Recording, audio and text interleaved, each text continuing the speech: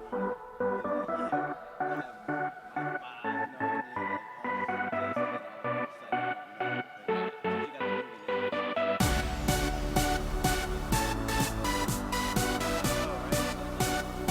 got the moving averages,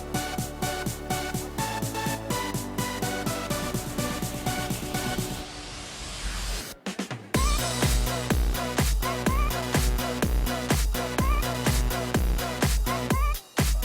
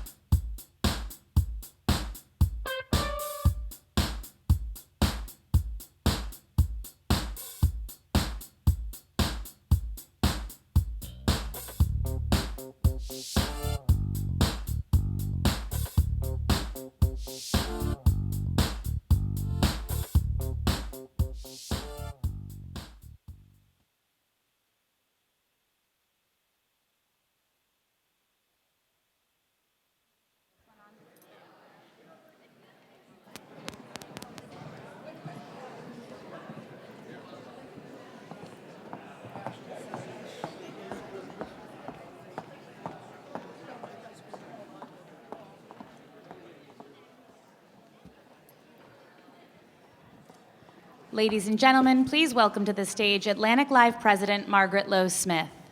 Good morning, everybody. That's nice. Thank you. You're clapping because you made it here on a rainy morning and you found this room. I am delighted to welcome you here to the 5th Annual Summit on the Economy. 8 years ago, this country was on the edge of economic collapse. Many economists thought that we could be on the verge of another Great Depression. Today, things are looking up. There are new jobs. The unemployment rate is holding at 5%. That's down from a high of about 10% during the early years of the Obama administration. There's been slow but steady GDP growth. But we know that serious challenges remain in this interconnected world of ours.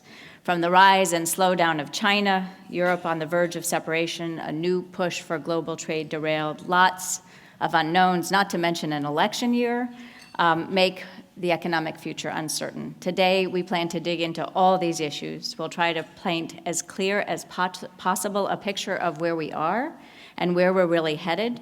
A few notes before we get started. Importantly, I want to take a moment to thank our underwriters, most especially the Governor's Woods Foundations and Maker's Mark for making our gathering today possible. We're so grateful for their support. And of course, thank you.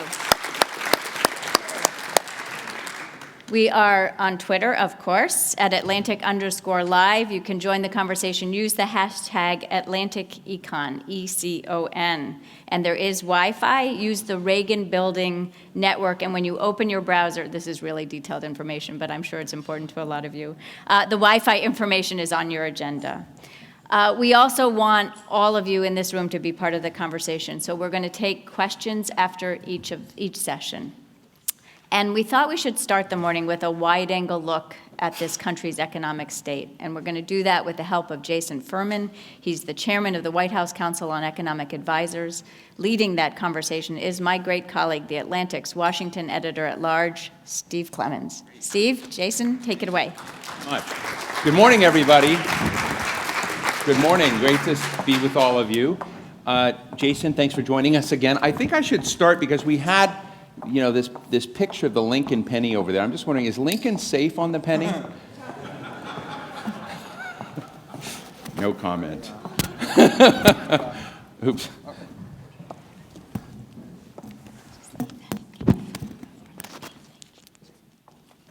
Okay, sorry you couldn't hear what I said about that last one. Yeah. Microphone problem, but I'm sure it's all been straightened out. Right. So Lincoln on the penny is safe?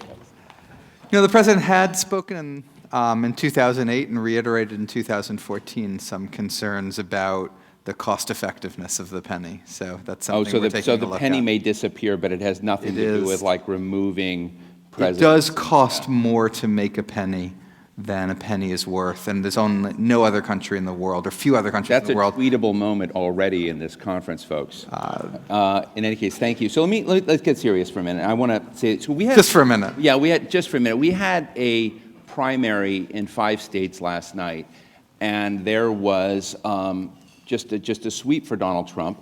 Hillary Clinton did well in 4 of the 5 states, and this is coming out, but when anyone that gets into it looks at there's this boiling frustration and anger, particularly in working class America, about economic circumstances. And last time we had you here, we had amazing job growth, we had the unemployment rate coming down. What do you think is not connecting with Americans that are frustrated politically? I'm not a political analyst, so I don't have any interpretation of last night. But in terms of the economy, there's 2 things that are true. And they're both true, and I don't think it's that hard to hold them both in your head. One is that we've made enormous progress. We've made enormous progress compared to where we were 8 years ago, to where other countries have gone in the wake of the crisis, and to what's happened in terms of past crises. But the second thing is also true, which is wage growth has been below what we'd like to see. That comes on top of decades of subpar income growth. And the fact that we have such high levels of inequality shows us that we could do better in terms of income that we've had. And so you simultaneously want to point out the steps we've taken that have helped put us in this position, and then say we actually need more of those. We've done some infrastructure. but we actually need more infrastructure investment. We raised the minimum wage legislated in 2007. A lot of states have raised it since then. We need to raise it at the federal level too. So, progress, but a lot more needed. When you talk about that and you think, okay, the clock is ticking on your time in the Obama administration, and as you look at the next 9 or so months, say you have a Democratic administration, perhaps chance, what would be the 2 or 3 biggest framing things that you think? Would it be infrastructure? Would it be minimum wage? Are those big enough to really substantially move the needle on economic performance across these different sectors? So I'm interested why you're in there, what you're doing, and then I'm interested if you were to get another 4 years, what would you really prioritize? Well, look, the president is laying out the agenda he thinks this country should have for the future. If you look at something like his State of the Union, that wasn't a to-do list for Congress in the year 2016. That was a to-do list for the country over a period of time, and he's using his time to advance that agenda. If you look at all the different economic ideas we've put forward, the one that's quantitatively largest for our economy is actually immigration reform. Interesting. And it helps offset one of the big challenges we face economically, which is our demographic headwinds, but it also increases productivity and innovation, not just by bringing in high-skilled people, although that's important, but also by taking the undocumented people here that are living in the shadows and giving them more confidence so they can move to the right job for them, make an investment in a business, send their children to school. So that's the most important thing that we could do economically. Infrastructure might be the biggest no-brainer economically when you compare what interest rates are, our borrowing costs, to the rate of return on infrastructure. And then I think our business tax code is broken. Other countries have all lowered their rates. We're in a global environment. It's really hard to function.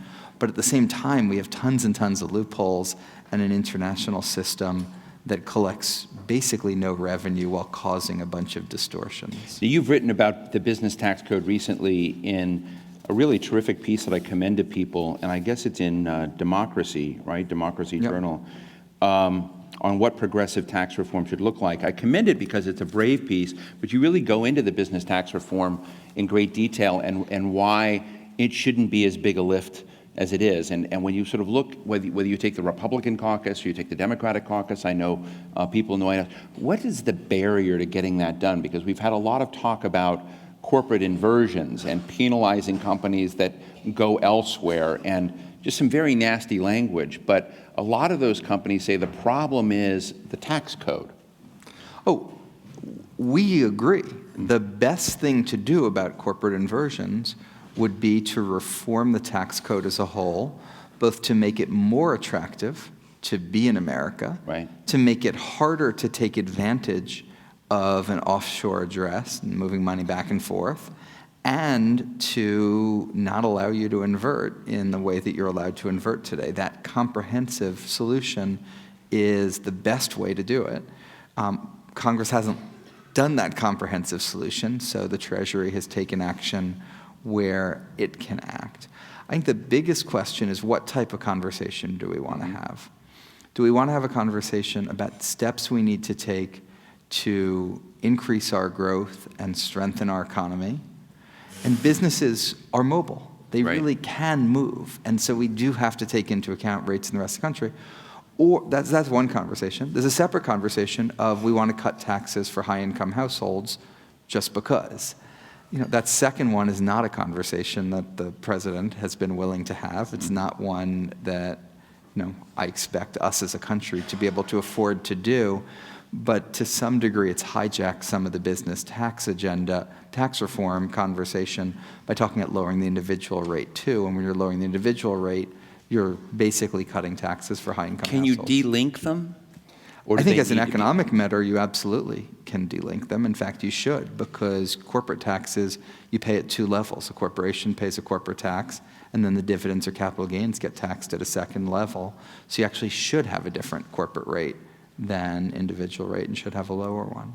The other thing I noticed recently is you co-wrote a piece and have been out sort of looking at the costs of incarceration, over-incarceration, mandatory sentencing, and you've been doing it, a lot of this with Doug Holtz-Eakin, who was John McCain's economic advisor. And do you hang out with a lot of Republican rivals in the economic area? I mean, what is that like, and what are you trying to communicate?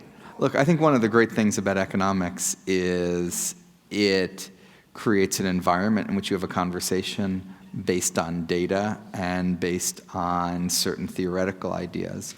My main thesis advisor when I did my PhD at Harvard was Greg Mankiw.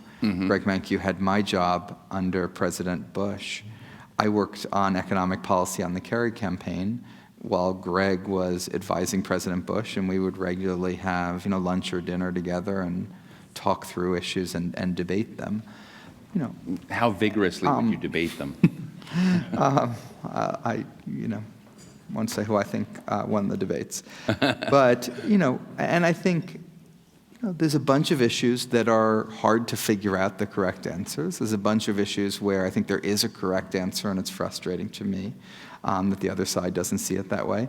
But then there's some issues like criminal justice where we've embarked on a massive change in our sentencing policies over the last couple decades in this country that weren't grounded in social science. They weren't research founded. In fact, research has very consistently found if you take a long prison sentence and make it even longer, that has very little deterrent effect. And has very little deterrent effect because criminals tend not to be really sort of far-sighted, thinking hard about the future. They have very high discount rates.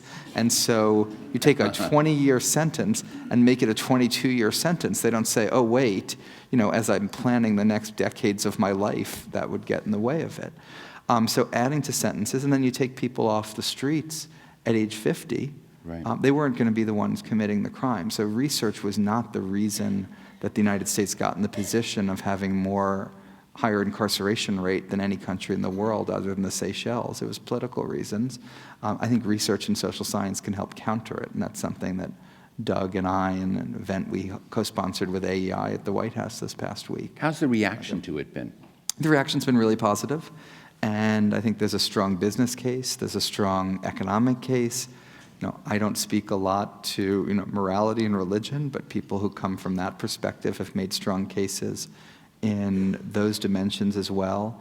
There's both the House and Senate Judiciary Committees have reported out legislation that would reduce prison sentences. We also need to look at the way we reincorporate people into society and into jobs, and I think this is a great conversation we're having. I'm really interested in this. So, oftentimes when you move from one presidential administration to the other, one of the big political science questions constantly asked is about continuity. And do you think that the sort of spade work you've been doing in laying this is something that, regardless of who follows as president, will be continuous because you've reached out, you found people like Holtz-Eakin and others to lay out a set of data?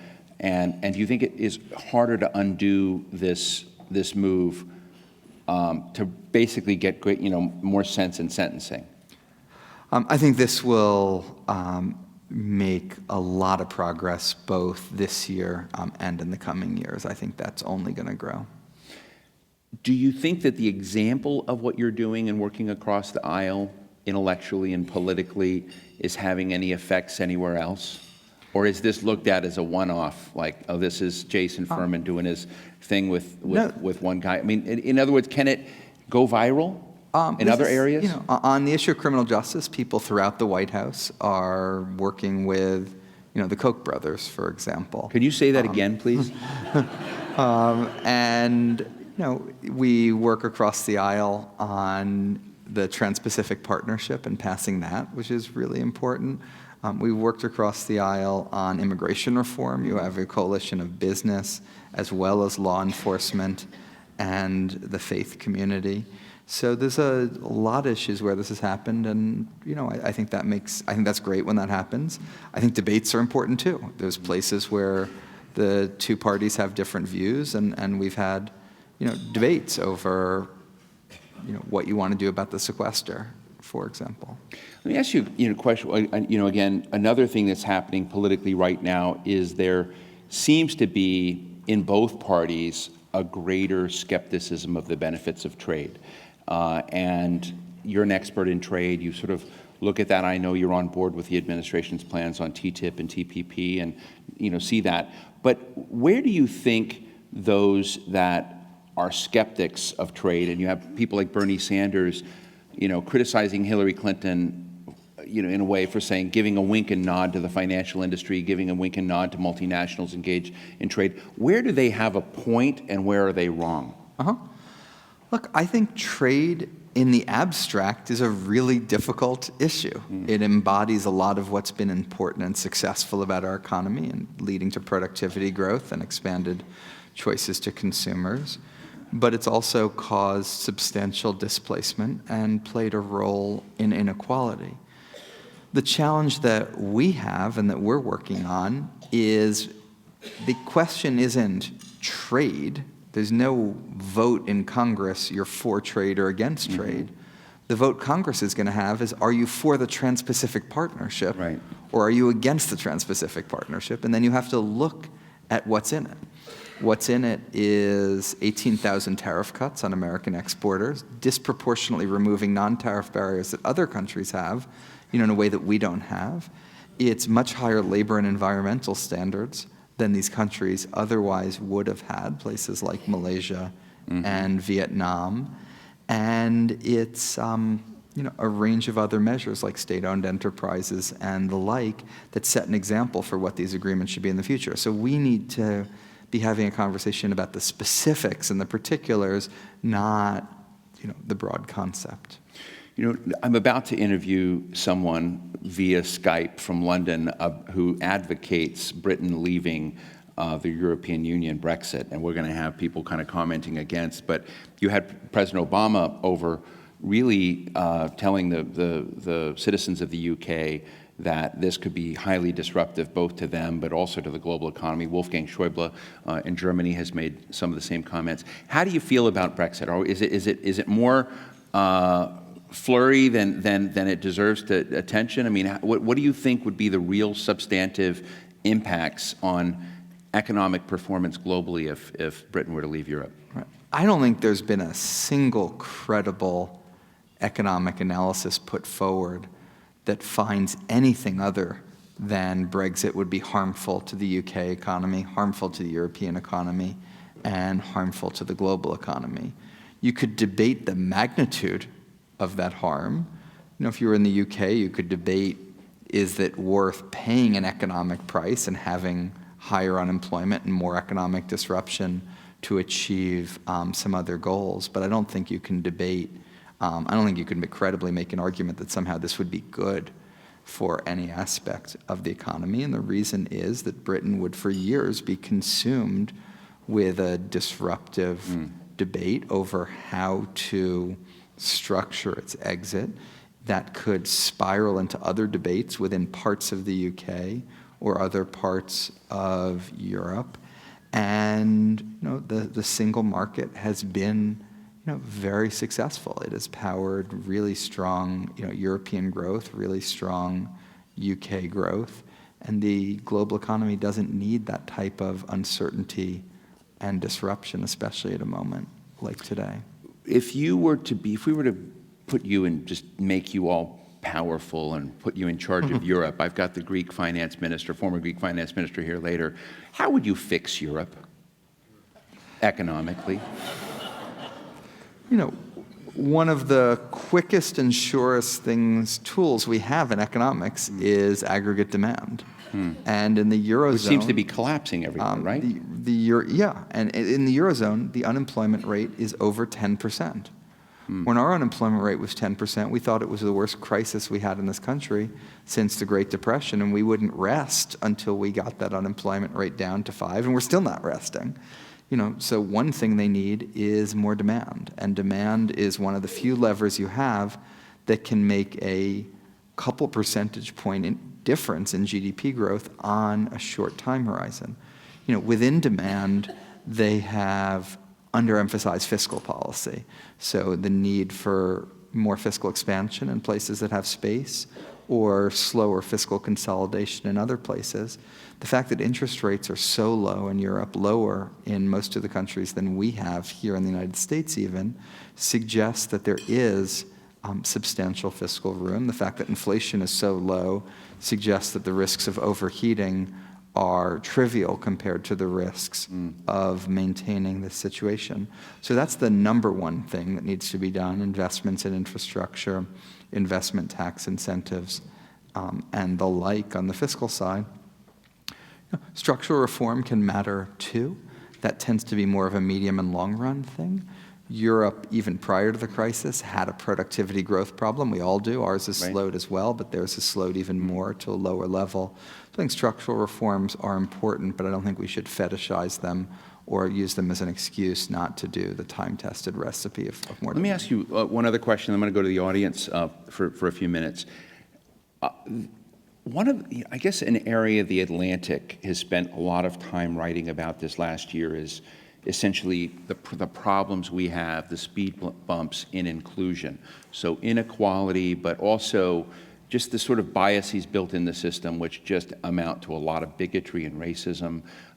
Women not getting on par in a parity. In fact, during White House Correspondents' Weekend, for those of you interested, we're doing a thing on the unfinished and the never-ending revolution of the women's rights revolution and why that is there. But I know you deal very substantially at a lot of the macro level, but if you were to put smart things in place that began to deal with these disparities that just are unfair, that have been exclusionary, that have been bundled up and burdened, certain racial categories in the United States, what are just some of the things that ought to be on the list that people think about that we need to move the needle on? I mean, that's such a big question. One issue that we've spent a lot of time on at the Council of Economic Advisors is work-life balance. Right. And, I use the word life, not family, because I'm trying to broaden it out from the women's angle you asked, because this is an issue all of us face in our jobs. And the United States is the only advanced economy that doesn't have paid leave, for example. Having that, and we've seen a number of states like New York State move forward and do that, and that's terrific. Doing it at the national level would be really important. The president supported mandatory paid sick days. A lot of this isn't a law, though. A lot of this is choices that businesses make about how to organize their workplaces in a more flexible manner. So that's one step we could take that would help, remedy the fact that the United States is now tied with Japan in terms of the fraction of women between 25 and 54, in the workforce, and Japan is rising, and we're flat and falling. And it would also help men, and frankly, it would just help our society. When you leave your office in January 2017, you walk out the door, what do you predict the unemployment rate will be? Not going to fall for that one. Okay. Anyway, let me open up the floor here. I think we've got microphones here. Let me go to Jed Schilling. Jed, we just have a few minutes, so short questions, short answers. We'll do lightning round. Oh, okay. Thank you very much. I'm an economist, and just a quick 3 questions on your fiscal policy. One, on the minimum wage. Once you've set a reasonable level for it, wouldn't it make sense to then have it linked to the rise in the consumer price index so the real level stays the same, and maybe use a consumer price index based on the consumption pattern of poor people, not necessarily the whole thing, which could be distorted for them? The second thing, on dividends, wouldn't it make sense to have dividends tax deductible for corporations like interest payments, so their choice between capital, between borrowing and raising capital would be the same, and then all dividends paid to recipients would be fully taxed on their level?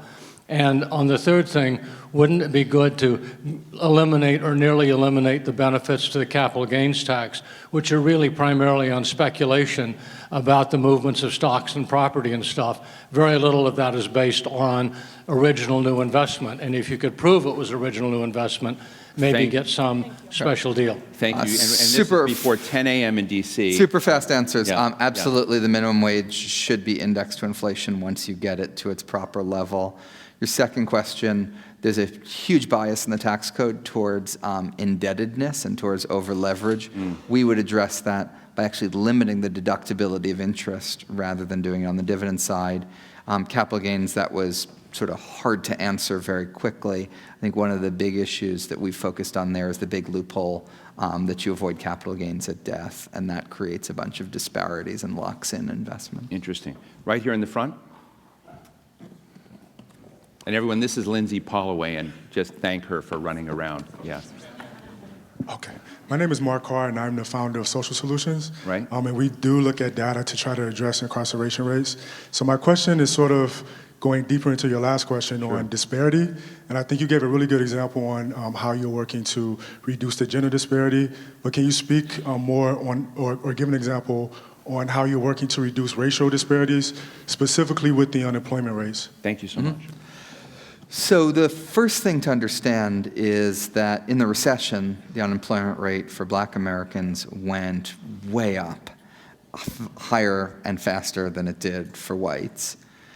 In the recovery, as we strengthened the economy, the opposite actually happened. It fell and has fallen faster than the unemployment rate for whites. So I think one important lesson in that is that overall economic policy in a stronger economy actually does benefit all groups. If you look at the Black unemployment rate now, it's below where it was prior to the recession. It's also above 9%. So, it's almost like a recession, but it's the same recession we've had for decades.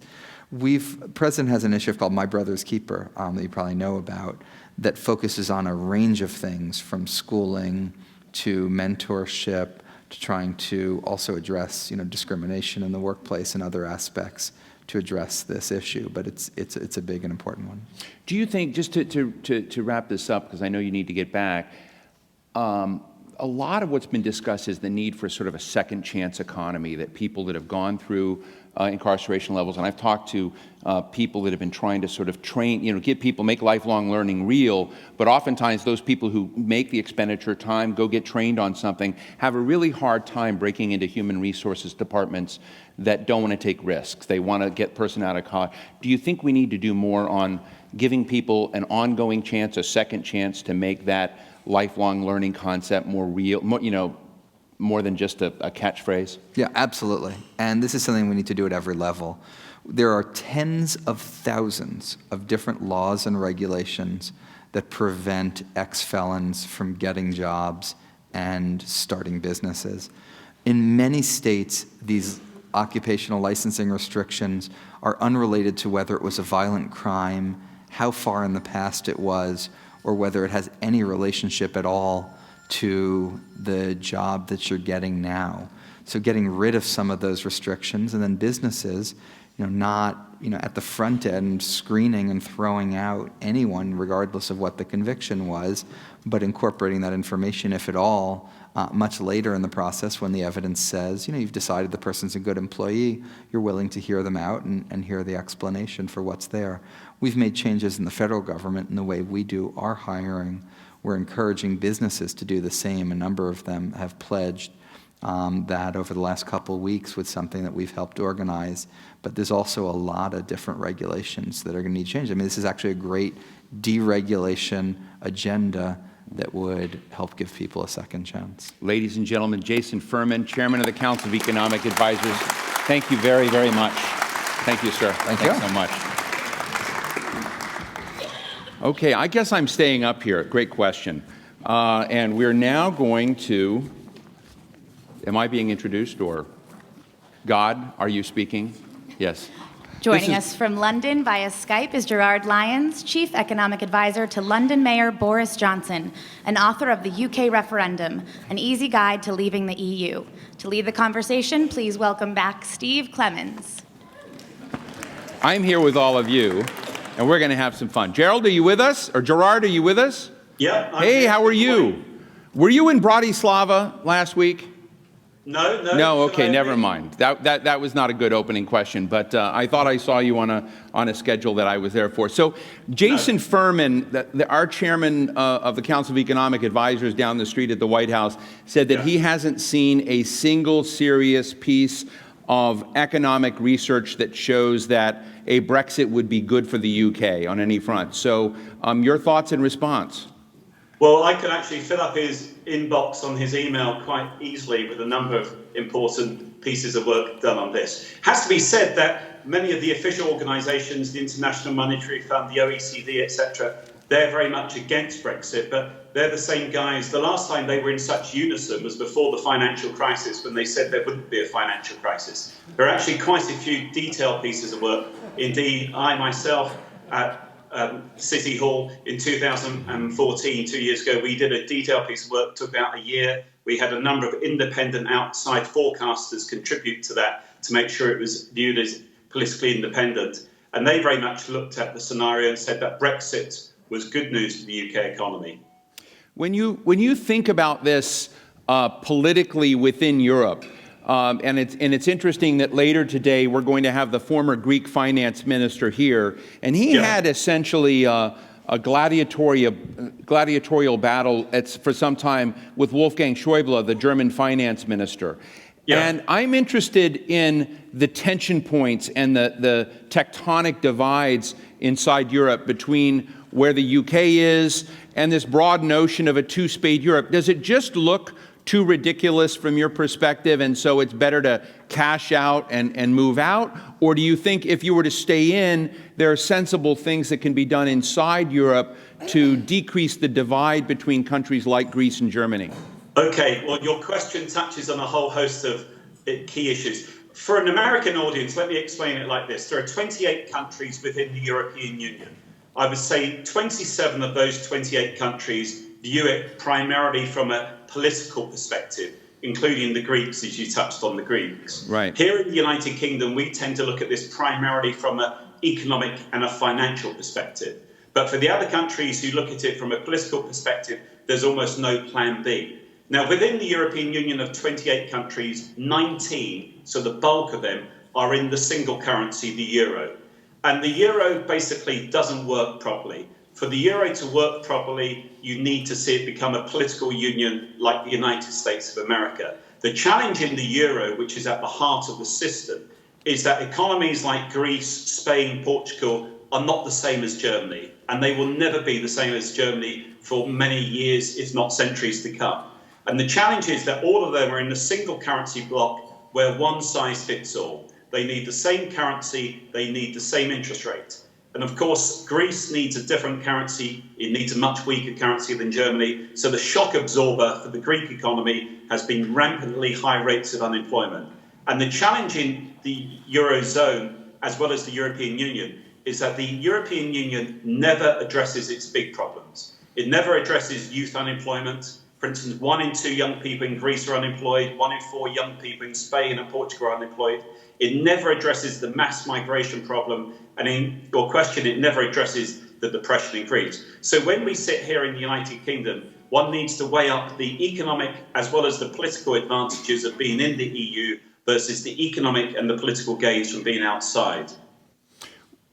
Boris Johnson, whom you advised, took real exception to President Obama's visit and comments on the consequences of Brexit. And, he threw some names into that as well.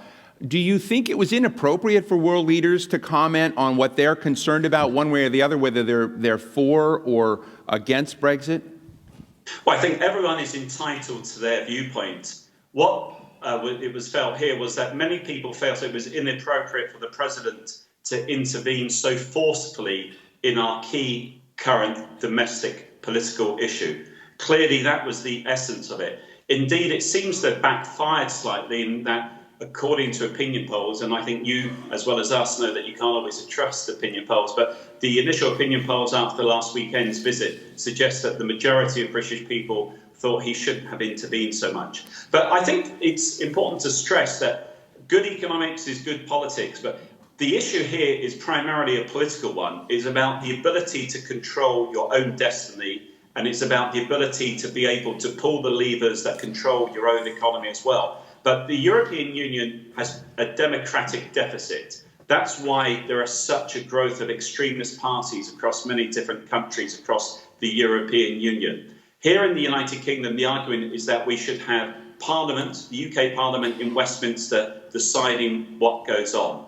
And your previous president, President George W. Bush, said Who do you ring in Europe? Who do you ring when something goes wrong? And the challenge is that more and more political power is being ceded to Brussels. So it's a political issue, but at the same time, in economic terms, the report I did for the Mayor a couple of years ago, and other people have done similar reports, suggests that it's not just about, in economic terms, being in or out. It's what you do if you're in, and it's also what you do if you're out. And in an ideal world, a European Union that was truly, truly reformed in economic terms would do really well. But the European Union doesn't reform. So the choice we have in the UK in economic terms is remaining in an unreformed European Union versus being outside and becoming truly global, making sure that we actually position ourselves in the changing and growing global economy. Gerard, I just want to say you look really great. This Skype thing is working. Good. I thought it might be, Fred, but you look really great. Let me do something we sometimes do at the Atlantic, and you've been such a compelling and forceful advocate of Brexit across a lot of things. Sometimes it's useful for advocates to put themselves in the shoes of their opponents. What do you think are the best arguments that your opponents make that have some merit, that when you're up at night and thinking and say, wow, there is a good point that the opposition has made, so not to show your hand too much, but where do you think some of your opponents have it right? Well, the main argument, the Remain side, here in the UK, it's a choice between remain in the European Union or leave. And the leave side is called the Brexit side. Right. In terms of the Remain side, their main argument is that because the European Union is huge, 500 million people, we should stay in it. To that, I would say it's like the Titanic. People wanted to be on the Titanic when it set sail from Southampton to New York because it was huge. But the Titanic didn't change direction, even though it was in the face of impending disaster, and it sank. And the European Union is like that. But the other argument... And you think that's their best argument? Well, yes, unfortunately they do. The other argument, they might not quite use the same analogy as me. The other argument they do use, and this was evident last week, the UK government came out with a report, is that the European Union will reform. We all keep thinking about the European Union reforming, but it's almost like a virtual reality world. The Remain side talk about the European Union as they would like it to be, not as it is at the moment. Well, admittedly, some people on the Brexit side talk about the UK leaving and the next day it being hunky-dory, wonderful, fantastic. The reality is that the Remain side have to address the fact that the European Union seems unwilling to address reform. And what that means, in essence, is that the tail wags the dog. If you think of Europe, as a subset of Europe, we have the European Union, 28 countries. As a further subset, we have the Eurozone, those current countries that have the euro as their currency. There's 19 of them. Because the euro involving Greece, Spain, Portugal, Ireland, as well as Germany, Holland, etc., are such a disparate group of countries, they need to work even harder to keep it together. That means they've got to become a political union. So it's like the tail wags the dog. The Eurozone tail wags the European Union dog. So if the UK actually votes to remain in, I think they would have called our bluff. They would see that we in the UK complain about it and don't really do much about it. Now, the Remain side would argue, of course, if we stay in, we can suddenly remain a big force to push through change. But you should be aware in America that over the last year, ahead of this referendum, the UK Prime Minister basically argued for reform. Perhaps he didn't argue it as well as he should have done. I don't think he did. But the rest of the EU seemed unwilling to play ball. And instead of viewing this as an opportunity at a time when the European Union, relative to other regions of the world, is growing slowly, they didn't seize this as an opportunity to reform. So I think the Remain side keeps talking about a European Union as they would like it to be, whereas in life you need to deal with the reality of the situation. I want to go to the audience and get a couple of quick questions in a moment, but let me ask you a strategic and national security element. Yeah. If Boris Johnson were the Prime Minister of the UK in the future and there was a national security threat somewhere, could you imagine after Brexit, after you've had this separation, seeing op-eds jointly authored by Boris Johnson, the President of the United States, and the French President, which is what Obama did with David Cameron and the French president before? Do your strategic ties and national security ties with Europe become weaker along with an economic distancing?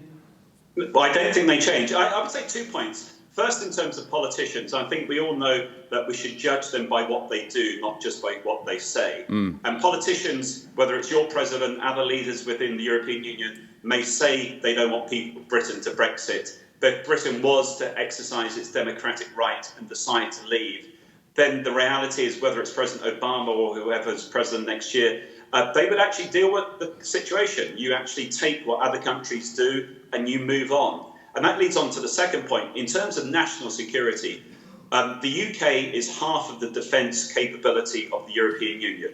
It's half of the military expenditure, so to speak, in terms of expeditionary force of the European Union.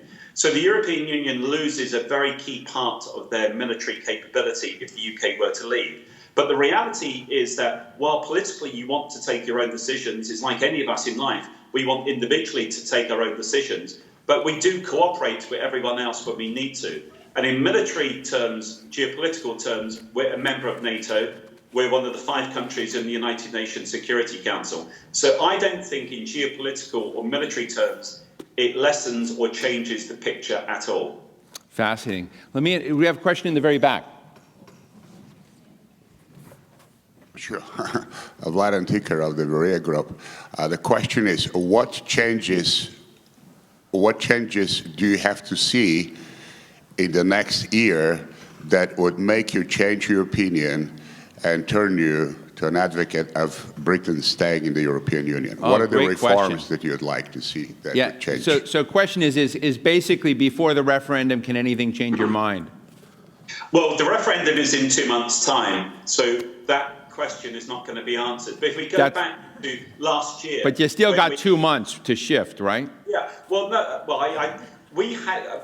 the process was that last summer, after the UK had a general election last May, then the Prime Minister basically, or the UK government, embarked on a renegotiation process. It didn't achieve much. But coming back to the gentleman's question, a very minimum thing that we needed was to have a veto for the countries outside the euro over the countries in the euro. What does that mean? Well, there's 28 countries in the European Union. All but 2 of them were obliged at some stage to join the euro. The Eurozone, the countries in the Eurozone, the tail wags the dog, as I said earlier. They're driving more and more of economic and financial policy.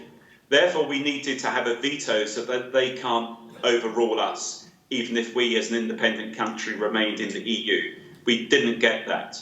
But more particularly, I think if we step back, the European Union needs to have a policy to control migration. It doesn't control its borders. But also, wider than that, the European Union needs to become an innovative economy. If we think, for 43 years, Britain has been in the EU, and many people might think, we've been in it that long, it's not done us too bad. What's really changed in the last decade is that the European Union has moved in the opposite direction. It'd be like all of us here in your room trying to walk the wrong way on an escalator. Basically, globalization, technical change, and innovation have meant that economics almost knows no borders. All of us can interact with someone somewhere else in the world. Businesses can sell anywhere. While that's happening, the European Union has gone in the opposite direction. It's become centralizing, controlling, regulating. So coming back to your gentleman's question, it's about ceding more powers back to national parliaments. It's about having an economic policy that's fit for purpose. And you said your Council of Economic Advisors, gentlemen, said no one seriously talked about Brexit being good. I don't know of anyone in any organisation, IMF, World Bank, even European Commission, who does not predict that the European Union will be the slowest growth region of the world in coming decades. Despite the current bounce, it's like a dead cat bounce. It's the slow growth region. So coming back to the gentleman's question, it's about ceding more power back to national governments, veto for the non-Eurozone countries. But in economic terms, it's about making the European Union an innovative economy. Right. Gerard, we're right at the end of our time, but let me just ask you real quickly. If you were the German finance minister, how could you, what would you do to make yourself feel good about what you're advocating? I would resign if I was him. The German finance minister has a very warped view of economic policy, in my view. He thinks that austerity, deflationary policies work. Within the European Union, Germany and the Netherlands have huge current account surpluses. Basically, let's put it this way, the euro is a very, in economic terms, a pro-cyclical policy. What that means in non-economic terms is that when you're in a hole, it makes you dig deeper. It means that when things are going well or when the fire's burning, you add fuel to the fire.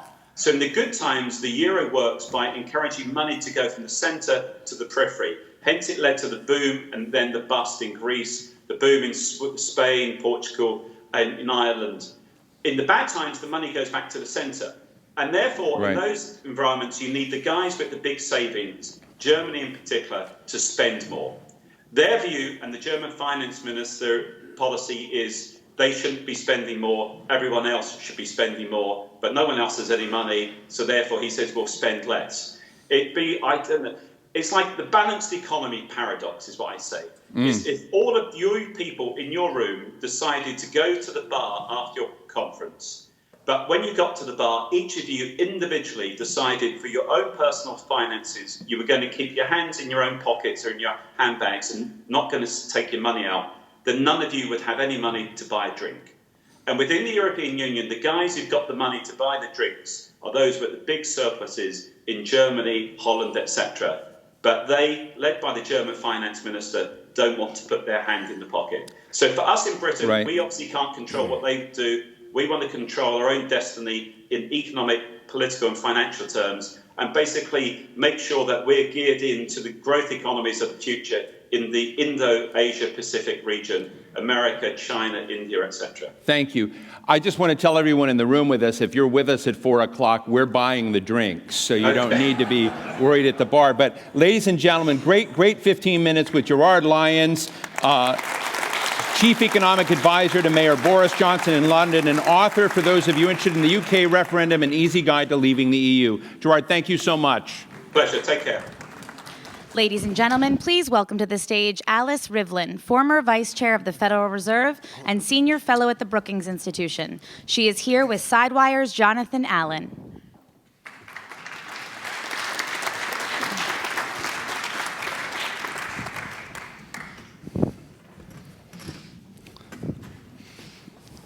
Thanks for joining us. Delighted to be here. I'm going to dive right in. Good. 2011. It seems so recently in the long history of America and finance. But 5 years ago, we were talking about a grand bargain, and that has disappeared.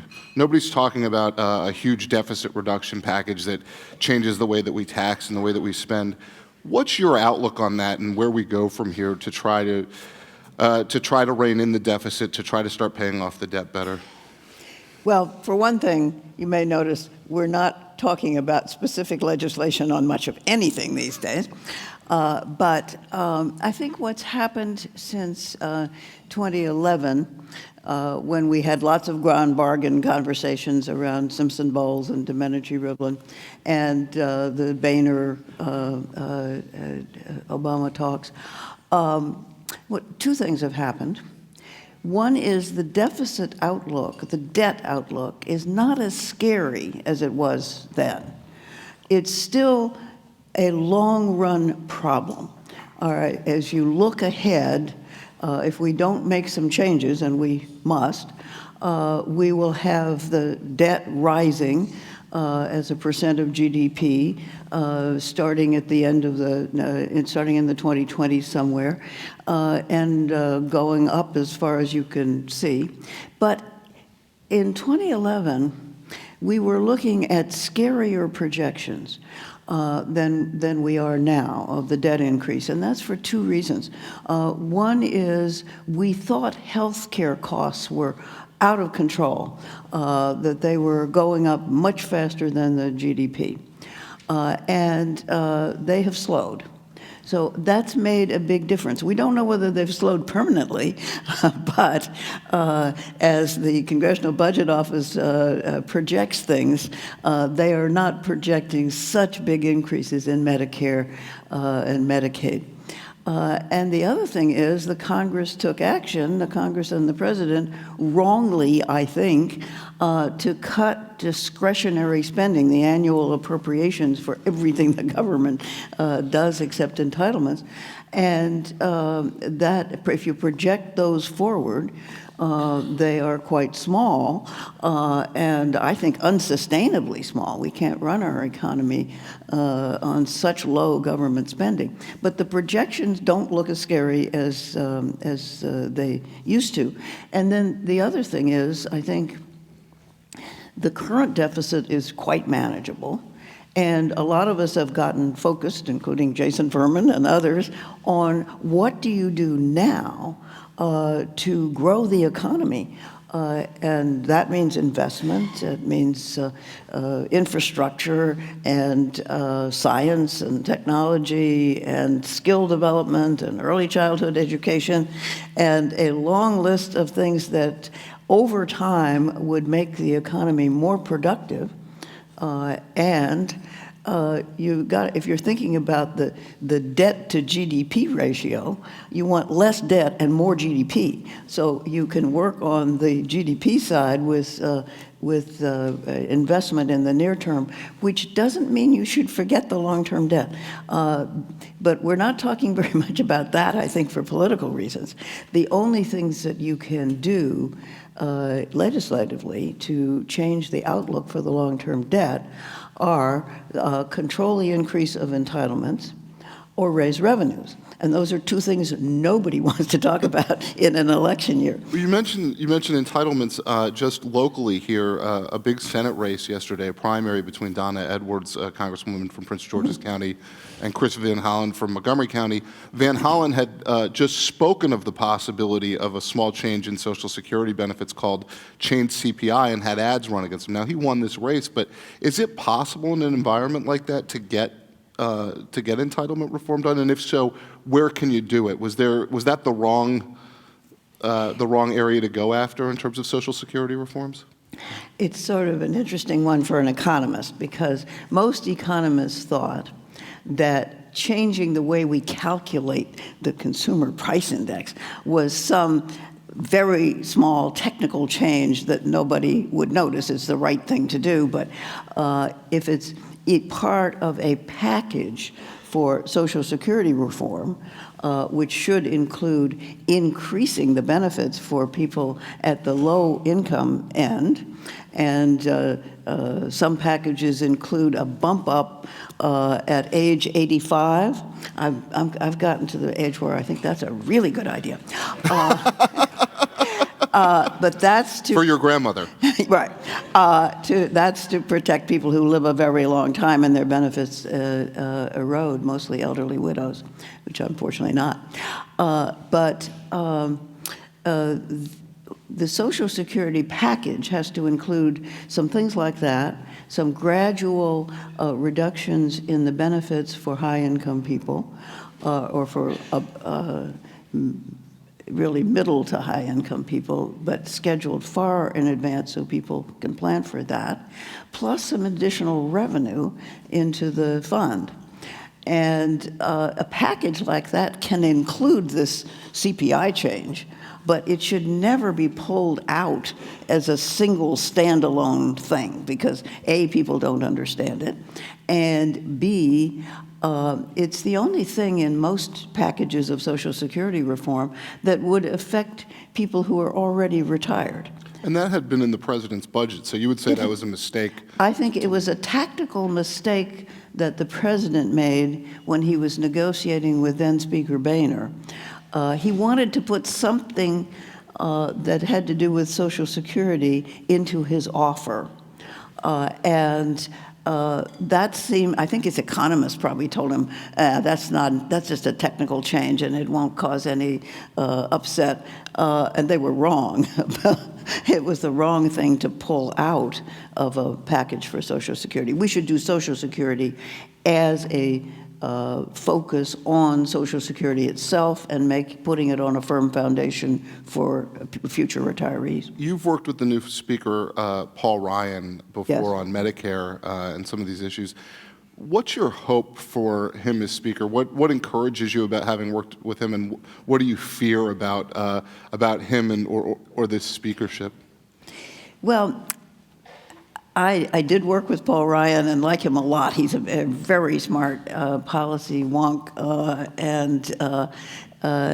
and I think understands, first, that the future of the Republican Party is not in old white men, because there are not enough of them, and second, that the way you get anything done in our government is to negotiate across the inevitable lines, whether it's administration, Congress, or Republicans, Democrats. He sought me out on Simpson-Bowles to work on a bipartisan Medicare reform, which we didn't succeed in getting the commission to adopt, but that was too bad.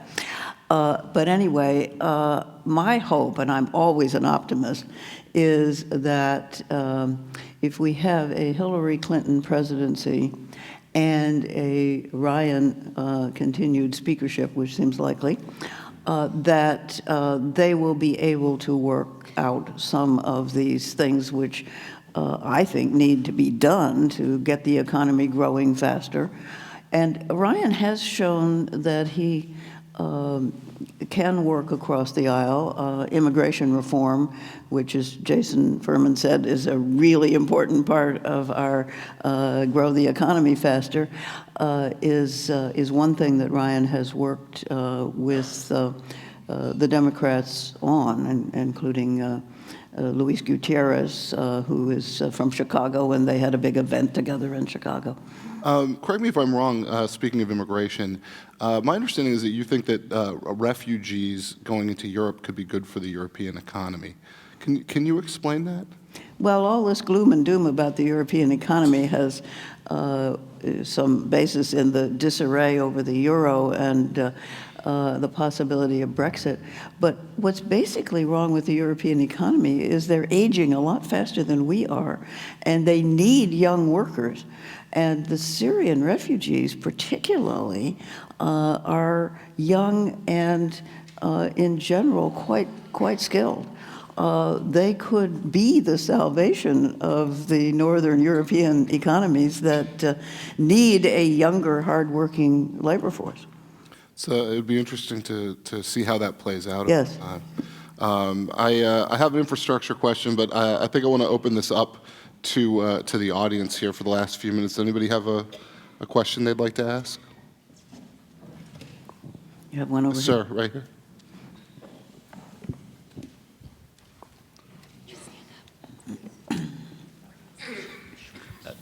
Alejandro Becerra, National Association of Hispanic Real Estate Professionals. Jason indicated the importance of immigration reform, and you stated that for Europe, a youthful population would help. Is that the same thing here in the U.S., that we need a youthful population and immigration reform would provide that? Absolutely.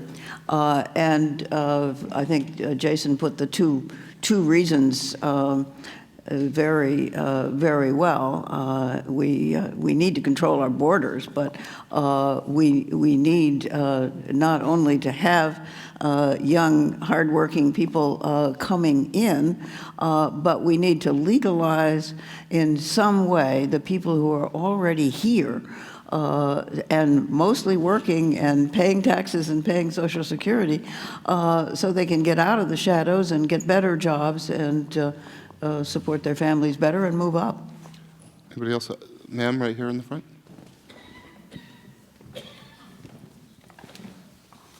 Use them both. I'm Mitzi Wertheim with the Naval Postgraduate School. The two things that I'm struck by is we don't seem to have compelling stories for the general public, the voter, on why improving infrastructure is something we really need to do, and why early childhood education, educating our own as opposed to bringing immigrants in to create our workforce, just isn't explained well enough so we get them committed to vote for it. Well, I'm hopeful on both. We have a long history of bipartisan support for infrastructure. And the gridlock in our politics has simply meant that we didn't have bipartisan support for renaming a bridge. I mean, it was just over the last few years, we haven't passed anything, and we barely passed a highway bill that is, well, minimalist would be kind. We need a big increase in infrastructure. I think that's explainable easily once you get over this hurdle of austerity would be good for us, which is clearly not right. We've got to grow the economy faster. Infrastructure, our infrastructure is crumbling, and I'm not just talking about roads, it's airports and air traffic control and all sorts of other things that badly needed investment and will contribute to productivity fairly quickly. Early childhood education is another thing which has bipartisan support now, but not enough money. Some states, like Oklahoma, which is quite a red state, have universal pre-K. And I think it's a growing bipartisan issue. But we need to ramp it up a lot faster. And it would be one of the things I would be hopeful that a Clinton administration and a Ryan speakership could get together on. I think we probably have time for one more question. Yes, sir.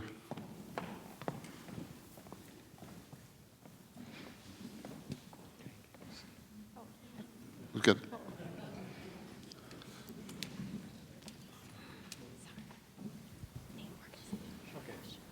Yeah, a couple of questions on Social Security. To help make it more liquid, wouldn't it be good to go, what? Oh, I'm Jed Schilling. I got to introduce myself before. On the Social Security, wouldn't it make sense also to raise the cutoff point on the payroll tax back to the 90th percentile level that was established under Ronald Reagan when he reformed Social Security, and keep it at that level rather than the complicated way they have for changing it?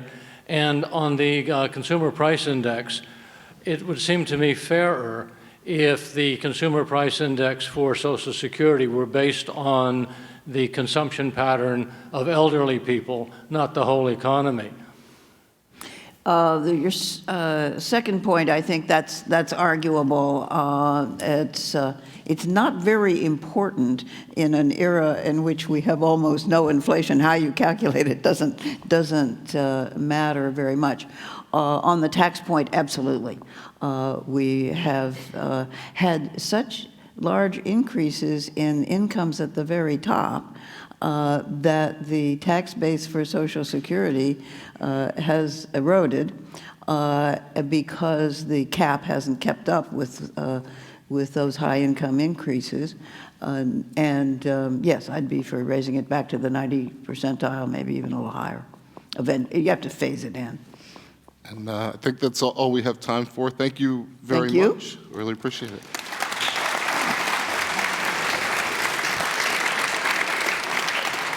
Please welcome to the stage Deanna Farrell, President and CEO of JP Morgan Chase Institute. Joining Deanna is the Atlantic's Rebecca Rosen.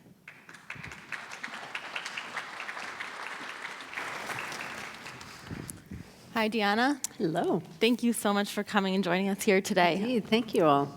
Why don't we just start by if you can tell everyone about the JP Morgan Chase Institute, what it is you guys are doing, and why it's unique and kind of all this data, all the studies that are out there, what makes this different? I'd love to, thank you, because it is a new idea, it's a new initiative. I spent a long time at McKinsey, where I ran the McKinsey Global Institute. I spent some time in the White House trying to devise policy at the critical juncture of the financial and economic crisis. And I think a few of the things that came away from that is we don't have, through the public administration data and through a lot of the traditional economic models, all the data we need to really understand what's happening in the economy. So the initiative, this JP Morgan Chase initiative, is a global think tank dedicated to data-rich analyses and expert insights that we'll put into the public domain for the public good. But the really exciting part about it is it's what I characterize as the next generation of economic research. It's big data technology platforms with behavioral science approaches to doing data, and I'll describe that as we talk about some other work, against the body of transactions, real-time activity that is JP Morgan Chase's activities around the world in the economy.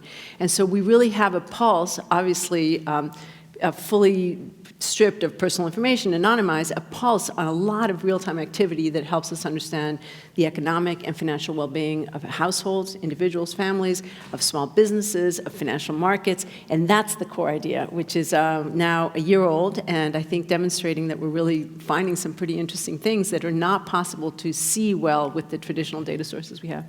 And one of those things is this major report you guys recently released on volatility and income volatility that people experience in their month-to-month incomes. And part of the reason that this is so interesting is we have a pretty good picture in the economy of how much people make in the year, but how they when they earn that money shifts quite a lot month to month.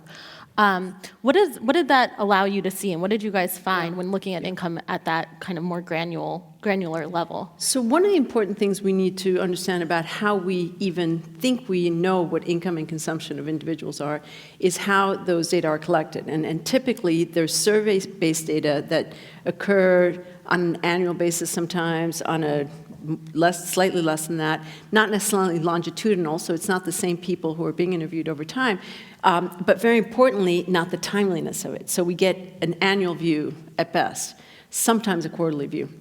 What we were able to do is to construct from all the inflows that we see through products and services and all the outflows that we see from products and services, a monthly income and consumption tally.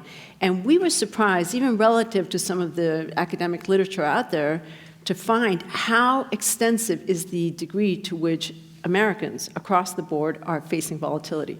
So 70% or more Americans will have at least a 5% swing in income month to month and the same, even higher consumption.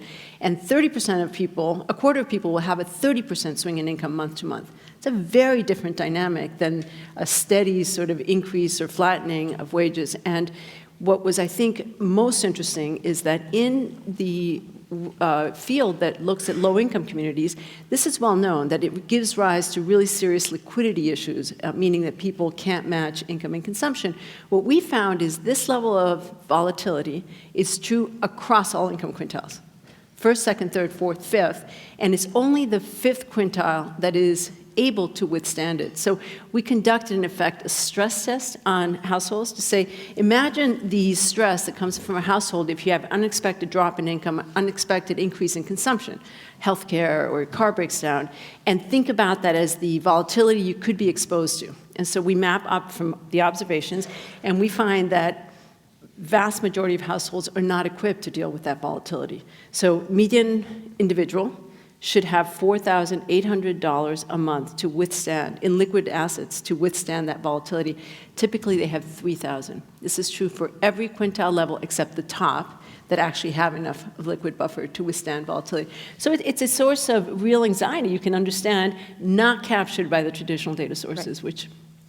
But even though you do see it across the board, you see it more predominantly in certain groups. Which yes. are those groups, and why do you suspect that they're suffering from more volatility than others? others? We do. We do see it across the board, but it is more pronounced in low-income households, as many have documented, but we are able to see that very clearly.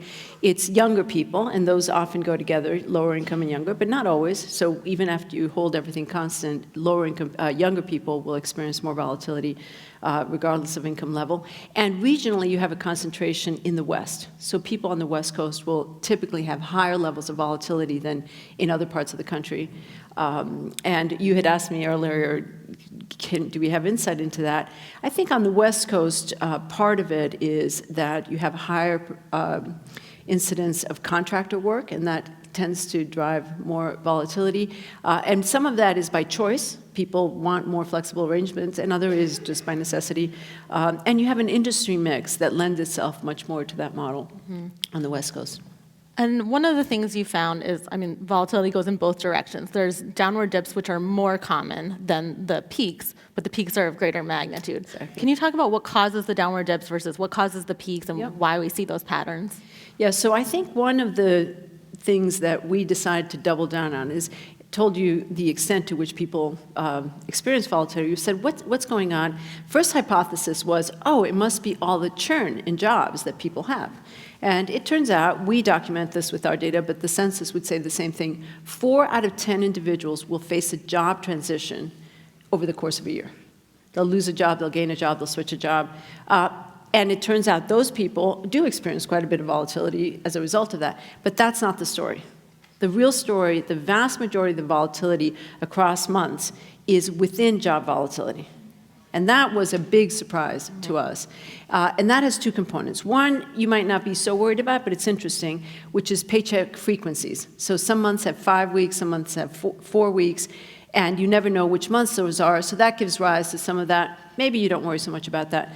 But the rest of it, the majority of the within job volatility is actually changes in payroll amounts. So why, you say? Well, a number of different things. One, hours worked. And so some of the highest employment sectors, construction, retail, hotels, et cetera, have variable hours worked depending on seasons, depending on all kinds of things. The increase in contractor work, which some have pointed to, although if we turn to the gig economy, I'll say that part of it maybe has been overstated. And just more commission-based types of things that have variability based in them to begin with. Turning to that gig economy question, this report also looked at the rise in the gig economy. What are you seeing in how many people are participating, and what impact is it having on their earnings? Yeah, this is a great question. I would say, in some ways, this is a wonderful example of what we're being able to do to contribute to the public debate at the Institute. A number of good work has been done in this area. Alan Kruger and Harris recently did a survey, which was very good on this. But as surveys are, expensive as they are, they're relatively small samples. We were able to identify 260,000 people who have participated, meaning they have earned income on the online platform economy, as we call it. And let me just pause for a minute. It's really, definitions are important here. So just very briefly, we describe what some call the gig economy as the online platform economy, concentrating on what is new about this. And we say an online platform economy has 4 characteristics.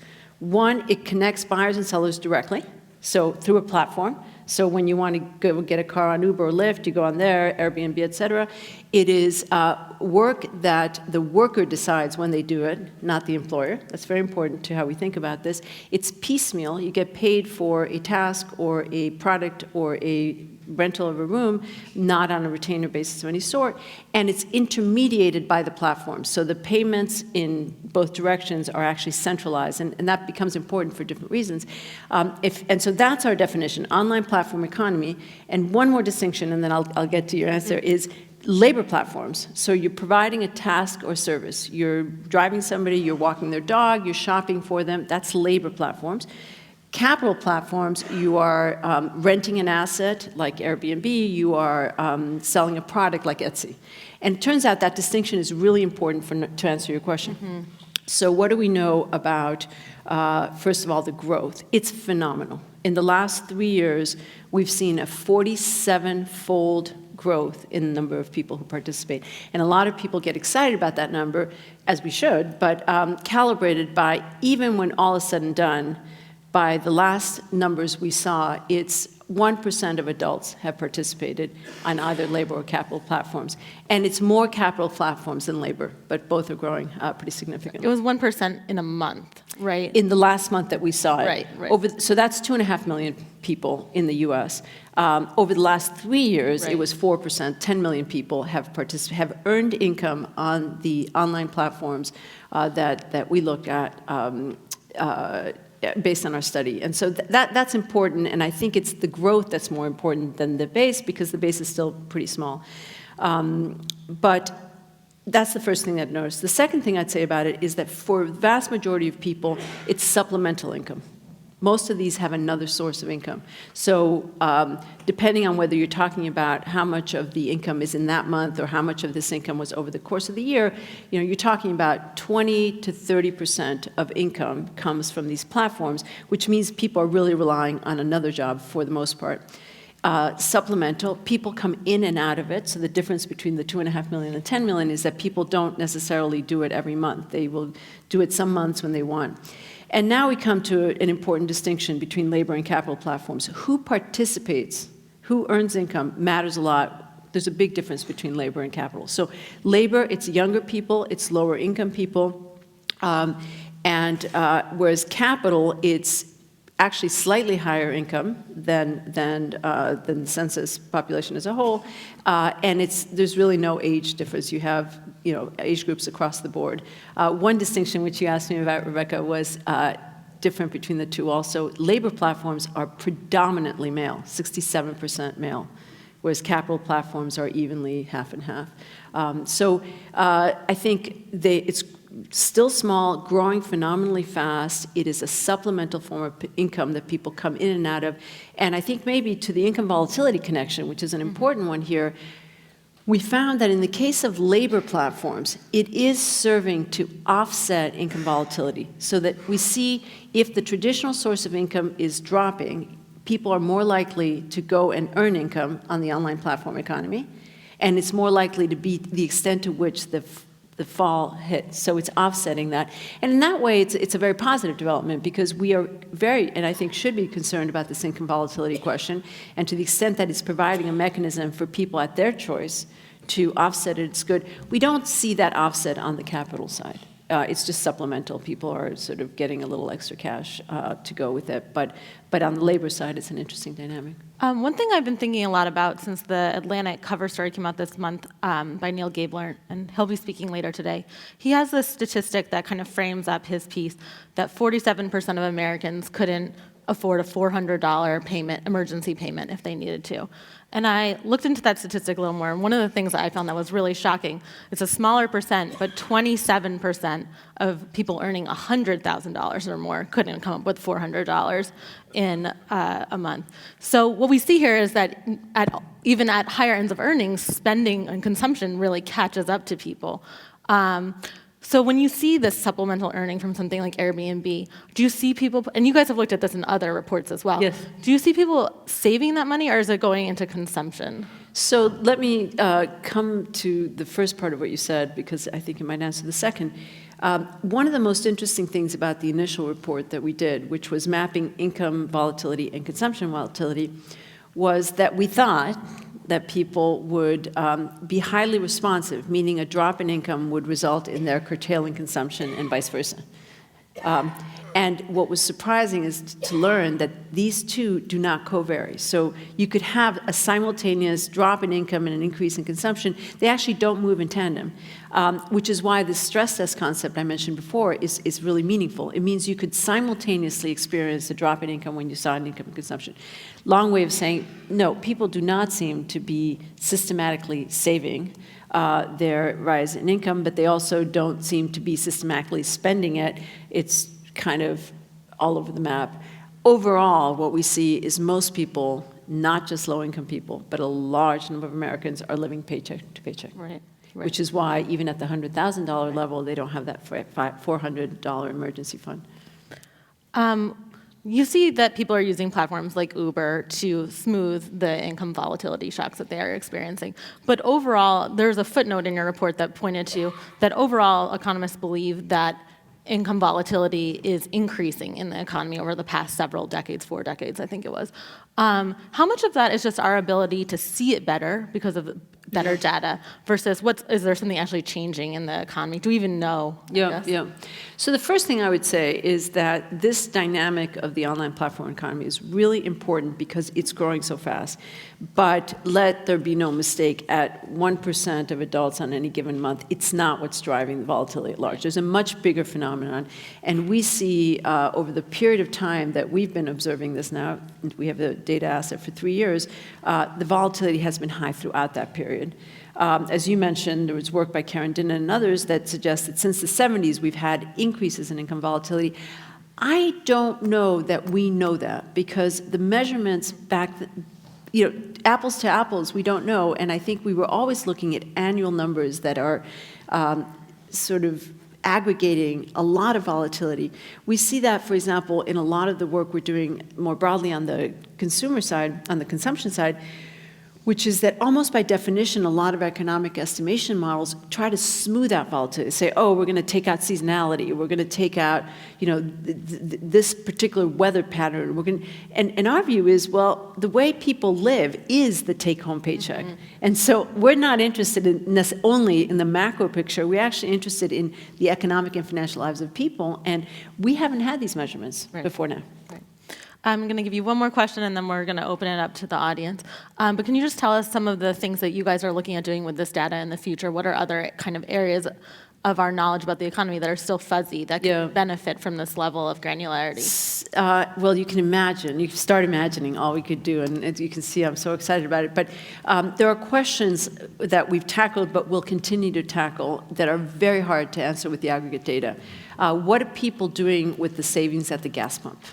Turns out that's really hard to answer. When gas spending is only 5% of total consumption, if you're trying to isolate, well, how much of it was not, our data lend itself very well to that. We answered that question for the peak to trough drop in gas prices, a 45% drop in gas prices. But we're going to come back to saying, well, now the gases has remained low, what do we know? That's on the plate. We also have a whole list of interesting questions. Last year in January, 20 states increased the minimum wage.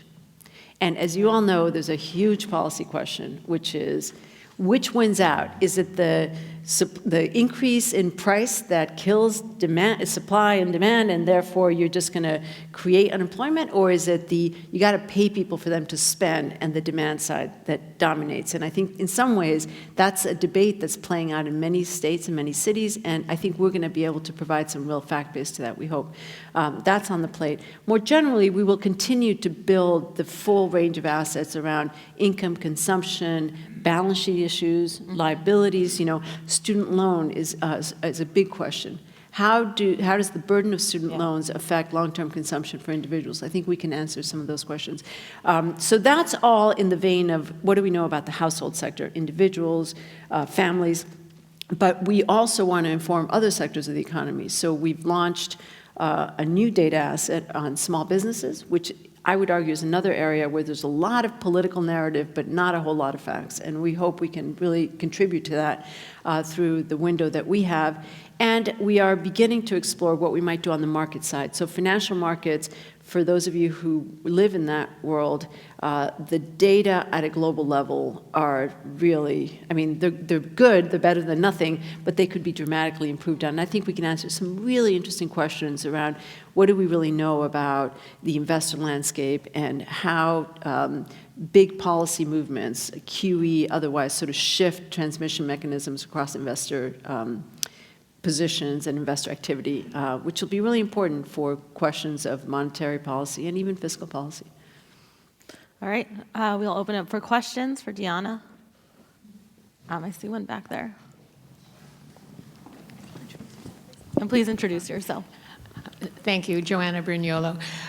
Thank you for your information. I'm just curious, you collect this data and then you're directing it to be used by the government, but how do you feel that the individuals in the different platforms, how do they come to understand your data and make changes? How many people who are in the survival mode, how do they adjust to know that there is a new discipline that you can effect in order to understand how you're spending money? I'm not sure people understand how they're expending their resources.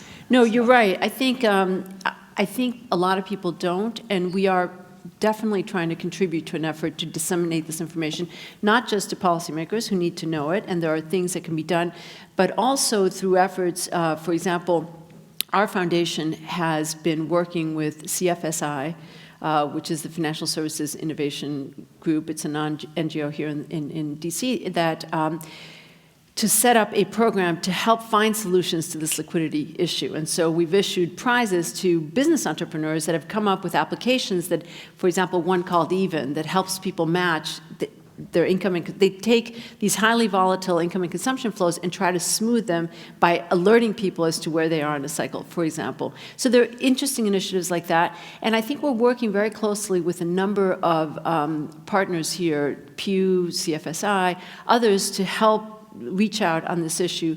We come to the view that this financial literacy issue, financial education issue, is not going to get resolved by literacy. That is clearly not working that well. So these are other tacks we're taking. But we like to think that some people will go to our website and read our reports and maybe alter their behavior. Hopeful thinking, I know. We have time for one more question.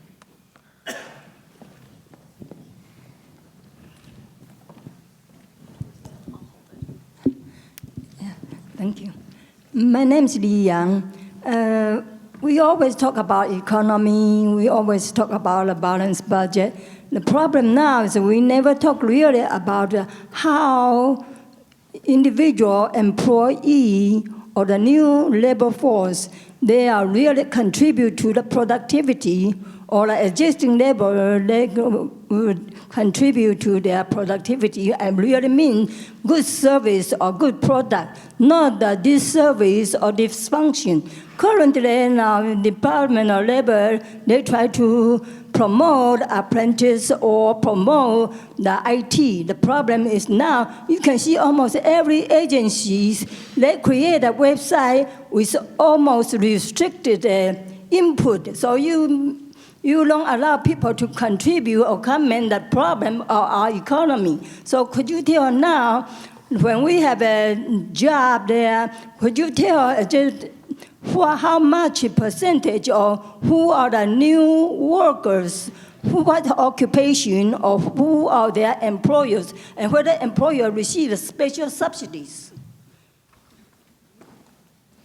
You know, I think you make a lot of good points. You mentioned the productivity issue that I think is one of the places where the measurement issues are coming to be really challenging. I think we see these historically low productivity rates and we don't know whether we're just measuring this wrong or whether there's something profound. So hopefully we'll be able to inform some of that. I think you mentioned some other issues around the role of different governments in helping drive employment, and I think there are many efforts focused on that. I think our efforts so far have been on the economic and financial well-being of households, and there's obviously the connection with the labor markets that you bring up, but thank you for your comment. That's all we have time for. Thank you so much for joining us. This was so Thank you for your helpful. questions. Thank you. Thank you, Rebecca. We'll now take a quick 10-minute break. Please join us back at 10:45 for a conversation on what happened to global growth.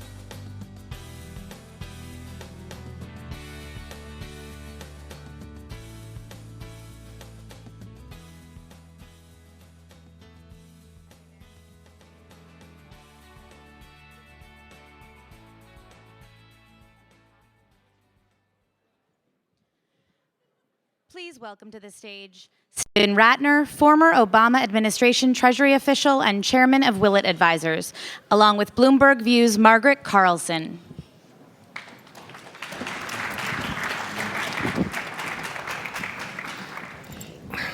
Good morning. To explain Willett Advisors, Stephen manages Mike Bloomberg's personal and philanthropic assets. That's what Willett Advisors. And his other big thing was, and it was said of him by Joe Biden when he was complimenting Obama, that Osama bin Laden is dead and GM is alive. And this is the person that made it happen. So, Stephen, congratulations on doing that. That's overly generous, but thank you. But I'll take it. Yeah. My mother would have liked it. Well, I'm softening you up for some really tough questions about tough questions. Your New York Times piece. Stephen wrote a piece that created quite a stir on how growth is slowing everywhere, Europe, China, and even here. We'll get to here. But I wanted to start in Europe. We can take a tour in about 10 minutes without the good food, without the croissants. But let's tour Europe. And the U.S. did a lot better coming out of the financial crisis than Europe did. Tell us why. Well, I think first, Margaret, maybe I'll just say that one of the overarching themes of the piece was the importance of government in either making the problems worse or making the problems better. And we can talk about, and I think as we go through the various parts of the world, we'll talk about the role of government, and where you started is probably a good place to start, because the difference between the U.S. and Europe in terms of our response to the financial crisis was that we acted much more aggressively in a number of ways. First, for example, to recapitalize our banks, to make sure that they were safe and had enough equity and capital to be able to function. We made sure that happened early. Secondly, we had a much more aggressive monetary policy in terms of stimulus and quantitative easing, low interest rates, some of which is controversial, but I personally think that our Fed did a fantastic job. And the Europeans were much more restrained and kind of delayed and didn't really move as fast as they should have moved on a number of these. So they've had a much slower recovery. And then the other, of course, the biggest structural difference between us and Europe is that we are one country with 50 states, and there are 26 or 28 countries sort of vaguely connected to each other. And so it is a very dysfunctional place in terms of government policy, in terms of a lot of regulatory stuff. You know, people tend to think that it's all about either what the central bank does or what the budget deficit looks like, i.e. whether it's about austerity, whether it's about monetary policy. But there's really a third piece to economic policy, which is structural reform, which is, can you do business? Can you hire people? Can you fire people? Can you build a new plant? Can you close a plant? What kind of price regulations are there? And Europe is so far behind us in terms of modernizing their regulatory apparatus that it really, I think, has had a major negative effect on their growth. So in the U.S., the old saw, I'm from the government and I'm here to help, is actually true? Well, I think it's true everywhere, or it should be true everywhere. I think. But it isn't true everywhere, and lots of times it's true here. Well, but what is true, what's not true? What's true is that there's no modern economy that can function well without a robust government sector doing things that it should do and doing them well. I think what you're implying is that government often doesn't do it well, and part of the theme of my piece is that one of the reasons why the recovery is so slow is because governments around the world, for very different reasons, have all done a bad job, basically, have not done what they're supposed to do. And so if you look at the U.S., I would give the Fed like an A+ for the job it did in both getting us out of the crisis and keeping us on a reasonable growth trajectory. I would give the Congress an F for just terrible budgetary policies. And I'm not talking even just about whether the deficit should be bigger, the deficit should be smaller. But what is important is really also how the money is spent. And so as we've gone into this austerity mentality in the U.S., we've cut all the wrong things. We've cut things like education and research and development and infrastructure and all the things that would actually make our economy grow faster. We've cut those, and we've done really nothing to deal with the rate of growth of spending in a lot of the so-called entitlements programs, which are important, but where there needs to be some reforms. So before we leave Europe and go to China where the food isn't quite as good, euro... Depends what you like. Some people like Chinese food. Not in China. That's true. So euro, euro, euro. I wore my bracelet with, I think, a euro euros? here somewhere. Everyone will be asked this question today. What happens on Brexit? Well, we were just talking about that in the green room. Look, I'm sitting here in Washington, so what do I know? But if you No, you're here, so you know a lot. Okay. I guess so, right, that's the theory. Look, honestly, I don't know that anybody really knows. If you look at things like the betting markets, which those of us who are creatures of markets like to look at, and a kind of wisdom of the crowds exercise is what do people think will happen? What are they putting their actual money down, betting on will happen? The probability is about 60, 70, 60, 65% that Britain will stay in. Britain just did a bond offering yesterday that was done at a very low interest rate, which the market took as another sign that investors believe that Britain will stay in. So I think if you were betting today, you would say that. But as we were talking about just a few minutes ago, we are kind of one terrorist act, one migration problem away from perhaps the British mood shifting in a negative way, and we have till June 23rd. So I think all the voices of reason are doing everything they can to get this to come out the right way. But just like our elections here, which have come out in some strange ways, you really don't know. Yeah, I hope we have time to get to that. Sure, why not? So China, before we get there. Some people would have us believe that China still has this big boot on the neck of America, but the growth is slowing there. Richard Vague is in the audience. He's an expert on Chinese debt, and from reading you're pretty good on it as well. And their lack of transparency. Tell us about China's growth and the effect it will have here. Well, I'll say a few things. First of all, unlike the governments in Europe and in the U.S., which are which are in this sort of anti-government mindset and very restrained, the Chinese government is not afraid to act. I mean, they go about their business and they do it. The problem is they don't really know how to do some of the things they're trying to do.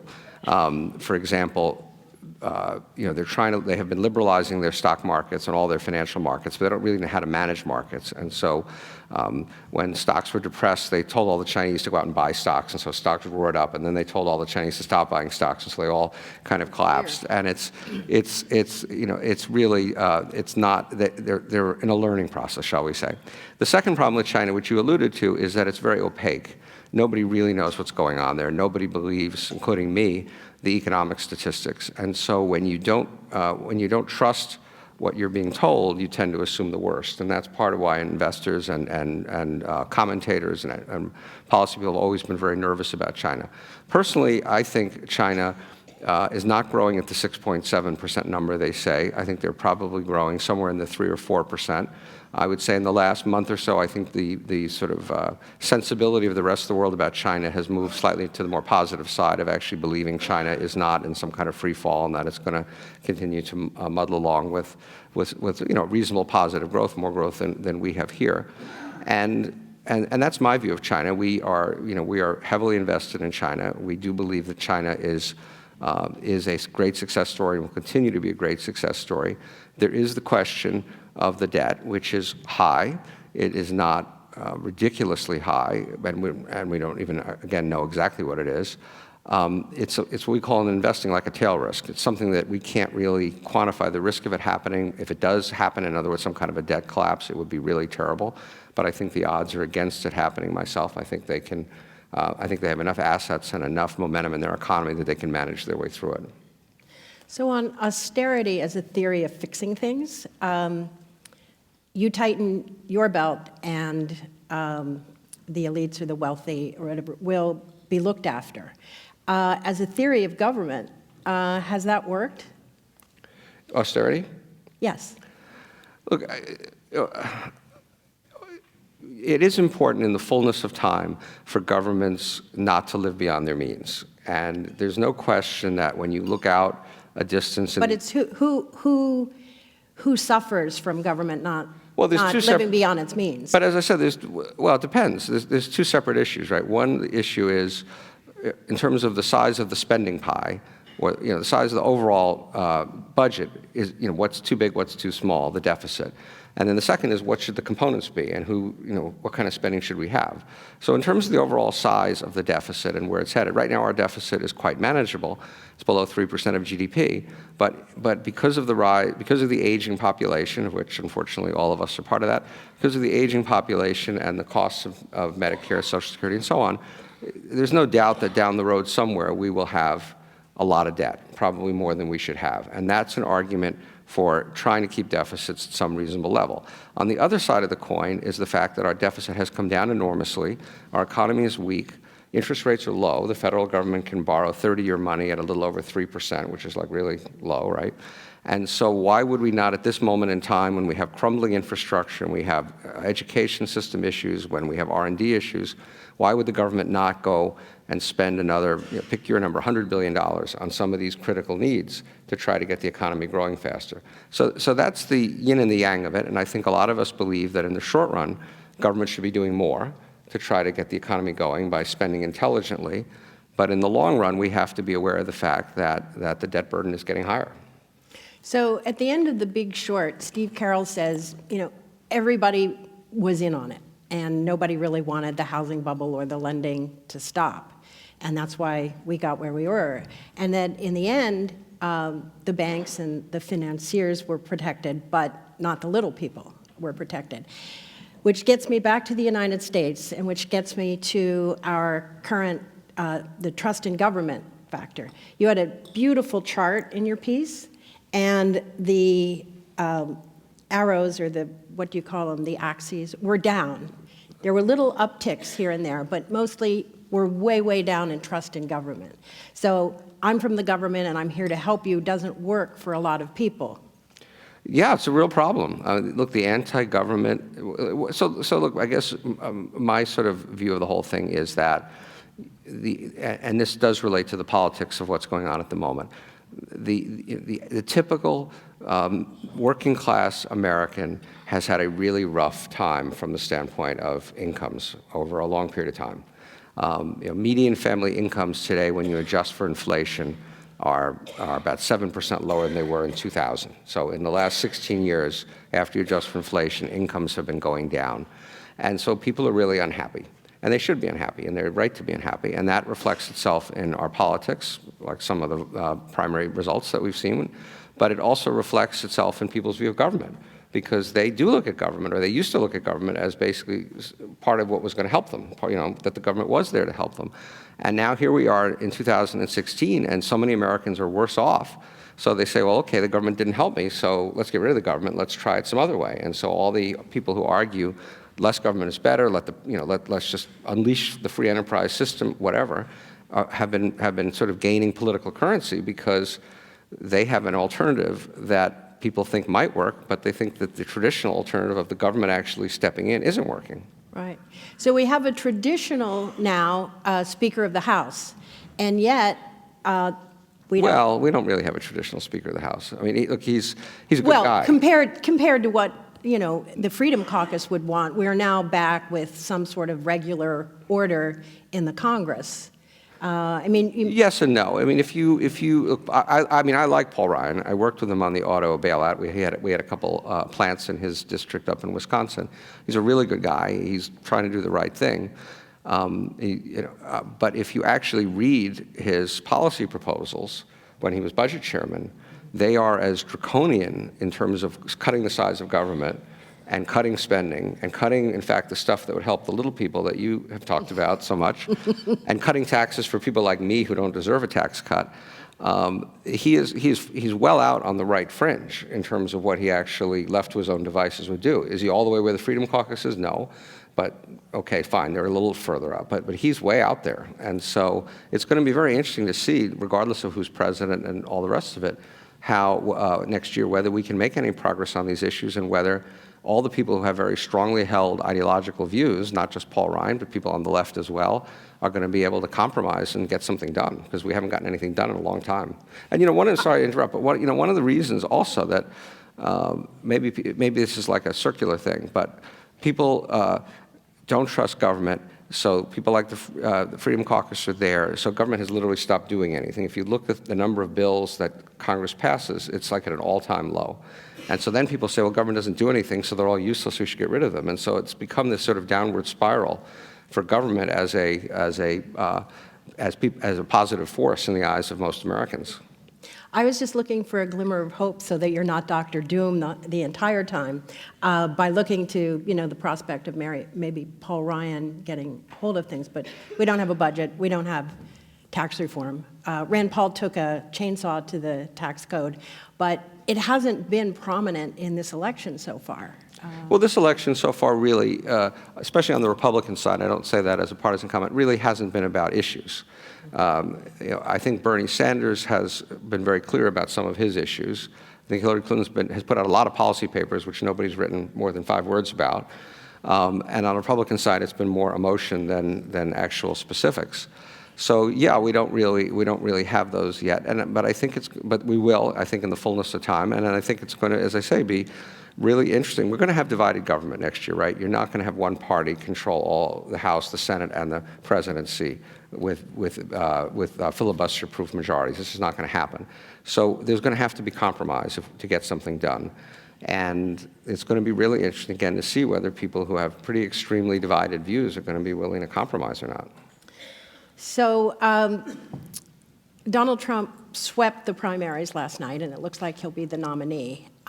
Is this an expression of what you've been talking about, slowing growth, the wealthy are doing well and getting their tax breaks? I should be unhappy. Fortunately, I'm still happy despite all this going on. But the middle class and the working class aren't happy with what's been going on in the country. And so this vessel comes along, and he's doing astonishingly well.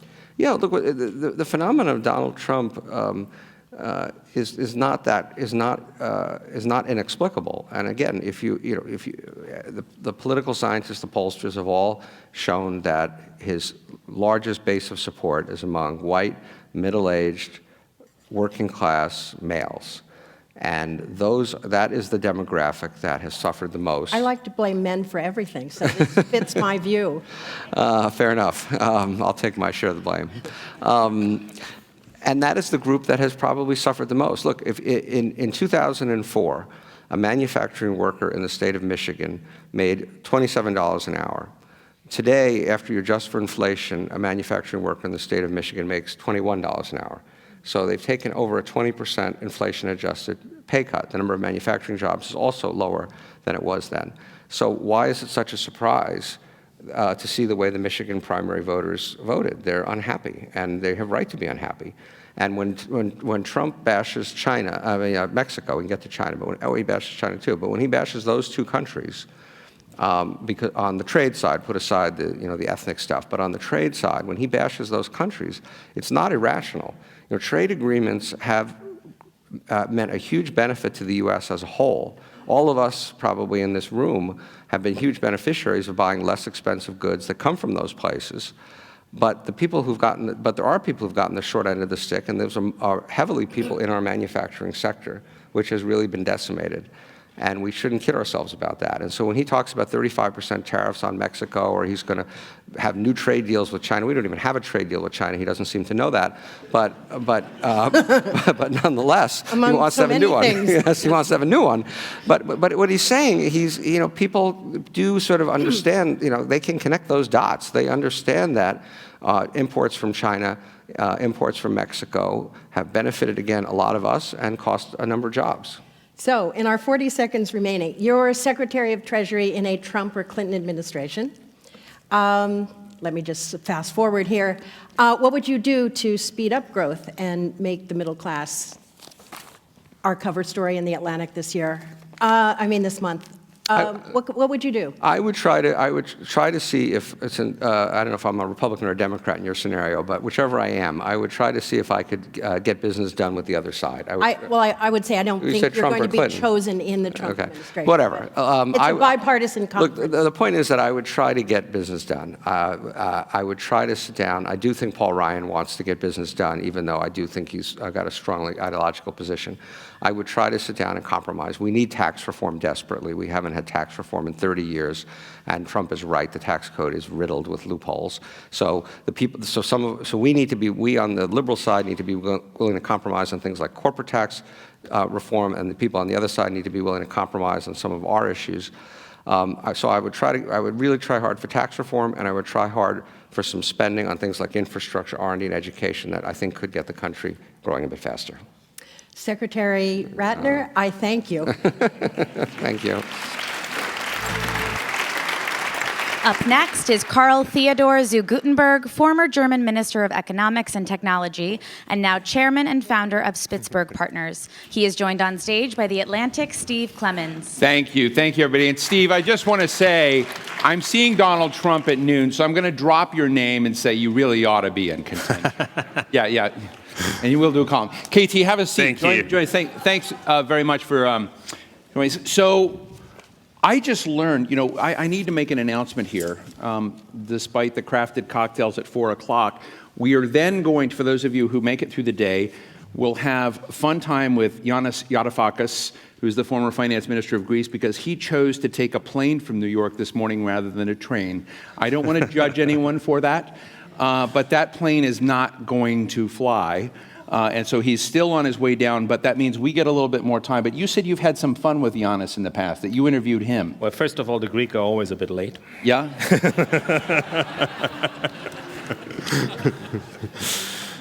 Are you on Twitter? Well, it's... Yeah, no, that's good. But you spent some time I spent some time with him, I have to say. So what if, I'm going to be interviewing him, so what if you were me, what would you ask him to put him on edge? Would he actually say that he ever failed? Because that's the question I asked him, and then it was half an hour about circumventing about the question whether he failed or not. And asking that question someone who can, as I can as well, if with a good political background, who can spell self-confidence correctly, is something which is quite funny, actually. You'll enjoy him. Okay, great. He's an extremely smart guy. I know he's extremely smart. He called a lot of your countrymen terrorists in the financial industry. Oh, we loved him for that. So earlier today, we had Gerard Lyons, who is a chief economic advisor on Brexit to the mayor of London. And I asked... Another softie in the political... Yeah, another softie. Yeah. He was actually very compelling. Wasn't he compelling? I mean, he was... How many of you are now in favor of Brexit? Oh, yeah, there's one here. Well, I guess he wasn't as good as I thought. But I did ask him what he would do if he were the German finance minister and he were in charge of and he said he would resign. So if you were in charge... case of a Brexit. Yeah, in case, well, I guess just in general, but he basically lambasted the German finance minister and, the economics of austerity and a lot of this. But you've held some of the most senior positions in German government. One of the most popular politicians in Germany. Now you have freedom from all of that, so I'm expecting something with sizzle here. What do you think, if you were to be on the British side of this, what do you think, as you look at the consequences and opportunities for the UK and Brexit, what are those? Well, one consequence would be that you have to learn that as the UK, despite all traditional historic reasons to be very skeptical about whatever happens on the continent, that you, in many regards, rely on the continent. We have established trade relations that couldn't be deeper, and these trade relations have prospered by the fact of the single market, have prospered by the fact that we had a couple of partnerships within the European Union that were stronger than any other when it came to the question of, is free trade something we need to foster at the end of the day? And there, for instance, we had an extremely close relationship between Germany and the UK. That relationship would suffer. The relationship towards an entity where the British economy still is tightly connected to, and this is the European Union, as flawed as it is, would be at risk in many regards. And of course, if you take security aspects, if you take wider geopolitical aspects, all of these things have, as flawed as the European Union is, have been have been dealt with in a way that you needed each other. So I wish them good luck. Doing that all by themselves and trying to renegotiate with Brussels some extra bonuses or other things will be very, very difficult. And of course, we are in a situation right now where we see the UK on the verge of sliding into that kind of Brexit scenario, although at the very moment I'd say there's still a slight chance that they don't do it. Because a slight chance they don't. A slight chance they don't do the Brexit, right. Which is this kind of double or triple nay, which adds up to a plus. So that's a pretty pessimistic observation. It's a pessimistic observation from their point of view. It's an even more pessimistic observation also from the continental point of view, and specifically coming from Germany. Germany has been, for the last few years, quite a strong economic power in the European Union. Of course, we have profited from the malaise of the others, and there were certain things which ignited some points of the European development we are in right now. But Germany needs the partner UK. We are both believers in this kind of free trade scenarios. Both of us formed as countries a blocking minority whenever it came to discussions in Brussels about restrictions of free trade and other things. So the UK is our third largest trade partner globally. So all these things would be extremely difficult to handle. And I'm very much against it, and as funky as the London mayor is, as little enthused I am about his arguments. You and I were talking recently about the whole idea of the European Union and being very close to just coming crashing down. What do you see? I've never been as worried as I am right now. It's, I think, I go even further, I think we are on the verge of collapse. And of course, this is a process, and we have lived in Europe with the European idea by embracing the idea of a process. And I learned this wonderful American phrase of kicking the can down the road. This is something you learn when you live over here for now 5 years, which is probably a very proper description of American soccer. which is fabulous. And which probably somehow properly describes the way we form next steps in the European Union. I even went further. I said it's more kicking the can up the road and keeps falling down to our feet, and we would still call it a progress. And so that's one thing. The second thing is the European Union was built on the idea of no conflicts, no wars any longer on the European continent, including, of course, the UK. In that respect, Europe has been a success story for the last couple of decades, and it would be utterly ridiculous to put that at risk. Having said that, the first European construct of the European of the 6th and of the 9th, of the 12th, of the 5th, and all the way up to the 28 right now, was always tied to the idea of a Europe of equals. So we have to ask ourselves critically, is that maybe a founding myth or even a founding lie which never turned out to be true? Europe never was a Europe of equals. It was always a Europe of different speeds. It was always a Europe of concentric circles. It was always a Europe with very different interests and other things. And we formed treatises that actually tried to strengthen that wonderful idea, but that kind of illusion. So, and when it comes to very, very emotional topics, this whole thing crumbles.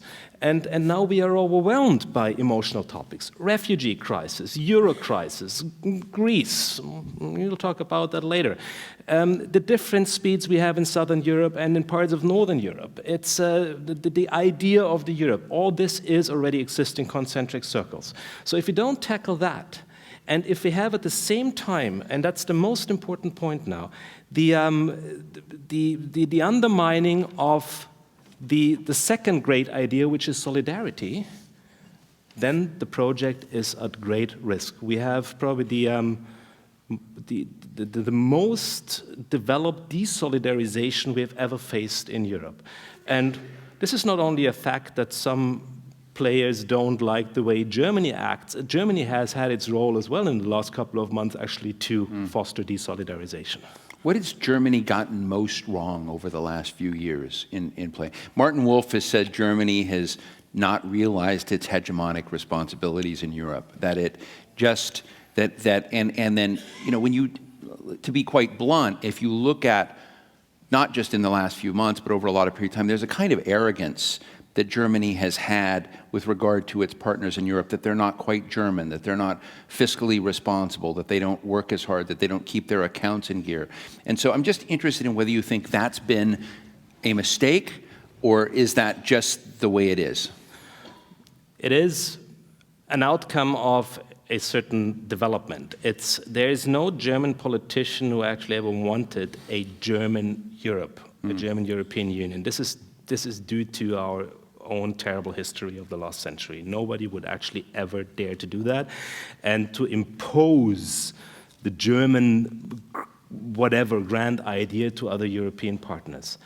Nevertheless, we have been perceived that way when we try to negotiate solutions for the euro crisis, and when we had this discussion about austerity and all the other things, and when everyone had got the feeling, well, it's a quite interesting German way to impose pressure by not being too active, by not embracing the smaller partners as well and other things, which was a long-term German tradition. Helmut Kohl, for instance, the chancellor, always took care as much about the small European member states, Luxembourg, the Baltic states and others, as he did towards France and the UK and other places.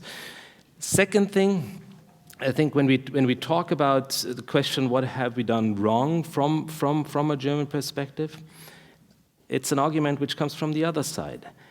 At the peak of the euro crisis and of the financial crisis, everyone looked at Germany. Everyone looked at the chancellor. Everyone saw her as the last remaining strong figure, strong leader in Europe. You had the greatest cover stories over here in the US as well about her, the European leader. At that very moment, we had a chance to push the idea of new treatises for Europe actually forward, to deal with these concentric circles, to deal with that idea of a Europe that is actually, in reality, different to the core original idea. And that didn't happen. I think that's a mischance. Are you still pals with Angela? Despite what I've said right now? Yeah, we just No, I see her quite regularly. I admire a lot of things. I admire that she is willing to accept criticism even of such a young fool as I am, and she would always listen, and that's something many people don't know about her. And she even has a certain amount of humor, which other people wouldn't even expect as well. So, having said all that, she's a person who had probably developed a very new kind of leadership in Europe, which is very different to the perception you have of her from over here. And I once called it, and that's not disrespectful, I think it has a lot of elements one could learn from at a certain point. I once called it the art of being Machiavelli. And Machiavellism, what a word, even for a German, we love these long words. Machiavellism. But Machiavellism works for me. Works for you, doesn't it? Yeah, for good journalists it works actually. Yeah. Everything that's connected with Machiavelli works for you guys. But it's but what are the principles of being Machiavelli? One is, and if you look at the euro crisis and at the financial crisis, you will see many elements. First principle is to keep all options open, but to do it decisively. Very important. It's something which played out very well for her for more than 10 years, and at the moment she didn't do that any longer. She faced the biggest difficulties imaginable looking at her decision regarding the refugee crisis. There was a second decision which was somehow similar as well when we decided to abolish nuclear power in Germany, our energy transition after Fukushima, when we actually probably feared a tsunami in the Baltic Sea. I don't know why that actually happened. Second principle is to hesitate vigorously. This is an element of power, because if you leave the impression amongst European and other partners that they have to come up to you and actually give you argument after argument of what the fundament for a decision could be, then you have enough time also to test the moods and the emotions amongst your own electorates, but also amongst your partners in the European Union. And then at the end of the day, it's about the question, what's worse, being rolled over by German money or being not rolled over by German money? So hesitating can work.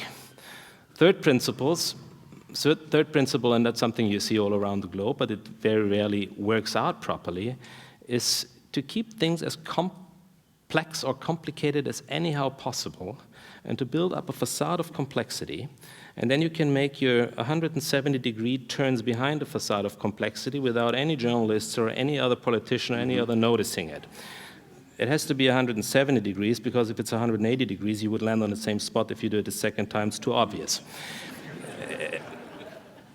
And that only works if you really get every single element and every single part of the complexity. And there, Angela Merkel is absolutely brilliant. I've never seen someone who has the ability of analyzing extremely difficult interrelations as properly as she does. But it's helpful if you have to, if you have to change your opinion once in a while, and that happens in politics, as we know. Fourth and last principle, and that has a lot to do again with the situation we're in Europe right now. Install people at the top of multinational and European institutions that are as well known as a Norwegian lacrosse player. They have to be professional in many respects, of course, and most of them are very knowledgeable. But don't have players who No celebrities. No celebrities. Don't have someone who could actually ruin the fact that it is at the end of the day the member state and the stronger member state that decide upon the question who will on paper lead Europe, but de facto you will still lead Europe, and you can shine even brighter than the other guy on top of a European institution. So much about being Machiavelli. It's an interesting style of leadership. Did it help Europe so far? A great article. I don't know if you'd have a future over there afterward, but it's a great article. It's a great article. Let me ask you, let's transport ourselves, 5 or 10 years ahead. We had dinner the other night, and we were talking about Turkey, and you've got, changes happening in Eastern Europe. You have a wave of right-wing nativist parties in Europe, and arguably perhaps in the United States. You have, you're predicting essentially real potential of European collapse. China slowing down, Russia's carving up pieces of the world that it wants. A lot of us are just saying we're trying to preserve the institutions that we've had. How do you see the future? Is that the smart choice? Or do we need to go back to the drawing board and think about power and a new global social contract? How do you get the future right, given all the negative things you see coming at you? You've been in defense minister, economic minister. So 10 years from now, what do you see coming? First of all, we might still be kicking the can down the road, but in a way, much weaker situation. So coming from there, I guess the idea of the European Union is one we need to preserve, and is one we need to redefine as well, by analyzing its weaknesses properly, by analyzing its realities properly. So a paler version of the European Union, a weaker version of the European Union? Probably a more flexible version of the European Union could be a stronger version at the end of the day. Of course, it bears a lot of risks, because those which you are not embracing... So sort of an easy come, easy go European Union, well, leave? There never ever is an easy or easy there. It's, that's not going to happen. But I think we have to, as I've said before, we have to adapt the structures to the realities, and there's a way to do that. And there have been ideas already in the 1990s and other things, but we have never had the necessary discussion as well with the wider European public of what this core idea, what the narrative could be. So we've never had, I've used this example before, we've never had a debate in Europe as you have had it over here in the US with the Federalist Papers in the 18th century. Never took place, never something like that. So it's probably even the malaise we are in, all the crises we are facing is also a chance, an opportunity to actually come to senses and to form something. Second element, which is important, let's not risk our transatlantic partnership. And let's also not only talk about shared values here, because this is always somehow tied to a certain amount of romanticism, of nostalgia and other things. we have to go further, and we also have to redefine this partnership as well, but it is its core in that very regard. And yes, we are surrounded by risk factors, and rather significant risk factors, more and more symmetric risk factors. One of the symmetric ones is probably the behavior of Russia right now. Mm-hmm. For Europe, it is of highest interest to have a peaceful relationship with Russia, and to have a relationship with Russia which doesn't throw us into the next element of crisis and other things. And this is where we very often differ with our American partners of how to actually achieve that, which is difficult with someone who is more or less testosterone-driven, sitting in the Kremlin and trying to surprise us every day. But he's one of the few proactive leaders at the very moment, although I don't like any single element of what he's doing. Turkey, still 5 years ago, many dreamt of a Turkey as part of the European Union. I think they're moving further and further away from the European Union. Now they're talking about constitutional changes. They're talking about a presidential system. It is more and more autocratic, and at the same time, we have maneuvered ourselves in a situation that we can be blackmailed by Turkey talking about the refugee crisis. Do we need Europe, or do we need a fragmented, desolidarized Europe? We need Europe, otherwise we cannot handle all these ideas. What do we face right now? Renationalization, a party landscape which is as colorful as your socks, if I may say so.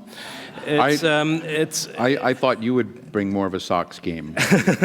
Yeah. I'll try to be somehow neutral, which bears a lot of elements in the European Union that feed populism that are quite similar to what you face over here right now. Many of the arguments are very analogous. It's and that's worrisome, but at the same time, a chance for creating a new form of leadership and new structures in Europe. I want to go to the audience in just a minute, but just a quick answer on this. One of our speakers this afternoon, we're having a session on trade deficits, Lori Wallach, was just in Germany and part of the protests against TTIP and trade. And I began looking at German public attitudes about trade, and it's unbelievable. The support for trade is lower in Germany than among Americans now voting. And how can that be? I mean, what's going on in your country? It has a lot to do with the way the whole thing was communicated. Mm-hmm. It has a lot to do with a development I don't like in Europe right now, and specifically in Germany, with growing anti-Americanism. It's, by the way, a question we have to ask ourselves over here as well. Did we do it, or did you do everything right actually to reestablish this relationship? So there are many reflexes, and then from a political point of view, we did a lot of things dramatically wrong as we kept the whole discussion about TTIP as intransparent as anyhow possible.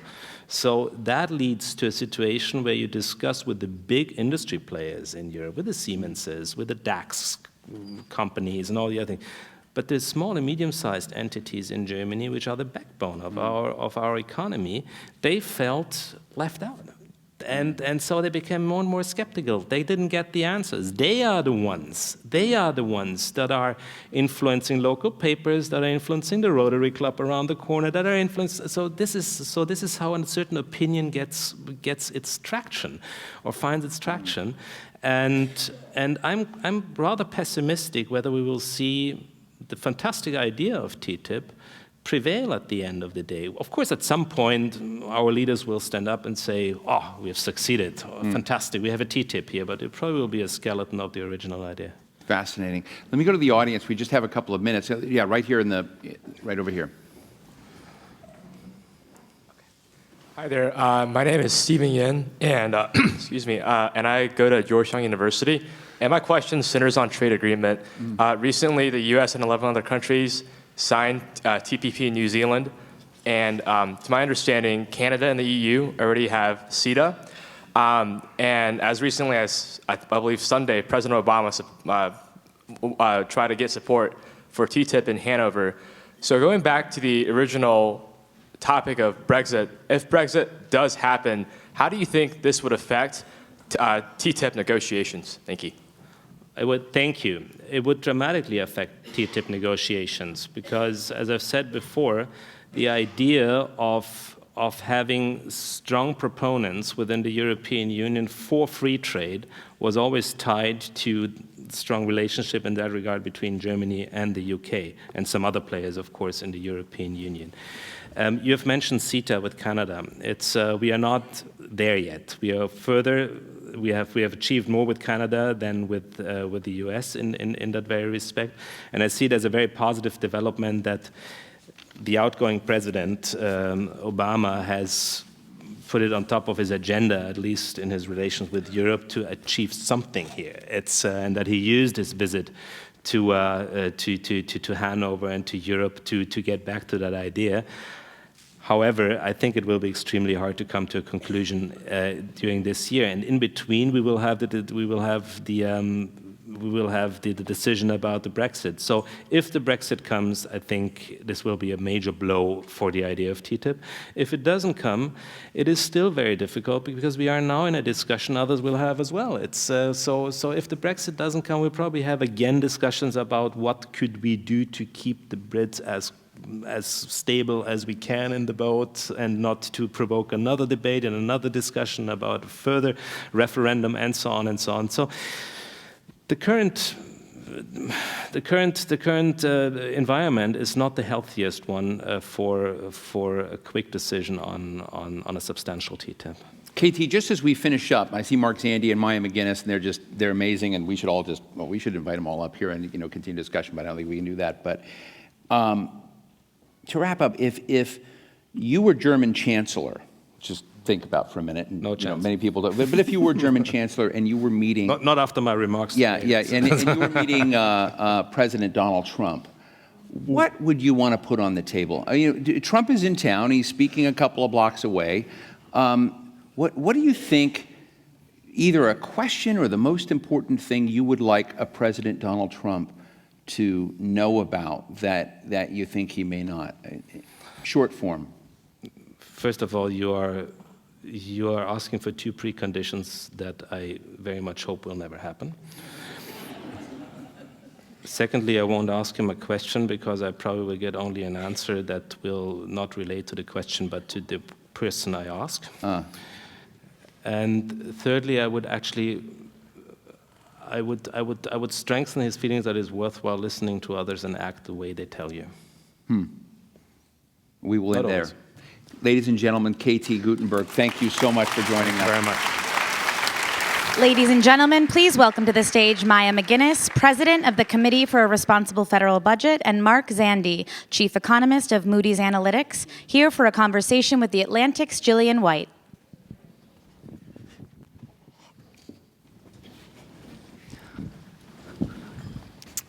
Hello, everyone. In this session, we want to take a pretty macro view of what's going on in the economy, and then I'm going to ask Mark and Maya to take out their crystal ball and talk to us a little bit. Which one? And talk to us a little bit about how things are going to go in the future. So I want to throw a pretty large question at you first, which is, if you listen to a lot of the information that's out there, the economy is pretty horrible, or people feel like the economy is pretty horrible. How true is that? How bad is the economy right now? Really? You think it's horrible? No, I'm confused by that. Yeah? Yeah, I mean, if you look at it through the prism of the job market, which I think is what matters to most people, the economy is strong, very strong. And we're creating over 200,000 jobs per month on average for 5 years running. That's the longest string of monthly job gains in our history. That's double the rate of job creation necessary to absorb the growth in the working age population. So that means unemployment and underemployment continue to decline. And I think we still have a little bit of slack left in the labor market, but not that much. And at the current pace of job growth is sustained, and I think everything indicates that it will be. We'll be back to full employment this summer, August 15th. 2 p.m. Eastern, coming right into full employment. Everyone write that one down. Hold them to it. Now, having said that, I'll say one other thing. I think the key missing ingredient in terms of people's perceptions of the economy has been wage growth. It's been slow, 2%-ish per annum, which is pretty close to the rate of inflation. But that's consistent with the fact that we've had all this slack. It's taken a long time to absorb all those underemployed workers.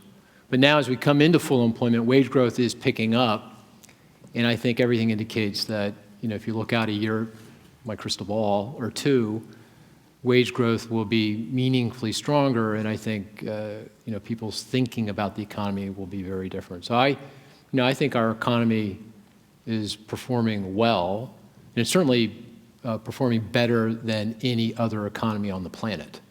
So from that perspective, I'm confused by the idea that it's, I think you used the word horrible. I just don't see that. Yeah, Maya. Okay, so I think right, our economy is doing pretty well. Is this too loud, or is it just too loud in my head? It's fine, okay. So I think the economy is doing pretty well, and people don't feel good. Yeah. And I think that those things can exist at the same time, in that growth is on a stable and strong trajectory, and jobs are coming back, and that's very encouraging. And even if you dig deeper, the jobs numbers are pretty solid. But the wage growth patterns and the income inequality issues that have been surfaced more over the past years and are in the discussion make people feel really uncertain. They don't feel that their quality of life is what they want it to be. But I think more importantly, looking forward, there is no stability in terms of economic security or political stability. And I guess one of my biggest observations is that the brokenness of government and the brokenness of our political system is spreading more and more how we are feeling in our daily lives. So it's not just our economic situation, it's what will our future economic situation be, what is the overall economic health of the country, and where are we headed? And so I feel like if how you feel has to do with how you're doing and how you think things are going, those two are not on a path where people feel as good as the numbers may appear. Right. And Mark, I want to go back to what you said earlier about unemployment, about job growth. We're at 5%. I think you would say that that is a thing to celebrate. There have been a lot of economists who have said, yes, we are at 5%, but the job creation we've seen hasn't been the best. It hasn't been in necessarily the best paying industries. It hasn't necessarily been in full-time work. Labor force participation isn't where a lot of people would like it to be. So how would you respond to those criticisms of the growth we've seen? They're wrong, just dead wrong. Yes, when you create 200,000 plus jobs per month, you just do the arithmetic, it's 2.5 to 3 million a year. You create all kinds of jobs. That's like everybody's creating jobs. So yeah, there's a lot of low-paying jobs being created in retail, leisure hospitality, but there's a lot of middle-paying jobs now in construction. The construction sector is adding 20, 25K per month. K through 12 government jobs, very solid, important jobs that are coming back. And a lot of high-paying jobs, in the professional services, technology, financial. The only sector of the economy, there's two sectors of the economy that are not adding, they're laying off. One is energy, for obvious reasons, because of the oil bust. And we're probably close to the end of that, but that's been painful for parts of the country. And the other is the trade-sensitive manufacturing sector, for obvious reasons. The global economy is struggling, and we have a very strong dollar, and so that's knocked the wind out of that part of the economy. But other than that, we're creating all kinds of jobs. And I think the perceptions go back to the fact that we had dug ourselves a massive hole. I mean, think about it. At the worst of it back in 2009, the unemployment rate was literally on the nose 10%. The underemployment rate, so if you throw in all the folks that are part-time that want more hours or people who stepped out of the workforce because they're discouraged, it was closer to 16, 17%. So, just digging out of that hole has taken us a long time. But I'm here to say we're getting out. And, everything looked, I'll even go so far as to say, our biggest problem a year from now, and certainly 2 years from now, is not unemployment. It's going to be a screaming lack of labor. We're going to have labor shortages in many industries, many occupations, and many parts of the country.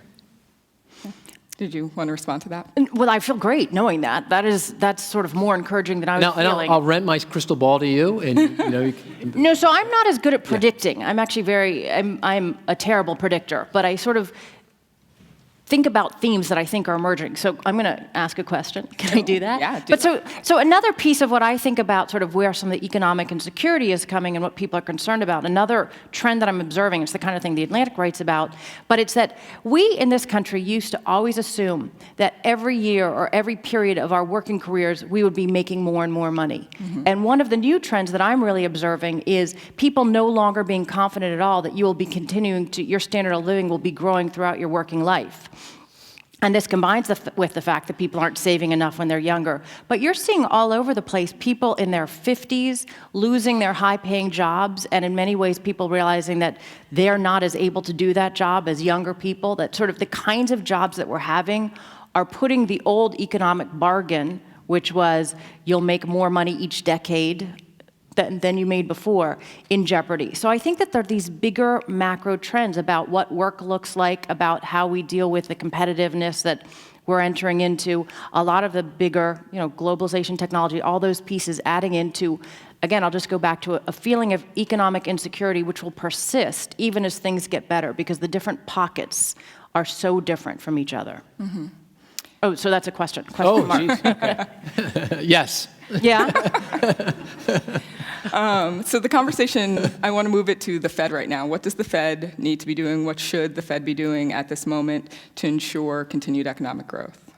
You want me to take a crack at it? Yeah, I've got a thought. Okay, so if you connect the dots on what I've said so far, that would suggest that the Federal Reserve needs to normalize monetary policy.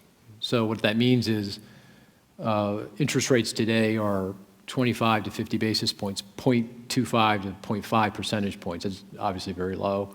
In a well-functioning economy, with the economy at full employment, inflation at the Fed's target of 2%, the funds rate or the short-term interest rate should be, the Fed would say, 3.25%. So we've got 3 percentage points to go to get to what you might consider to be a normalized monetary policy. I don't think we have to get from here to there quickly, and I would say that wouldn't work. Financial markets would be upset like they were at the start of the year, and that would be counterproductive. But over the next 2 to 3 years, I think that's what's going to happen. And I don't. Today they're meeting. There's not going to be a rate hike. Yep. They'll probably lay the groundwork for a rate hike this summer. The thinking is June FOMC meeting. That makes sense to me. And then there will be a series of rate hikes after that. But that sounds disconcerting and worrisome, but I'd point out that it's actually a good thing. It would be consistent with an economy that's doing well, and we want interest rates back to normal. We don't want interest rates this low. That's not normal, typical, and it's not good, because if we do get into trouble and there is another recession, and there will be, there's always the risk that they're going to have to lower rates again. So I think we're in store for a series of rate hikes over the next 2-3 years. Maya, what was your thought? So my thought was, I wish we had started hiking rates about a year ago. I think that they were a little bit behind the curve, and that it's become a little bit more difficult to raise rates now, which we need to because the underlying economic conditions are such that it makes sense to. But there are so many different risks around the world, and it's going to be bumpy when they do it, and there's going to be negative responses, which are then going to make it harder to do it the next time, which is what we saw last time. So it was sort of, okay, that didn't go as smoothly as you would like. It's not going to be easy to raise rates, and there are going to be very strong arguments that they shouldn't, even though I believe overall they should. I think it would have been slightly easier if we'd started earlier. I think we'll probably only see 1 rate hike this year, but I think 2 would probably be smarter, and they'll be small, and they'll be gradual. And hopefully our economy will stay strong, which now I feel better that it will. And hopefully it will stay strong, and that will be able to stay on course. Right. So one of the things that we have to talk about is the presidential election. What do you think of what you're hearing from people on the trail about their economic plans? Do you feel good about them? Are you worried? You should take a crack at that. I definitely want you to start, Maya. Well, I'm waiting to be the person who has the more optimistic answer to something, and this one will not be it. This is a very, everybody knows, this is a very policy-free campaign. This is not about public policies. The ideas that are being put forth are not detailed, thought out policies. They're about big themes, and they obviously reflect a lot of dissatisfaction. I think the three biggest things that we need to be thinking about from a big economic perspective are how you grow the economy, how you deal with these issues of income inequality, wealth inequality, which are real, and how you have a fiscally sustainable policy, which is really the underpinning of a healthy economy. I don't think we're having a productive enough discussion about any of them yet.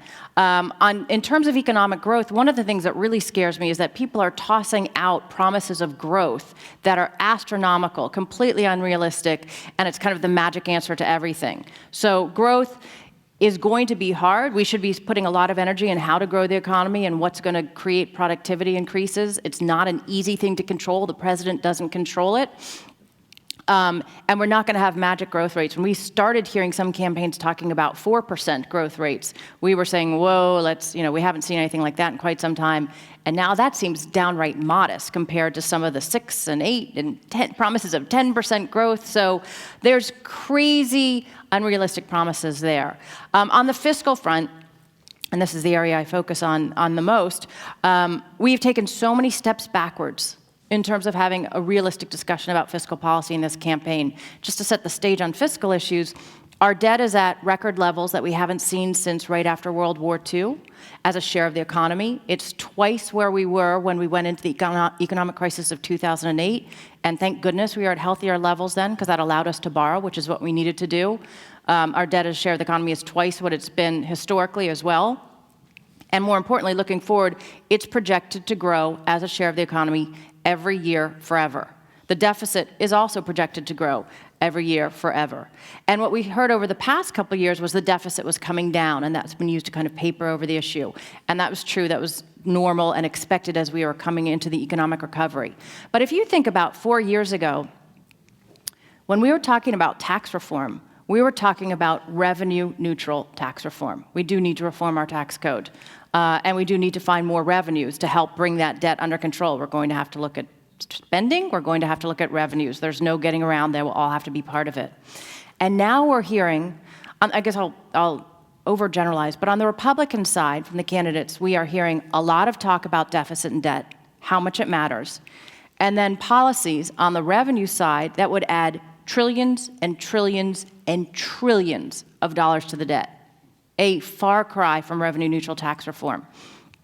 And add to that the leading candidates also have plans that would increase government spending, not decrease it. So overall, it would balloon the debt. Then on the Democratic side, you actually are hearing nothing about deficit and debt. I'm not sure I've even heard those words in any of the debates. And to both candidates' credit, when they have new policies, they're talking about how they would pay for them. That's a step in the right direction. We've done an analysis so far of Sanders, and it looks like the numbers fall quite short by trillions. But at least talking about paying for it is a principle. But there's so much spending and so many things being taken off the table that there would be nothing left to actually deal with the deficit and debt. So in terms of what you want during a campaign is a national discussion about what you're going to do, how you're going to put things back on a path, and explain that a plan where the debt's not growing forever is necessary for a comprehensive economic growth strategy. That's not what we're getting. We're getting a lot of false promises, and it really concerns me. I guess it also concerns me because I'm a parent whose kids, this was the first year they've been watching the debates and paying attention to the campaign. It's not the year you want your kids learning about politics or policy. So the baby boomers are retiring. The debt is not healthy. Anyone only needs to read the Congressional Budget Office reports to see that. Time is running out to do this in a smart way. We'll be able to make these changes. We're not going to have a fiscal crisis immediately, nothing like that. But we are undermining our economy. And the longer we wait and the more the baby boomers move into retirement, the more impossible this gets. And I don't see how the next president, whoever he or she is, pivots towards putting forth what will really be involved in a responsible fiscal policy unless we get that discussion started. Mark, we're going to move to be optimistic. 1 second, but Maya, I do want to know, do you have a GDP projection, a growth projection for the year? Where do you think we'll be? What do you think is a reasonable number? Oh, I think we'll be below 3%. Okay, thank you. Mark. Well, when I look at the economic policies of the candidates, the thing that matters most to me in terms of what they could do to improve the economy's performance for more people in their term in the next 4 years, there's really three things. The first is, and I'm not sure this is in any particular order of importance, and it goes to Maya's point, is it fiscally responsible? I mean, are they paying for, at least on paper, what it is they're proposing to do? And I think the Clinton campaign does an excellent job at that, to be frank. Just looking at it, you might not agree with the policy proposals that they put forward, but they are paid for. Mm-hmm.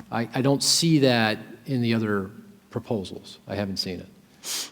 But I think that's key. You have to be fiscally responsible, particularly in the context of what Maya said, and it's absolutely true, that we have very serious fiscal issues, maybe not this year, next year, or the year after, but if we don't change things as you move into the next decade, they're going to be existential. The second thing is immigration policy. This is, if you think back to what I said about our biggest problem a year from now, 2 years from now is going to be a lack of labor, qualified, skilled, highly educated workers. The way we address that, it's through education, but that takes a long time to reap benefit. That's a generation down the road. And that's important, but not going to help in the next term. But change in immigration law is critically vital to that. And there's some pretty obvious things one can do. I mean, we get the best and the brightest from all over the world that come to our universities at Georgetown and George Washington and Johns Hopkins, and we send them back. They want to stay. I know this because I'm an employer, and I try to hire them, and I have a hard time keeping them in the country. I'd stamp a visa on their head and said, you're here, because you're going to be a real value added to our nation. So when I look at the candidates thinking about immigration, that's very important to me, and that quickly delineates who I would vote for compared to who I wouldn't vote for. And then the third thing I'd say is trade. Trade is really important, and you heard that in the last speaker's comments. I didn't hear the other comments, but I'm betting a lot of it revolved around our global links. And I think, our inequality problem, and it is a problem, has been in part due to the globalization that we've engaged in over the last 20, 25 years. But we're on the cusp of globalization becoming an enormous positive for inequality. That we've lost all the jobs we're going to lose to the rest of the world. What's left here is hyper-competitive, and we are the best on the planet at producing a range of services that the rest of the emerging world is now able to afford because of our trade with them.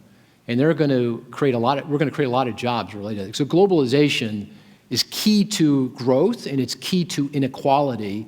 And to go back on that now by going back on trade deals, going back on opening up our economy would be just very dark irony from my perspective. So if I'm looking at this from an economic perspective, those are the three things that would matter most to the economy in the next 4 years, and that's what I'd be focused on. All right, we have just a few minutes left, and we can take some very concise, to-the-point questions. Right back there.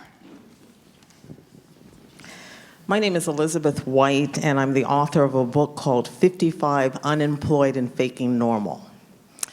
And my question, the question is, I saw a GAO study, 2015, that said half of Americans have no retirement savings whatsoever, not a dime. And those that do, the median value of the retirement account is $100,000, which is something like an inflation-protected annuity of $300. And then in Atlantic's own article this month, half the population can't pull together $400 for an emergency. So I'm trying to figure out, how do you square this with this sort of cheery prognosis of what's happening in the economy? Well, let me say, it hasn't been a cheery economy. We've had a very, very tough road. Last 10 years have been a disaster for the economy. Yeah. So it's not hard to square the circle that people have no retirements. A large share of the population is not prepared for retirement, that we do have an inequality problem, that we have a very large part of the population that's effectively disenfranchised because we've been through arguably the worst 10 years in our economic history since the 1930s. So let's, that's a fact. I'm just here to say, going forward, that our prospects are measurably better. Now, having said that, we've got to address the group that you're articulating. The first thing you obviously do is you protect Social Security. And Maya can go through the mechanics of that, but that's pretty straightforward. There's some knobs you can turn, and we should put Social Security on solid fiscal ground so that everyone has at least that, and they can be sure of that, 10, 20, 30 years from now. And then there are many other things that we should be doing in terms of promoting home ownership, and the president put forward proposals with regard to tax advantage savings vehicles for low-income households. There's a lot of things we should be thinking about in the context of that group. But, there's no doubt the last 10 years and really the last 25 years have been incredibly difficult, particularly for lower income groups. I'm not arguing that at all. I'm just saying that we are on the cusp of a really good macroeconomic tailwind, but even with that, we still have a lot of policy challenges that we need to tackle. All right, Mark, I'm going to stop you right there. We need to get to one more question.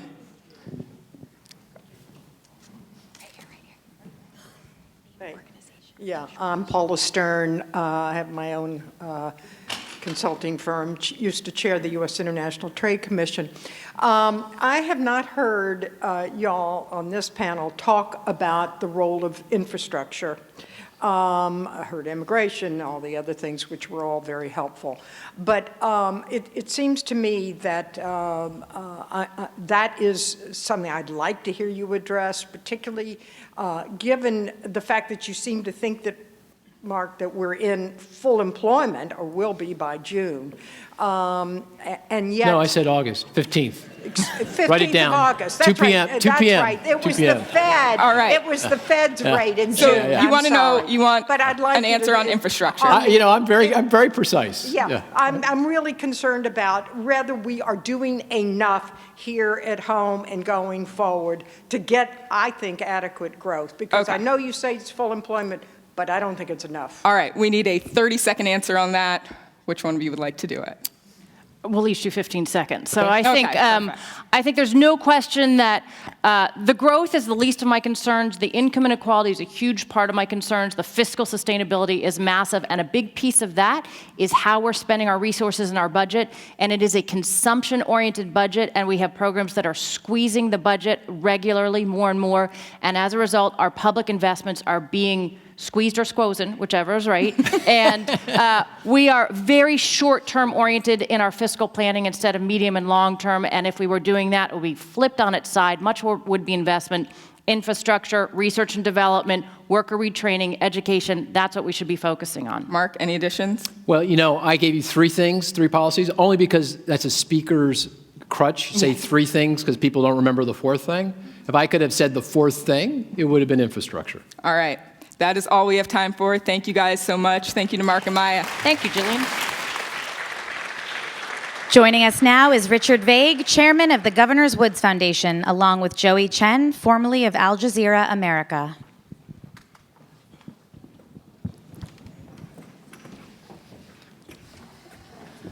Hello to all of you, and to Richard Vague, who, I keep thinking, Richard, that for anyone who was at this forum last year or has read you over the last couple of years, we would all excuse you if you're saying, told you so, but there's plenty happening now that really follows along the line of what you've been talking about, whether it's reached a mass audience or not, and I want to get to that. But first I want to put a little line around your concern, not only for our economy, but for the world economy, in a blind spot that you say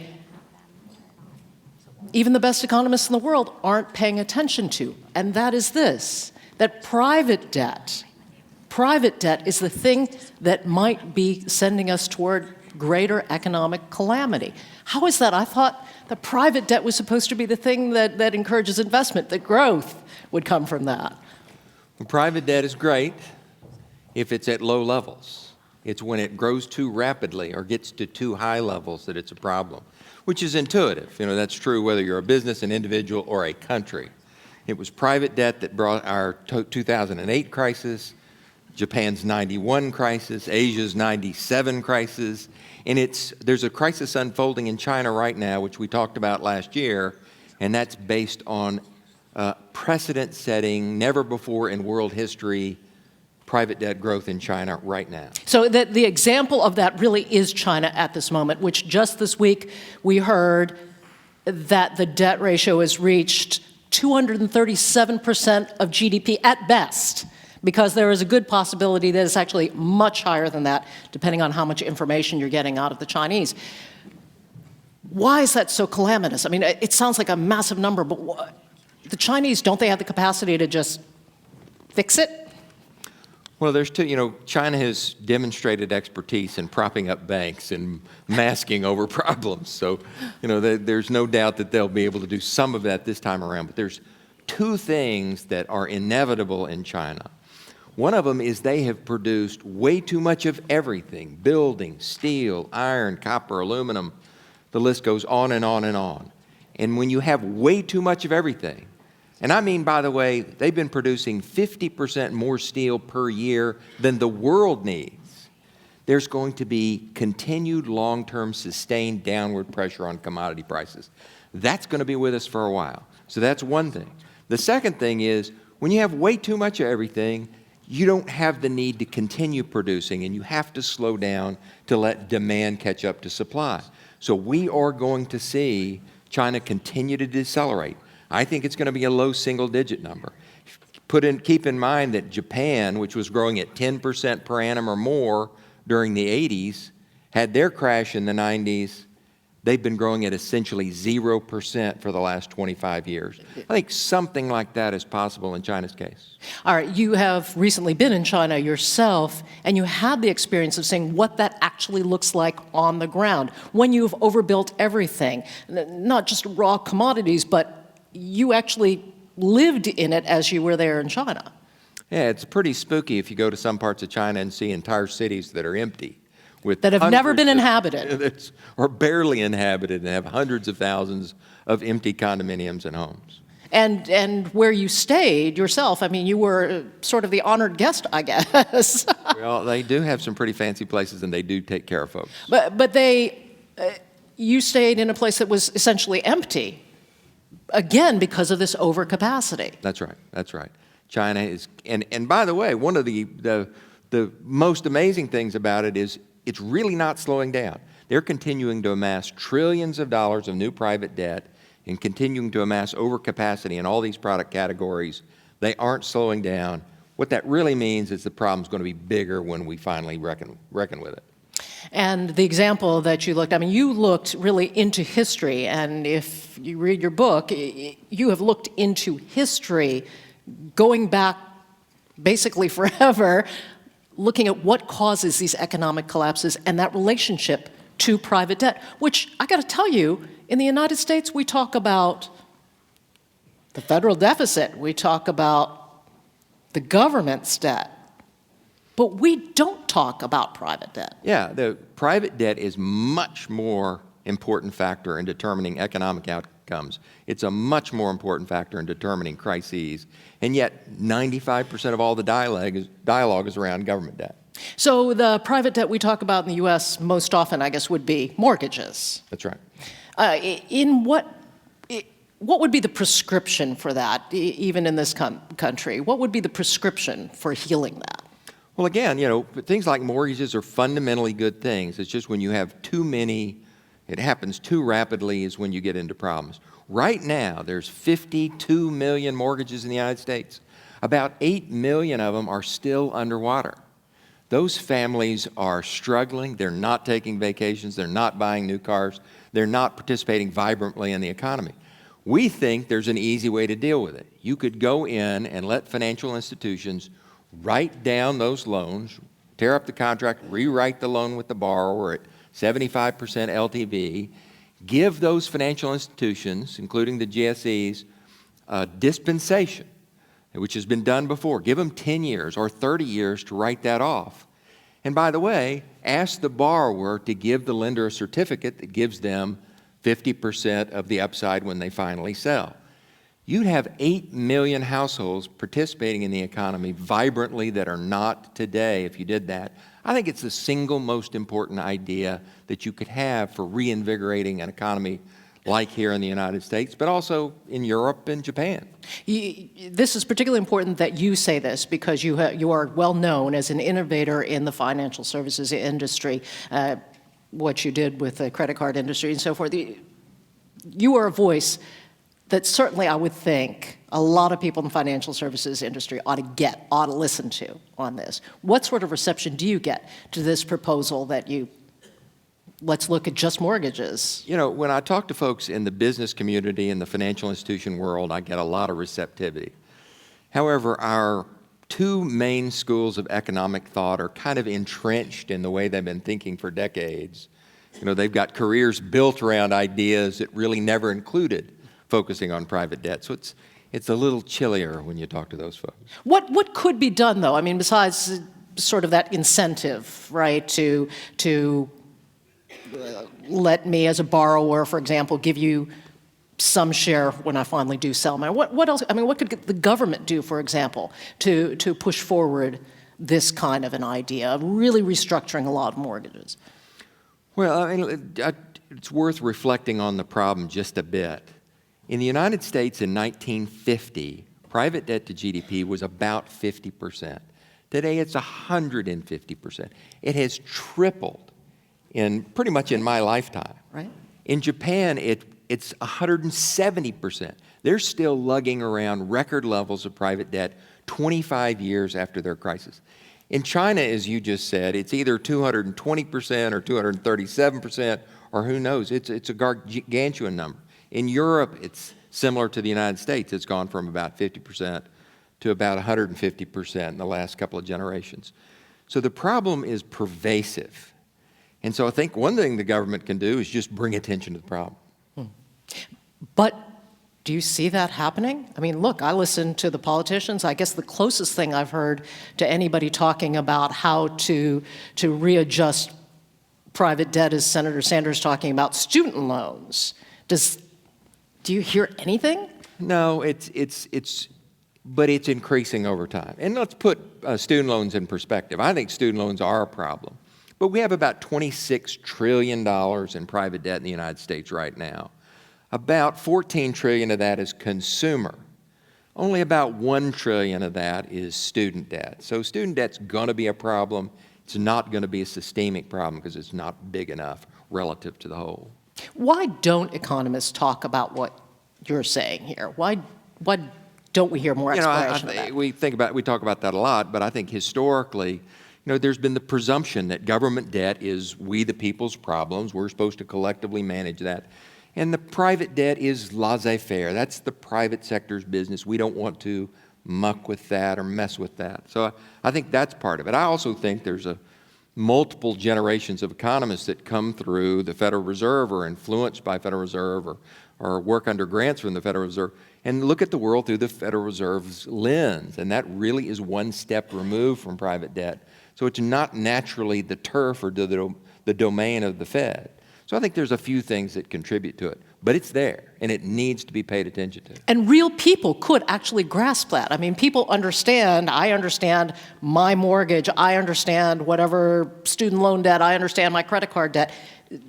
It seems like talking to real people about this would certainly make an impact. Well, the two major schools of economic thought to this day, that missed the 2008 crisis, and by the way, are unrepentant about that miss. They said you couldn't see it. They couldn't see it coming. Unmodified. And I remember talking to my college son's roommate, and we were talking about, it's more due to private debt. And he said, "You mean economists don't take into account private debt?"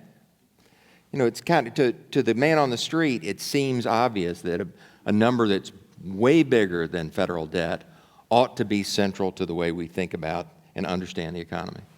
I want to give folks a chance to talk here, but are there other blind spots that we are missing as we talk about these issues? Well, I want to make one more point about private debt, and that is that a rapid acceleration in private debt is what brings crisis. But the residual private debt that is high is one of the things that suppresses or impedes growth. You can't grow as robustly as you want to, whether it's in the United States or Europe or Japan, even absent the threat of a crisis, if you're lugging around that much private debt. So I think a lot of what the world, we've looked at the IMF's forecast for the world constantly being revised down over the last decade. I mean, it's kind of astonishing that they continue to miss, on that side of things so regularly.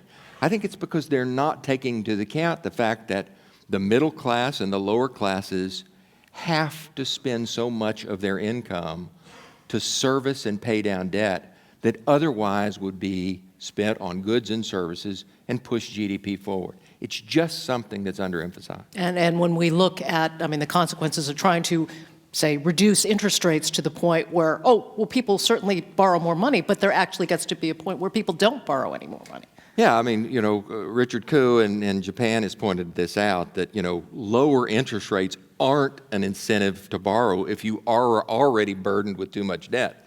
But I'd say one other thing, and that is these low interest rates aren't the actual experience of middle and lower class borrowers. You're looking at borrowing rates not at 0 or 2 or 3, but at 10 or 20 or 30%. So there's a little bit of mythology about whether these lower interest rates are actually Really being translated to actual borrowing experience of the lower and middle class Americans. I know I've eaten into a lot of the time, but if there are thoughts out there, somebody who has any question they'd like to ask Richard about this. Yes, sir, in the back. Can I ask you to stand and introduce yourself? I'll hold the microphone. Henry Hetker, retired government. I wonder what your feelings were on the situation with Puerto Rico, the debt crisis that we're facing with them. It comes up in July, and Representative Ryan is going to take another look at it. Puerto Rico indicates they want their debts forgiven. They want some new slate. It keeps, growing and growing and growing, and where does it all end? Back a few years ago, Pennsylvania, Harrisburg, wanted to be bankrupt, and the Pennsylvania Supreme Court ruled that no municipality in Pennsylvania can go bankrupt. They're going to have to reorganize their loans, reduce expenses. Well, what's the situation with Puerto Rico? What is your plans? What would you figure do?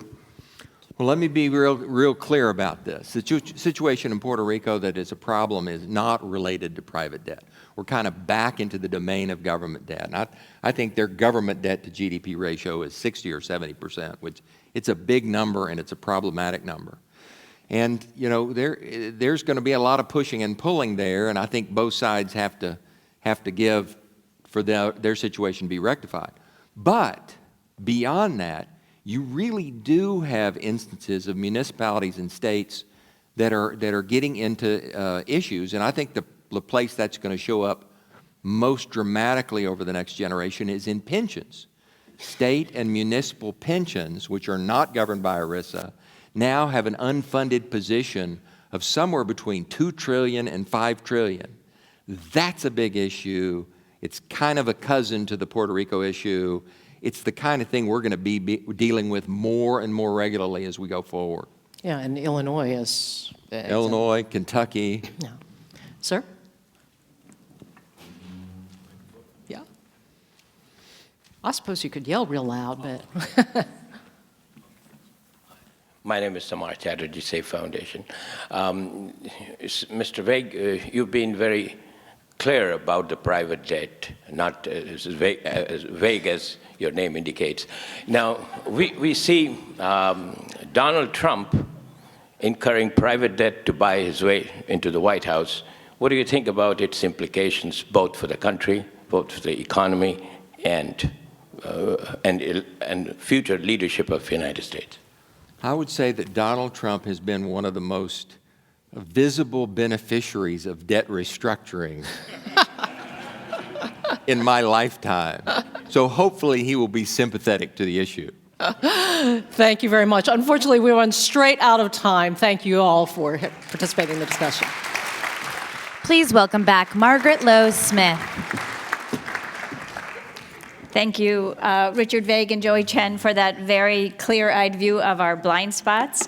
It was a great way to end a substance-filled morning. We've covered everything from China to the downside of the sharing economy. We heard the case for and against the Brexit. We had a treat from the German finance minister who taught us, as he put it, about Machiavellianism, meaning to keep all options open but to do so decisively, and the art of hesitating vigorously. My favorite line of the morning. Do not hesitate. Lunch is back there. There's a great spread. We're back at 1 with much, much more. So enjoy lunch, enjoy one another, and see you back here at 1 o'clock.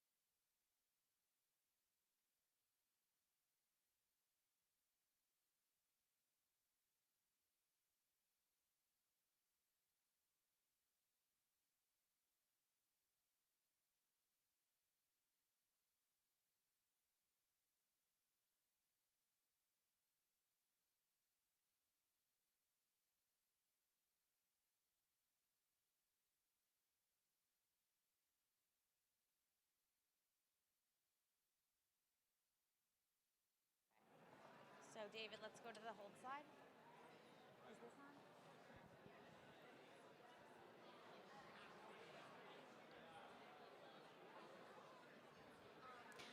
on? Ladies and gentlemen, please welcome back Atlantic Live's Margaret Lowe Smith. Hi, everybody. Hello, hello. I hope you enjoyed lunch and one another. I have to say I'm impressed with how everybody moved out and moved back into the room and that you're all here and ready and waiting. And I think we're going to have a big afternoon ahead. We're going to tackle everything from tax reform to the secret shame of American middle class. And in fact, if you note in your program, those two sessions are being swapped due to a vote in Congress. So we're going to swap those two sessions. We're going to begin the afternoon talking about policy perspective with a man who knows this town and the economy well. Gene Sperling was the director of the National Economic Council for both Presidents Obama and Clinton. He's here with my colleague, James Fallows. Jim Fallows, Gene Sperling, welcome. The floor is yours.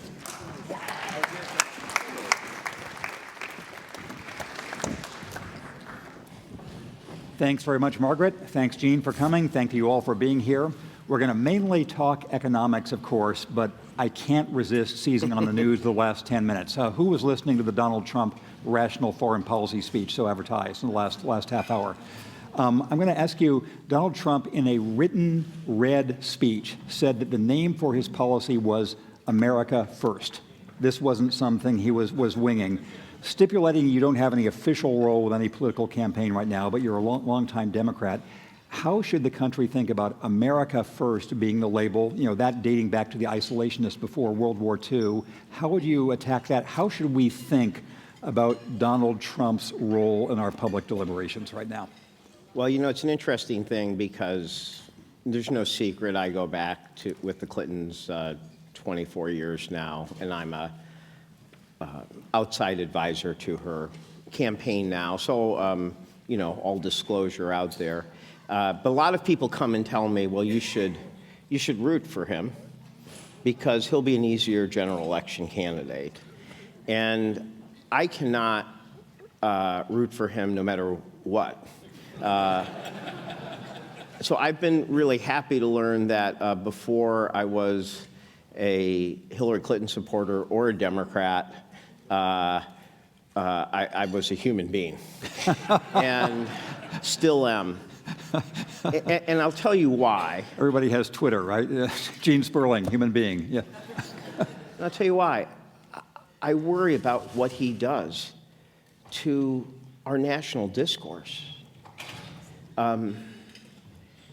Even in my own life, I have had to deal with very young people who we know who are of Mexican descent, in tears, scared. I have already seen and heard the discussion about whether in schools now it is okay to mock people because of their personal characteristics. I mean, how do you tell a 10-year-old or 14-year-old you can't do that when a nominee for the President of the United States does that on a regular basis on national TV? This is a person who, when attacked by the New York Times, made hand motions mocking of a brave, great journalist who happened to have a disability. In what other element of our life would we find that behavior acceptable? And what worries me now, or I think a challenge for a lot of people, is somebody who talks about rounding up 11 million people, somebody who talks about Mexicans as rapists and other things and just adds at the end, well, but there's some good ones. Somebody who speaks with vile about a religion, about Muslims, about people, our neighbors, our friends, people we know here. In almost every context, that would not be allowed. And so for a lot of people are going to have to do a gut check on their values. Are things that are clearly anti-Hispanic, anti-Muslim, anti the type of civility you expect in our country, are they suddenly going to be okay if Donald Trump is the Republican nominee? Is it something that we have to accept? And I would say the answer has to be no. You don't put your values on hold. You don't put them on check just because somebody is accepted by a majority, if it happens, of the Republican primary. And, you know, as far as I knew, it wasn't Democrat or Republican, whether you were, you didn't mock religion or an ethnicity. I would say I've been here for 24 years. I have been involved in tough campaigns with people like Mitt Romney and John McCain and Bob Dole and both President Bushes. And we've won some and we've lost some. But I never, ever would have thought that they were the type, I never thought for a second that there was a risk that if they won, there was a risk the policies I believe in wouldn't happen. But I never worried for our kind of national discourse, our national values like I do now.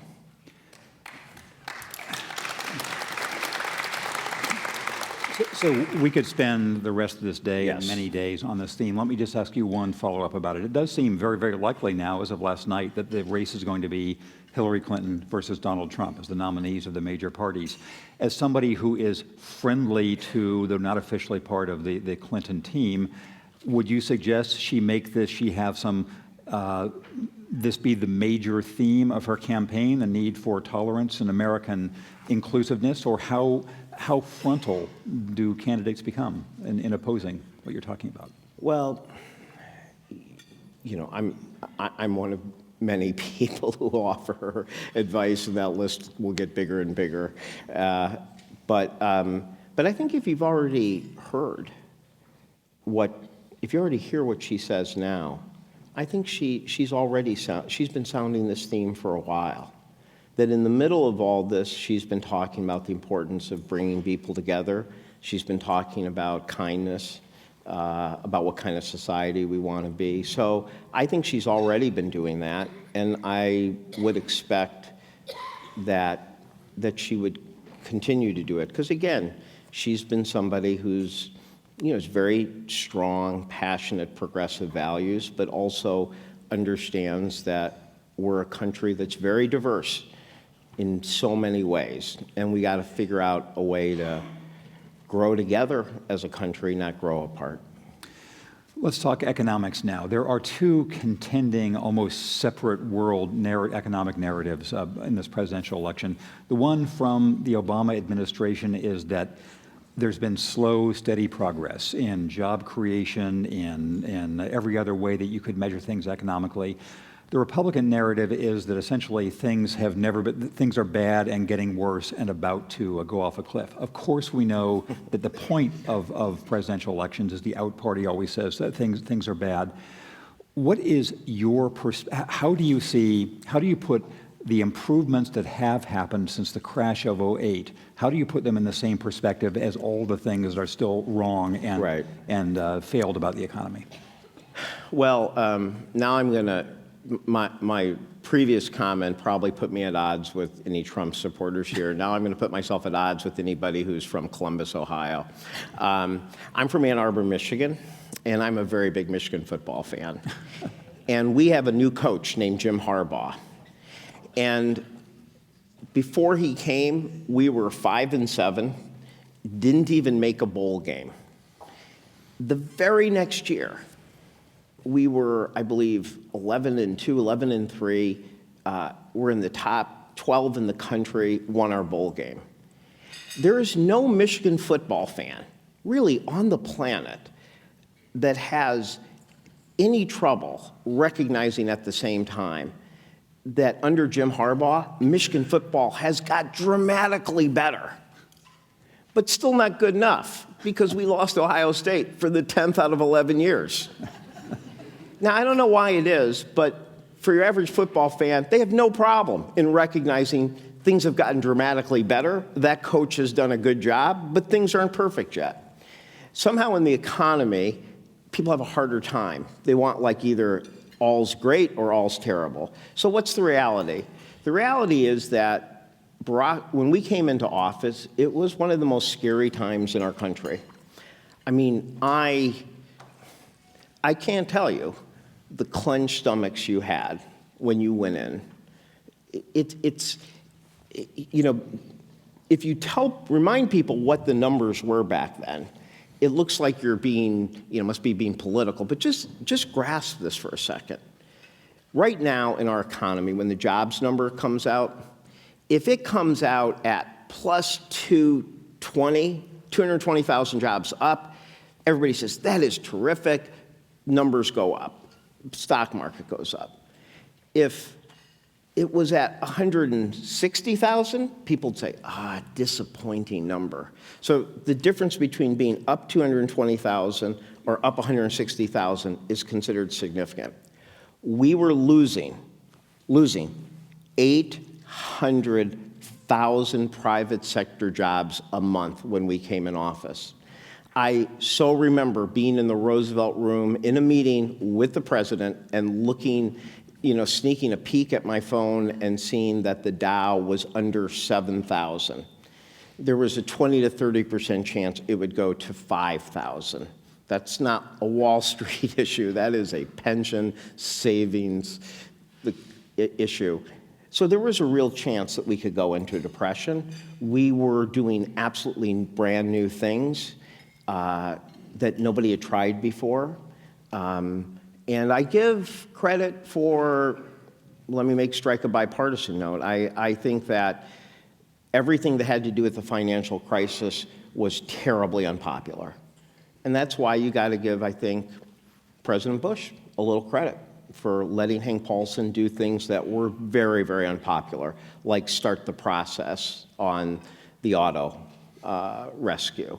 For President Obama, things to stabilize the financial crisis were hard, politically unpopular, and probably hurt him more politically than anything.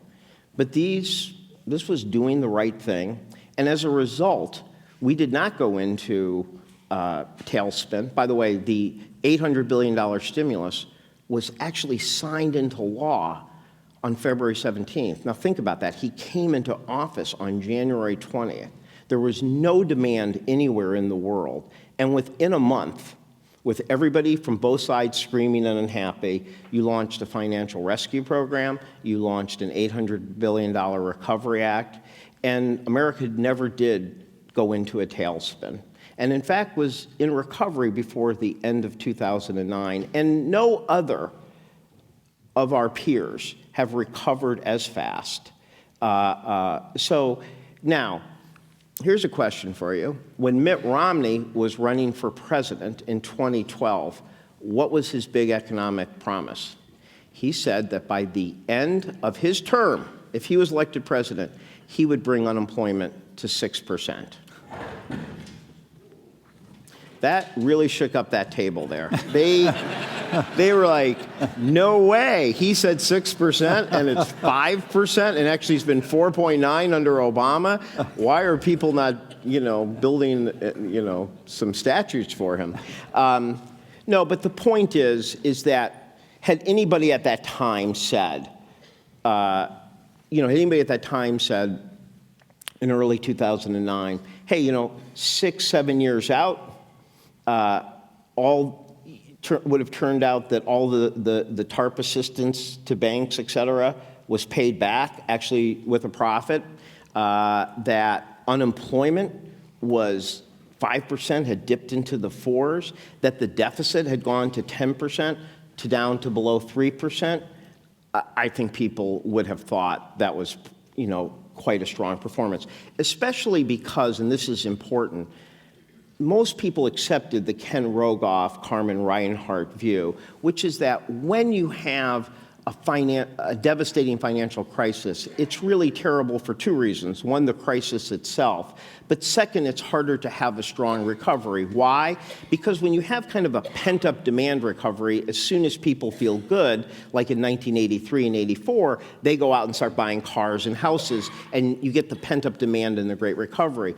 When you have a financial crisis recovery, people deleverage, meaning they pay down their debt, they pay down their credit cards. So as things get healthier, it's harder to pull out. So when you look at all of those things, you have to be, pretty impressed with the degree we did not go into a deeper tailspin and that we've recovered. Now, two caveats to that. One is, I think in the United States, as with around the world, we have not done as well as we should have on fiscal policy.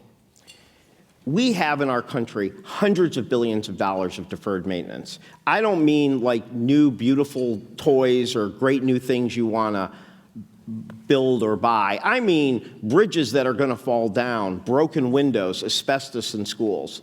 You have to fix them at some point, right? Like you don't get fiscal discipline credit for not fixing them. If I tell you that I canceled my DirecTV, subscription to watch the Detroit Lions on Sundays, you'd say, oh, well, you good dad, you saved some consumption for your kid. If I said, oh, there's a leaking pipe in the basement and I'm just not going to do with it, you don't go, fiscally responsible dad. You go, you're going to pay a lot more later. So what reason would there possibly have been to not fix everything in 2010, 2011, and 2012? You would never have had interest rates so low. The labor market was so deeply scarred. You had so many construction workers and people in housing, et cetera, that were out of jobs, who would have been very happy to take work almost, probably any hours to be back at work supporting their families. And when the president proposed many of these things in the American Jobs Act, it was shut down.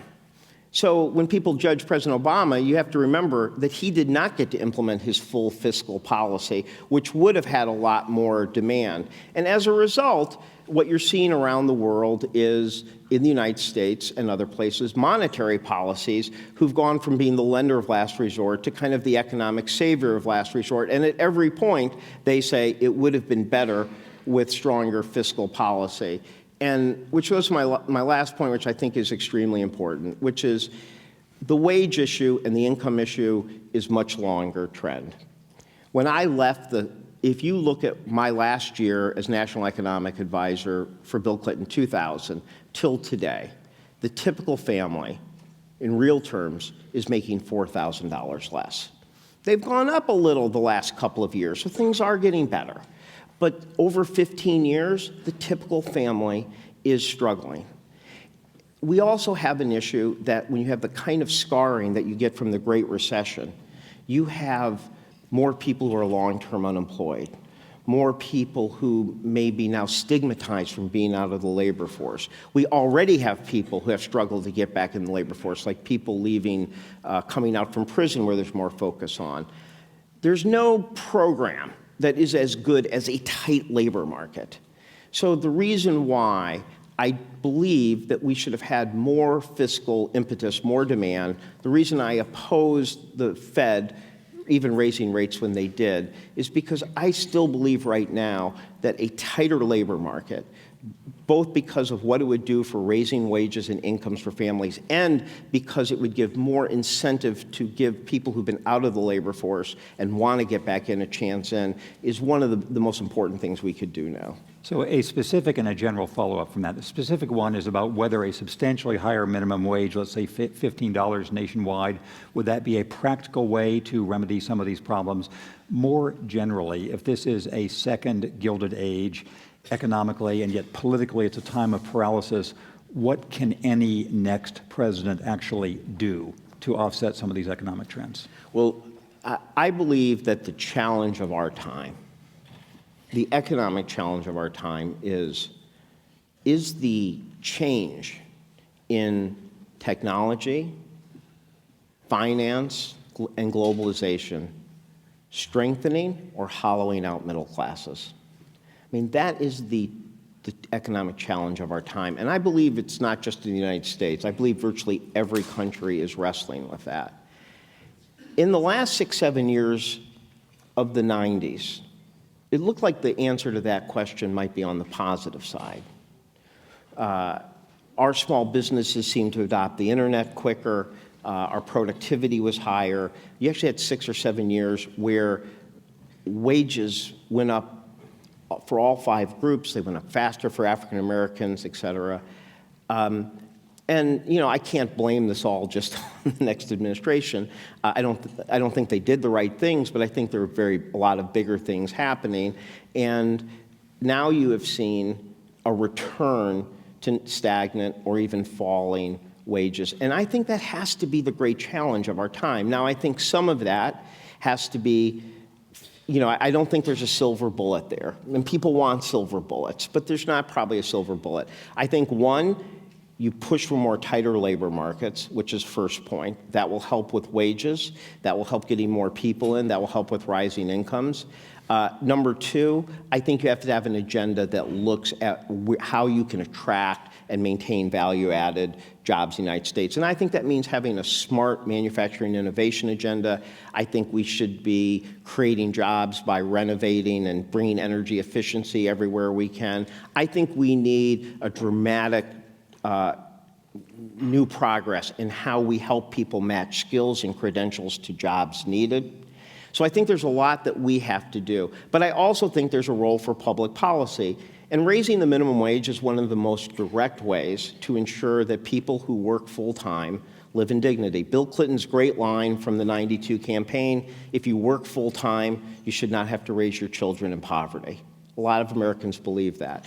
The increase in the earned income tax credit through the Clinton and Obama administrations, and even a little in the Bush administration, has really helped. It's probably helped, refundable tax credits have probably helped lift 10 million people out of poverty. But I do think that trying to increase the minimum wage as much as makes economic sense is the right thing. And I think that what you saw Governor Brown and Governor Cuomo do is I think the smart approach. I actually think this is an area where there just really isn't as much disagreement like between Bernie Sanders and Hillary Clinton when you get outside of the political context. Why? Because I think she and a lot of us would like to see $15 where it makes sense. Now, if you're in a community where the median wage is $15, you can't make the minimum wage the median wage. You can't.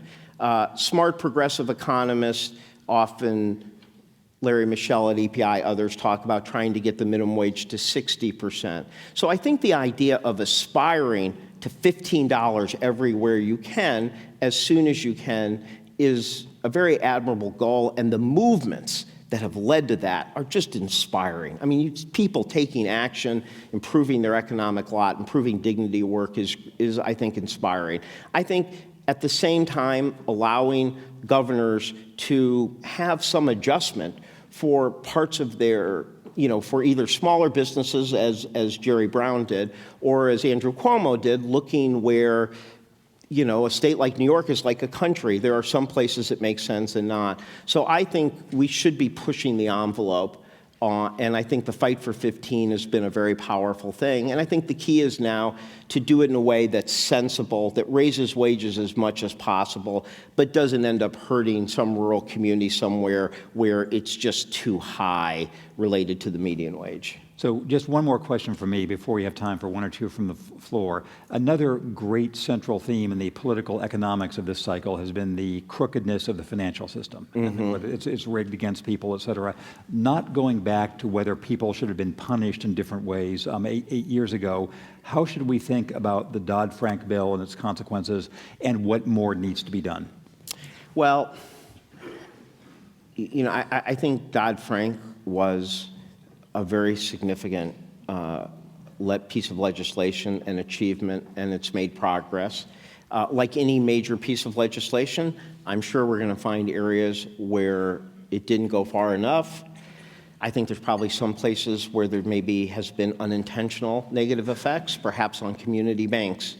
I've come to believe that even though there's provisions that didn't impact community banks, that too many community banks have had to go through onerous accounting, legal things to prove they were never intended. I think there's probably some relief for community banks out there. On the other hand, there's two provisions in there that would really allow regulators to take pretty significant actions, force restructuring or even breaking up. There's Section 121, which allows them to do that where there's grave harm, and then there's 165D, which is the living will section. And I think one of the questions is, and I think, the position Secretary Clinton has taken is that those are strong and we should try to deploy them, but she's also suggested that she would support strengthening those as well. And I think, partly we're watching things. We just saw the living wills report come back in a disappointing way. We've seen a court rule that against the FSOC on including MetLife. These could be arguments for why you do need to strengthen or give regulators more tools to enforce that people are complying. For me personally, and this isn't always the most popular thing to say when you're consulting on the economic side, but I think the achievement of the CFPB is extremely important. And, I don't agree with Elizabeth Warren on everything, but what she did, Michael Barr, Barney Frank, President Obama, what they did in helping to create this is extremely important, because for typical people who are living their lives, the ability to be taken advantage of, the confusion on financial issues, the harm that was done to people during the financial crisis, it's not just about blatant fraud, it's about a breakdown of responsibility, of underwriting. So the idea that there's now going to be a know before you owe, this is a pretty sophisticated group. How do you do when you look at a mortgage application? You got it? You understand it all? this is a helpful, positive thing. And so, I don't think that means that those of us who were part of creating it should just be, defense. We should be willing to acknowledge where it may have had negative unintended consequences, and we should be willing to acknowledge where it may need to be strengthened. And it probably does need some of both. But I think overall, we as a country had to respond. We cannot sit back and let the same thing happen again, because a recession is painful, but this type of deep, harmful financial crisis with the difficulty it meant for recovery has wounded people's lives and dreams and retirement plans for tens of millions of people. And you have to, if you don't have a strong never again strategy, if you lose that 2 or 3 years after, when things are a little better, you can't remember, then, shame on us. Probably have time for a question. Who has, yes, sir, here. You're first in my line of sight, so yes, the unfairness of head table. Alejandro Becerra, National Association of Hispanic Real Estate Professionals. Earlier, Alice Striblin, Jason Furman, and Mark Sedney all pointed to immigration reform has been an important priority. Mark also mentioned home ownership as an important area to address. For the next several months, and then afterwards, what can be done since the economic recession started with housing? What can be done to get a full recovery in the housing sector? Okay, so I'm going to make an immigration point very quickly, and then go to the housing, which is a great question and right question. First of all, immigration reform is the right thing to do. 11 million people now, particularly with the Trump presidency, worried about whether their families will be torn apart, is perhaps the humanitarian. The Trump candidacy, I think you meant to say. The Trump candidacy. Well, but people, but the fear that exists among children, family members, they'll be torn apart, is a terrible thing. So from a humanitarian point of view, we should fix it. But economically, this will mean higher revenues. It will mean more Social Security solvency. It will mean greater deficits being reduced. And the reason why, economically, beyond the fact that it will also bring in high-skilled visas that will help some companies, but the reason economically why you should want a path to citizenship is that clarifying that you are a citizen is going to give people more confidence to move to jobs, to buy homes, to do legal transactions. When people feel they can come out of the shadows, they are going to purchase more. They're going to buy homes more. They're going to pay their taxes more. So this is the right thing to, it's the right thing to do, and it's the smart thing to do. On home ownership, you know, what they say about financial crisis is they happen when there's a complete breakdown of any kind of risk, concern for risk. And we saw this. And you can watch it in the movie The Big Short, but we lived it. A complete breakdown of the rating agencies, of any kind of underwriting measure. I still think that we are probably in a measure where then what happens is you overreact. And I think there is an overreaction going on. If you look at people, even with FICO scores between 660 and 720, they're getting 30, 40% less mortgages than they did, not during the buildup, I mean before the crisis ever happened. The Urban Institute Housing Finances looked and said, if you just had the same FICO scores you did pre-2005, how many more homes would there be? 5 million perhaps. This could be adding another half point to our economy. But very important is that one of the issues that we do not talk about enough is wealth inequality. We have huge wealth inequality, and our public policy makes it worse. We have an upside-down tax system for retirement savings, which gives, this is a pretty shocking statistic, the top 2% get more tax incentives for retirement savings, the top 2%, than the bottom 80% combined. That's because we have an upside-down tax system. But one of the things has been home ownership. While the inequality, particularly for Latino and African American families, wealth inequality has been terrible, one of the best opportunities has been home ownership. And this unfair tightening of credit has shut out a lot of African American and Latino families, and I think it will make wealth inequality worse, not better. It takes away the American dream for more people. And some people think, oh, well, that was the problem, that somehow we were trying to increase home ownership too much for these groups. That is not the truth. That is not the evidence. The FHA had maybe 6% of the market. It was not low-income housing groups. They're the most anti-predatory lending policies.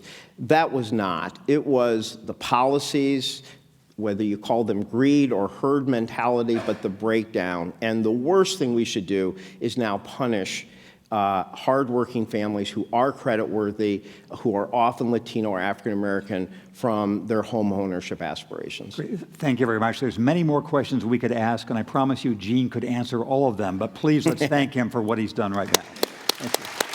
Thank you.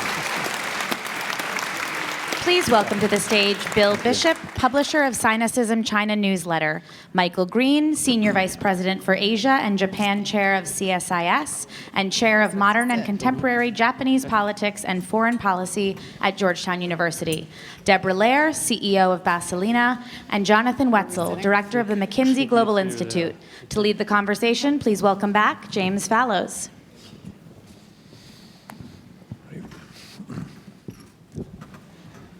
Greetings, hello again, and I'm glad to see all my China comrades here. I'm not going to waste any of our time or use any of our time telling you about the background of these four people, but from a point of view of somebody trying to learn about China, this is an ideal lineup. The question everybody in China is always asking himself or herself is, what on earth is going on? And we're going to try to explore different aspects of that: short-term, long-term, economic, political, social relationships with the United States. And so who's been most recent? Deborah, were you most recently in China? How recently have you been there? I got back on Friday. Okay, so you're going to be the lead-off. I'm going to ask all four of you to give just a minute or so summary of what you think is important to understand about the dynamics in China right now. Is it a sense of economic panic? Is it a sense of political chaos? What's the main message you give to people trying to, what's going on in China right now? Well, we had the great fortune to meet with all of the top economic leaders, and including the president while we were there. And I would say that it isn't a sense of economic chaos. In fact, I think quite the opposite. There's a different perception here of what's happening with the economy than there. They feel that they have a sense that they are at the bottom of what has been a dip, and that looking ahead, the cliff is a little far away. They can manage it if they can get the issues right. The challenge is that the economic decisions are not being led by economic policymakers, but they're being led by and made by a small group of political people around the president. It may sound a little familiar to another situation. And he's consulting with that small group, or he's being influenced by that small group, and a lot of the major decisions that they have to make about the economy, whether it's overcapacity, whether it's some of the environmental issues, and the direction of whether it's the making fiscal decisions about rebalancing the economy or not, are being made by a bunch of people who don't necessarily understand the economic implications. Great. Thank you. So Jonathan, when have you come here from Shanghai? What day is today? Okay, so you also are recently off the boat, and all of our guests here have written excellent works. No Ordinary Disruption, which is Jonathan's book, is really valuable. What is the message you tell to people outside China about the lens through which they should see what's happening economically and politically now? Well, I think it's, first of all, don't bet against China in the medium term, that this has been a remarkable run, and it's a sustaining one, and there are really long-term underlying trends, urbanization and technology being disseminated rapidly across the economy, industrialization. These things don't stop because of one or two incidents. But that said, it's the only way to really understand China is to be in China. I don't believe you can understand China from the outside. So if people are interested, I encourage them to go there. And I met a lovely couple from Colorado Springs who is bringing up their kids, they brought their kids age 8 and 9 to China, and they sat down in the Starbucks and they sort of said, my world has been totally changed as a result of this trip. I now think much more differently in a way which I couldn't have imagined from sitting in Colorado Springs. So my one lens is the China experience lens. Go there and see it. We'll come back to that. Bill. So Bill lived in Beijing for 10 years, puts out a newsletter called Sinocism, which has a sort of digest everything that's going on. What is the message you find yourself giving as you come back now? Well, I think to follow on with Deborah's point, the politics are really important to look at, and in many ways right now you have politics in command in China where you have the Xi who came in and has launched this corruption crackdown. He's really focused on party building or rebuilding the party and reconsolidating Marxist-Leninism on at least from a I think more than just in name, but really focusing on getting the leadership and the party cadres back into a sort of a very single belief set. On top of that, you have now their political season, which is the run-up to the 19th Party Congress, which will probably be next November, October timeframe. And so there's a lot of jockeying going on about who's going to be in the next. She will still be there, we should assume, but who else will be in the next leadership set? So right now, I think when you look at the economy and the economic reforms, a lot of things are stalled because they're working through the politics. Again, not necessarily dissimilar from things that happen here, just in a different system. But between now and next November of 2017, I think it would be surprising to see a lot of progress on economic reforms in China. And so, Michael Green, I invite you to either add on to dissent from, or otherwise build on what you've heard from your colleagues of the main opening premise you'd have for our thinking about China right now. Well, I just came back from Korea, Japan, and Australia. I'm going to China in a week. And I'm mostly interested in China in Asia. And the takeaway I would have is, while the rest of Asia wants to get rich off of China, they're increasingly anxious. Yeah. Xi Jinping is a strong man abroad, too. He's built islands and militarized them in the South China Sea. He's declared in a variety of speeches that it's time for Asia to be run by Asians, the implicit line being China. And he's realigning the PLA, the People's Liberation Army, to move towards force projection. That's completely consistent with what the three previous presenters said, but it's a dimension of China that bears watching as well. So I have a premise of my own. I'm going to ask each of you to tell me where I'm either wrong or right. And the premise is, from the time of Richard Nixon through the time of Jimmy Carter, for whom I worked when he was normalizing relations with Deng Xiaoping, and through maybe the time of the beginning of the Obama administration, U.S. policy towards China was more or less in a confined band. They were a difficult partner. We disagree with them on many things, but it was much better to have them in the tent than outside the tent. We welcomed their growth, et cetera, even though they were suspicious that we actually did welcome their growth. The hypothesis is whether something basically has changed in the last 2 or 3 years in the political direction of China, in its pace of sort of slow liberalization, of its meshing with rather than differing from the rest of the international system. So are the changes under Xi Jinping, are they one more of the fluctuations we've seen for 40 years, or are they a different trend? Jonathan, I'll start with you. Well, I think of China as kind of like an adolescent economy, right? Society is sort of a teenager, and anybody who's a parent of teenagers knows that they can do really weird things. They will crash the car, and so what's the appropriate response? So I think that there is the potential for something really dysfunctional to happen in the economy going forward. As Deborah was saying, they're the politicians running it, not the folks who had been running it before. We're very economically minded, and the bad news is that the economics people are not apparently being listened to, which is more troubling. Yeah. But what's the response? I mean, is it to cut things off and stop, or to engage? And I think it's to the mutual benefit and to China's benefit to engage more aggressively and more openly with the United States, and hence this conversation. And I'm going to skip to Deborah, coming to Michael last on this for security aspects. So you've been involved in a whole bunch of ways in China, but including with the Paulson Institute. And Hank Paulson has been one of the leading tribunes of the idea that closer and closer interaction is both inevitable and valuable. Has his faith or your faith or the Institute's faith been at all shaken by the changes of the last 2 or 3 years?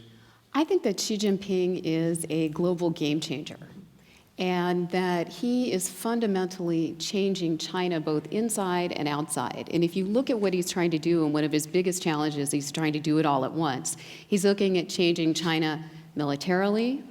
He's been restructuring the legal system in some ways in a positive way to get rid of the ability of local officials to influence the system. He's changing the economy in one of the world's largest transitions ever, from export and investment-oriented to domestic consumption-oriented. He's changing civil society, he's changing culture, but he's also changing China's foreign affairs policy and military policy. And particularly as Chinese companies go global, they've been very clear that their interests are going to follow globally.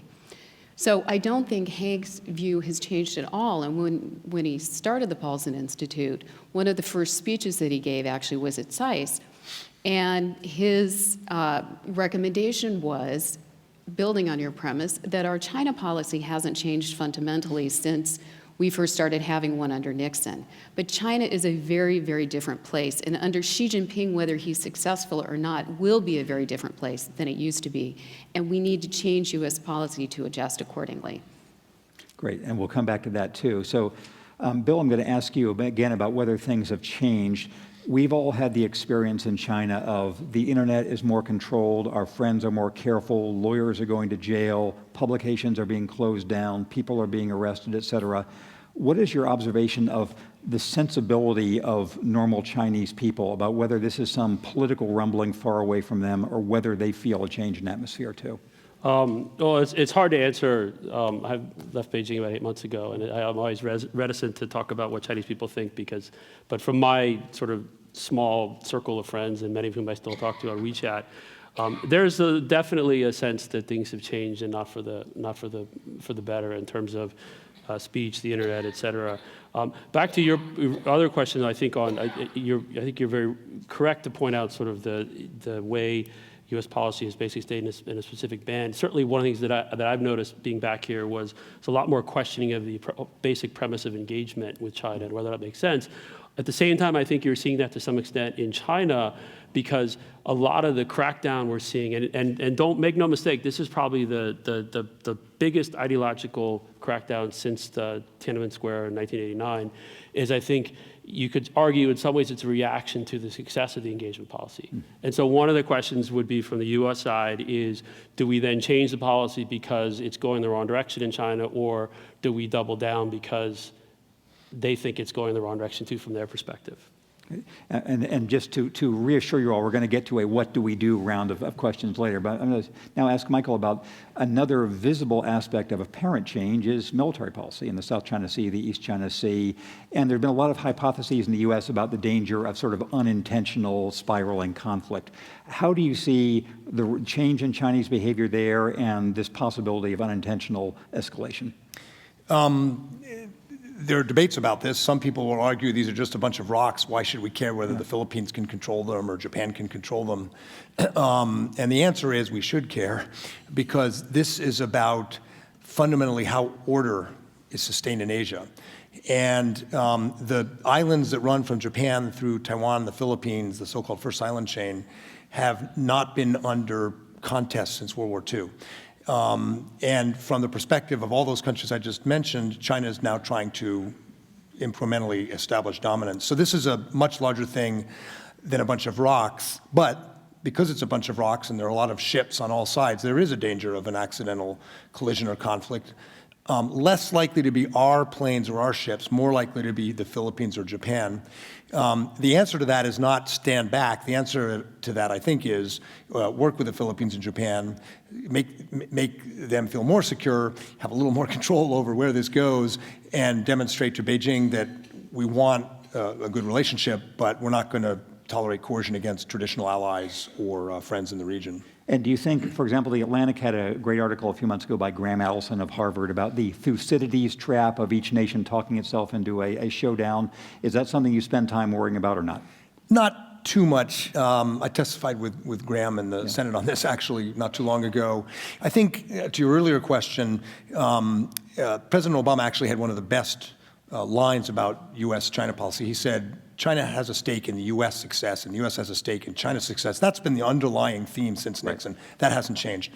Yeah. What has changed is Xi Jinping is the first leader since Deng who was not picked by Deng. His frame for China's foreign policy is not Dengist. It's not hide, bide your time, lay low. It's quite ambitious. And we're going to have to contend with that for the next 5 to 10 years. Yeah. So just as a sort of place marker for what we've been hearing for the last few minutes, let's remark that we heard from Jonathan that this is an adolescent economy and sometimes they crash the car. We heard from Deborah this was a game-changing leader. We heard from Bill this was the most significant crackdown since Tiananmen, and we just heard from Michael that there's a real change from Dengist foreign policy. There's a real moment of transition going on here. If you match what you all have been talking about with your China experience for the last few minutes with the tone of American public discourse in a presidential year, essentially the only argument is how much is China screwing us really? That's the difference among political candidates. The real U.S. policy since Nixon has been, we do have a stake in China's success, and it's better for the U.S. if China prospers than not. How does one, if one of you were on the panel right now with, let's say, Donald Trump or Ted Cruz or anybody else saying, we got to really take back these things China has stolen from us, Jonathan, what would you argue back? That would be too much fun. He's actually right over there. I know. I think he said stolen what? It's like those manufacturing jobs. I don't know where they went, but they didn't go to China. China's manufacturing employment has been flat for the last decade. This is a capital labor substitution. It's what happens when your domestic demand collapses, your manufacturing goes with it. But to be fair, over a 25-year period, China did become a manufacturing outsourcer. China became a manufacturing exporter. 60% of the exports from China are from U.S. company or from foreign invested enterprises. So it's us doing stuff for us. Right. And that is an interesting question. That is a broader question about how should corporations be operated, and should the government tell corporations what to do? That would be a great conversation to have. And so I'll now ask Michael, as a person with more of your recent life in D.C. than Jonathan has had, how would you engage the political argument that China is just a wholly negative force for the U.S. economy and U.S. interests? I was involved in a series of failing Republican presidential campaigns after I left the Bush White House. And the previous election was quite interesting because, as you recall, Governor Romney really went at China exchange rate and stopped. And part of the reason was because swing states like Ohio export a lot, especially agricultural goods, and it wasn't polling well. So my main answer would be look at the polls a little more carefully, especially state by state, especially swing states, and you'll see there's a lot more dependence on China. But I would also say to Donald Trump, if you're so worried about China, stop beating up Japan and Korea.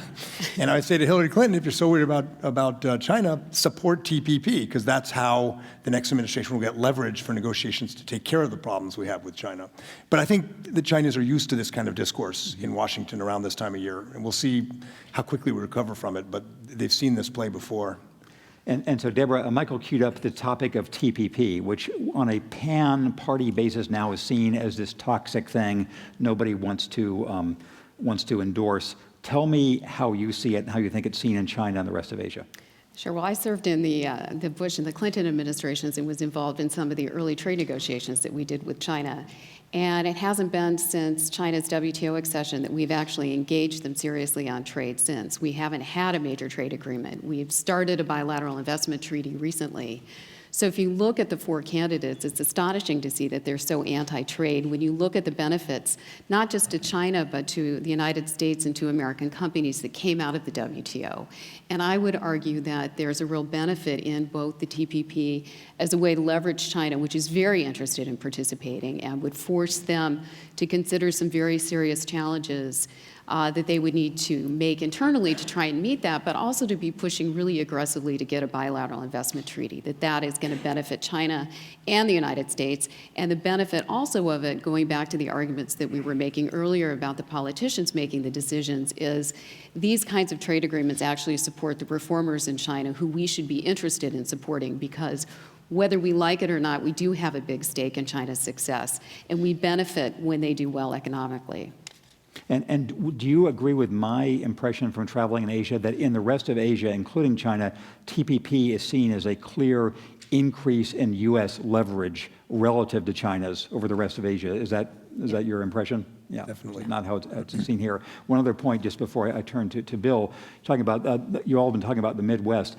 It really struck me in spending time in southern China in a lot of the manufacturing areas, how many of the other Americans in the hotels were from Ohio, from Wisconsin, from Michigan, from Illinois, that went back and forth and had all their connections there. Bill, how do you, when you come back to an America that's somewhat nervous about things in general in China, how do you tell them to think about China's pernicious zero-sum relationship with the U.S.? Well, again, it's a very complex relationship. I think, was it the Rhodium Group, Dan Rosen had a good report recently. There was something like Chinese investment, and I think 80+% of the congressional districts in America. And so to the earlier point, there's lots of positives with this trade and investment from China. But I do think that, as Deborah said, she is a game changer. And so there has to be, I think, a bit of a reassessment of some of the fundamental assumptions we've made about where China is headed and how our engagement with China is ultimately going to change China. Because I think our engagement with China has changed China, but it's not changing China into necessarily the thing that we want it to become, and into, I think, potentially much more of a strategic competitor. So let me extend that. You say reassess what we're doing, what they're becoming. What exactly do you mean? How would you, if you were conducting that reassessment now, what would it lead you to think, and what should we do about it? Well, that's the hard part of the answer. Yeah, that's what I meant. No, I know. I think that there has to be a bit more of a appreciation for the Chinese zero-sum approach to trade, and a bit more pushback on some of the trade issues. I think you saw U.S. Steel is leading the charge today or yesterday. I think more of those cases should be brought. I think there does need to be more focus on some of the national security aspects. So things like CFIUS and its review of deals is something that I think makes a lot of sense, and we probably should see more of that. When you look at the high-tech sector, China has, undersea, they've had this plan for a long time to build themselves into a high-tech powerhouse, but undersea in the last year, they've really reiterated their desire to build up a sort of have a semiconductor industry that rivals the United States. So I think there needs to be more scrutiny of the deals that China's looking at in terms of the semiconductor industry. On the media side, U.S. companies are basically blocked from investing in China, but you have Chinese own the largest movie chain. They own, they're investing in lots of movie studios. They're probably going to start investing in the internet. I'm not advocating sort of a Reds under the bed kind of approach, but I think there needs to be a clear-eyed view of what's going on and some inequities or disparities in the relationship. So let's engage Jonathan and Deborah directly on what Bill is saying. He's been talking about being more aware of a zero-sum approach to trade, about having ways to sort of impose more penalties for things we don't like. Jonathan, would you recognize, how would you answer the idea there's a zero-sum approach to trade that we should be more wary of? I guess a couple thoughts. One is I'm not quite there to say Xi Jinping's a game changer. I think that he is the first president of China who actually had his dad also be a powerful person. Yeah. And so this is the first person who has to look up to his father's legacy in recent. Does that strike anybody's remembrance? And it doesn't really lead in positive there might be some, as I said, dysfunctionality here. That is fair. But as I said, I started at the beginning. These are really, really long-term trends. And I don't think the Chinese national government is all that proactive. I think it just tries to barely keep up with what China is doing. And China is urbanizing, and China's people are getting rich, and China's people are complaining like you wouldn't believe about everything. There is no faith in the tomorrow for Chinese people. They want it now. And so the Chinese government is basically sort of paddling as hard as it can to respond to all of that. Now, this question, is it zero-sum?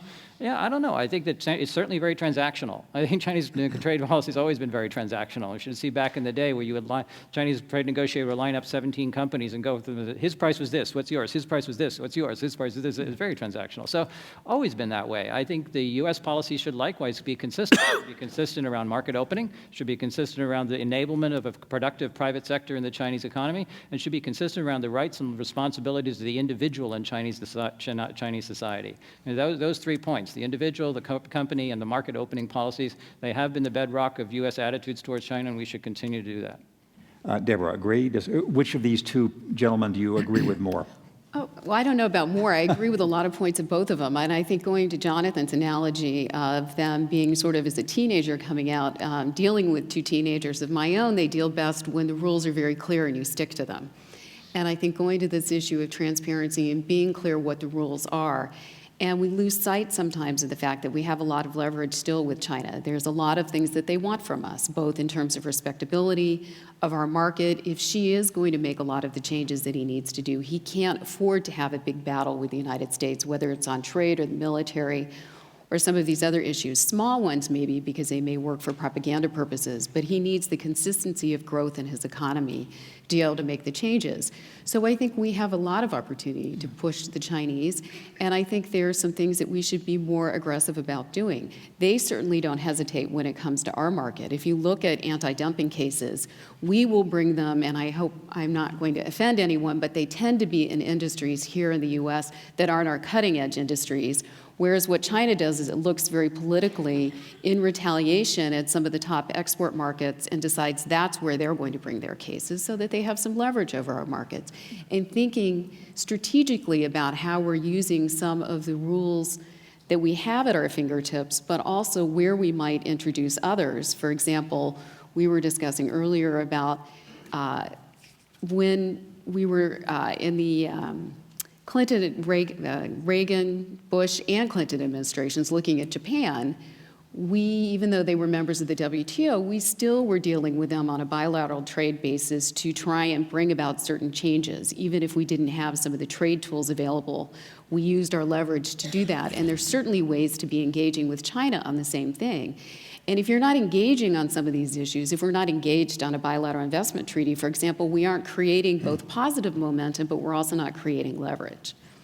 So I'm going to move to a series of lightning round type questions. We'll go in order and see if it get like a sentence or two answer from each of you and see if we can get through several rounds of these. First involves knowledge of China. What impressed me most in the about 4 years we lived there was the vastness of the place, its contradictoriness, how one thing you saw here told you nothing about what's happening other places. How would you apportion, I'll start with Bill, what is knowable and what you still view as basically just unknowable about China? What to you is unknowable about China? Well, right now, the politics. The politics have always been a black box. They're a much blacker box right now. I also think the general premise, sort of the quote-unquote China expert, is a very fallacious view because just like would you trust an America expert?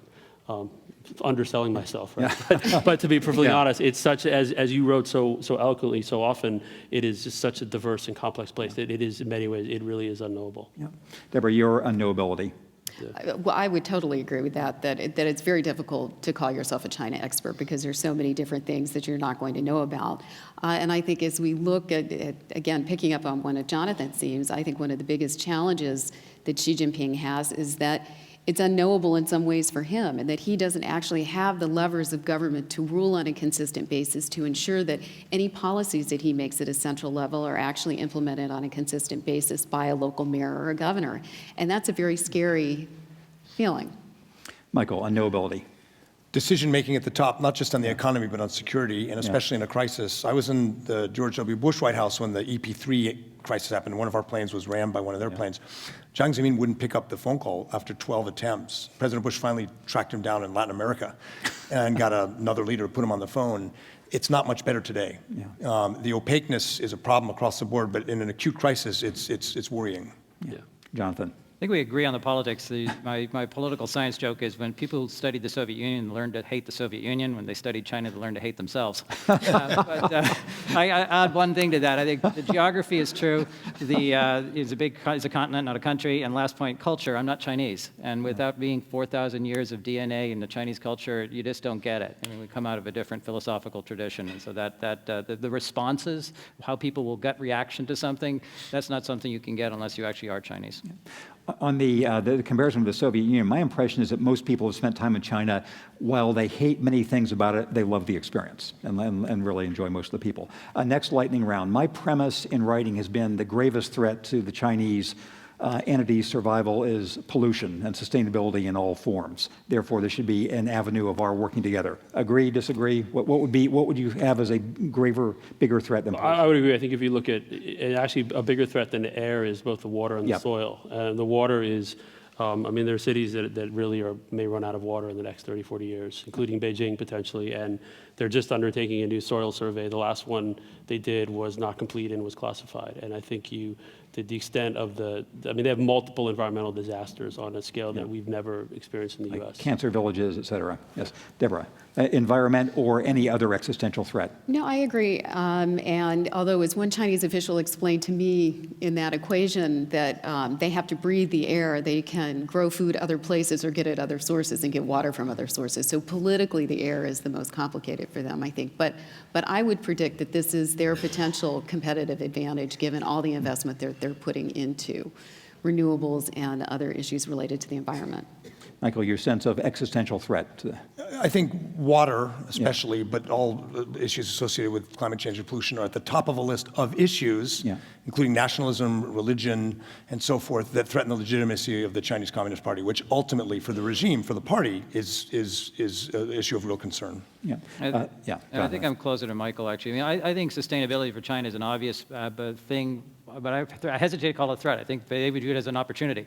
When I talked to the head of the NDRC, he says, we had desertification in Beijing, and now we've got smog. So, okay, if we spent a lot of money then, we'll spend a lot of money now. So that doesn't challenge them. What I do think challenges them is technology and the unintended consequences of its deployment, whether it's through information or it's through changing the nature of the job. I mean, there is going to be no more industrial revolution for China in the job sense. We're not going to have another 100 million manufacturing jobs. These people are all going to have to become, God forbid, political economists or accountants or journalists. There's going to be a disruption, and that's going to change their society in an existential way, to your point about the governance structure. So this is my last lightning round question, then I'll invite questions from the audience.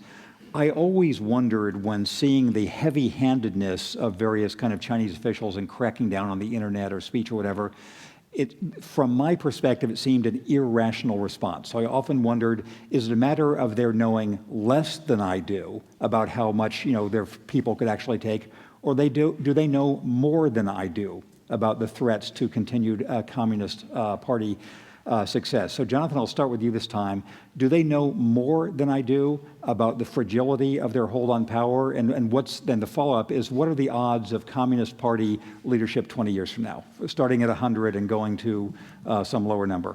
I think it's an emotional response, because these are fundamental premises of the way society is supposed to work. It's supposed to be hierarchical, Confucian. The person at the top is supposed to be a better person. And when you actually question that, then you get an emotional response, unlike in the West, where we sort of assume that everybody's basically the same and that we all put our pants on one leg at a time in the morning. So it's kind of this competition of ideas. China's not like that. China's there's an unspoken assumption around the hierarchy. So you question it, you get a random response. And so to what extent do I think that'll change? change.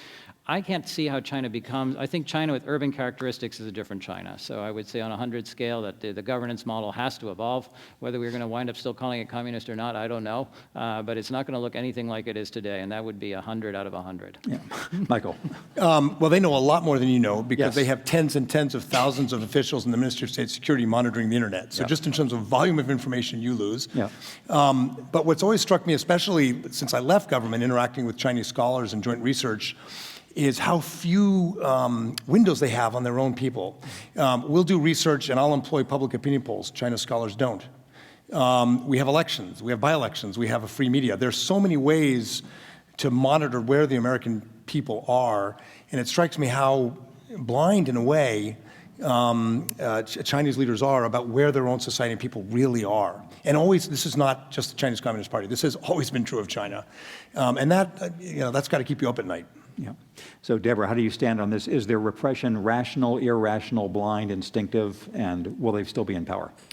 I think that on the repression, it's all of the above. I think there are elements of paranoia. There are elements that are true. China tends to be a very rumor-oriented society, and when you have a following of 500 million bloggers, and you start to put out things that aren't necessarily accurate, whether it's criticisms or not, but just things about the economy, it can have a very powerful impact. And Chinese people now, through the internet and through other sources of social media, actually have become a very powerful force, for good and sometimes for bad, as foreign investment companies have gone in, some of the chemical companies, and wanting to set up plants in certain cities, and people have mobilized against it, they've actually stopped that investment. And it's not always been based on a factual reason. So I would say it's all of the above, but certainly the repression is a lot worse than it used to be.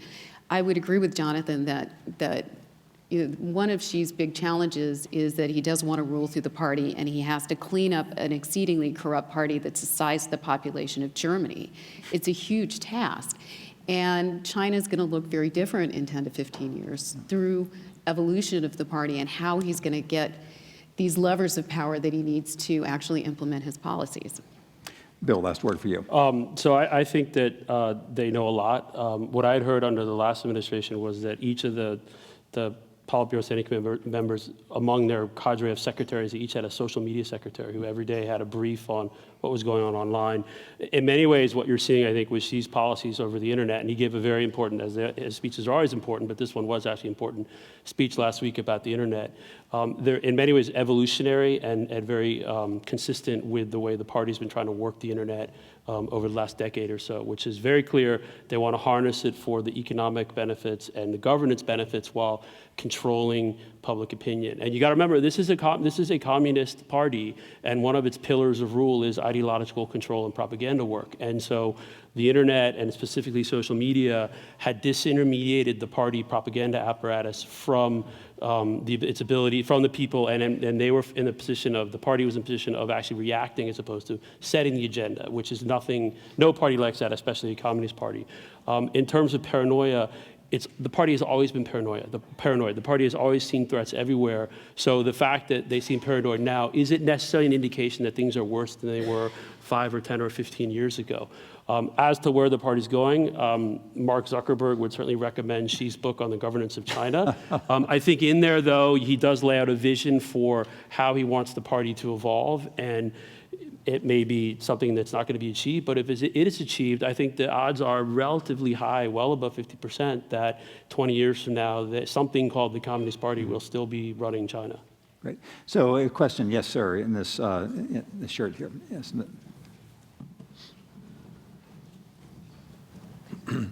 I'll take somebody on this side. We have time for probably 2 questions. Yeah, I'm Jed Schilling with the Millennium Institute. This has been very interesting. And I have a question about the substantial amount of Chinese investment in the U.S. and U.S. industries, what the implications are for the economic relations between China and the U.S., and also the implications for the political security issues of this fairly substantial and growing level of investment from China into the U.S. So Deborah, why don't you start with that, and then Michael, and then, yeah. Well, I think the more trade and investment that we have between our countries, the closer it brings us together, the harder it is for us to have conflict, and the more incentive we have to try and resolve them. when Jim Fellows and I were in Japan many moons ago, the U.S.-Japan relationship was terrible. The effect of huge foreign direct investment turned around American opinions of Japan because it created steady, reliable jobs. So it could have a positive political impact, but China's investment is going to be different, and there are going to be restrictions. So I'm not sure how positive it will end up being in the end. So a lot of it's from private industry as opposed to state-owned, which I think will have somewhat of a different twist to it. Yes, in the back, yes.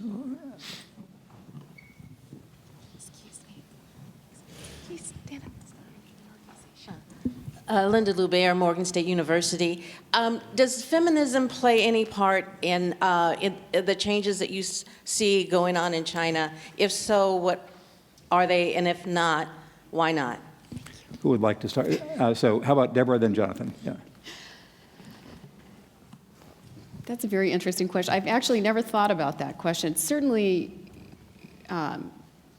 I started negotiating with the Chinese over 20 years ago. The biggest challenges I found were never from the Chinese. They actually were for the foreign expat community, as being a woman negotiating over there. But there were only a few women when we started doing the negotiations, and they had a very difficult time, and very few, as you will see, looking at the leadership. There's only one woman, a vice premier, in the top leadership. But at the younger generations, it's definitely changing. And we're seeing a lot more people coming up, and certainly in the private sector, where it's been more difficult for women to rise up through the government, there are a large number of them, and there's a large number of women reporters. And I think that's been a very interesting dynamic in terms of some of the reporting that's been coming out. They've been very tenacious, and probably the most famous reporter and the most bold reporter is a woman of a magazine called Caixin, who does a lot of reporting on the anti-corruption campaigns. Jonathan. Yeah, and McKinsey Global Institute just came out with a global report on gender parity. So I think that we find in China's actually pretty good, and when it comes to the total share of GDP is 41% roughly from China, from women versus men, which is pretty high. U.S. is, I think, almost is like 38 or 39, so it's a little bit better. Same levers, though, essentially around full versus part-time versus a mix of the job and sort of how much and what value-added part of the economy, and of course participation rates. So I think there's there's still work to be done. Attitudes in many cases need to be shifted around leadership, as you're saying. Sort of if you do the polling, you get sort of really retrograde kind of feelings about who should be entitled to be in jobs when jobs are scarce, or who makes a good leader. But still, this process of urbanization has in many ways created the whole dynamic around saying you can have a different life. You do not have to have the life that your parents, your grandparents had. You don't have to not go to school. You don't have to marry the person that I told you to marry. You can redefine yourself, and Factory Girls from Leslie Chang is the best recommendation I can give. So, yeah, go ahead, Bill. There's one point on that. Last year there were 5 feminists who were detained. Yeah. And I don't think they were detained because they were feminists. I think it was because they were actually trying to organize online and across geographies, which is sort of hits all of the Communist Party's and it's like points. Religions aren't oppressed because of the religion, it's because of the organization. Right. Yeah. Right. Yes, up in the front, please.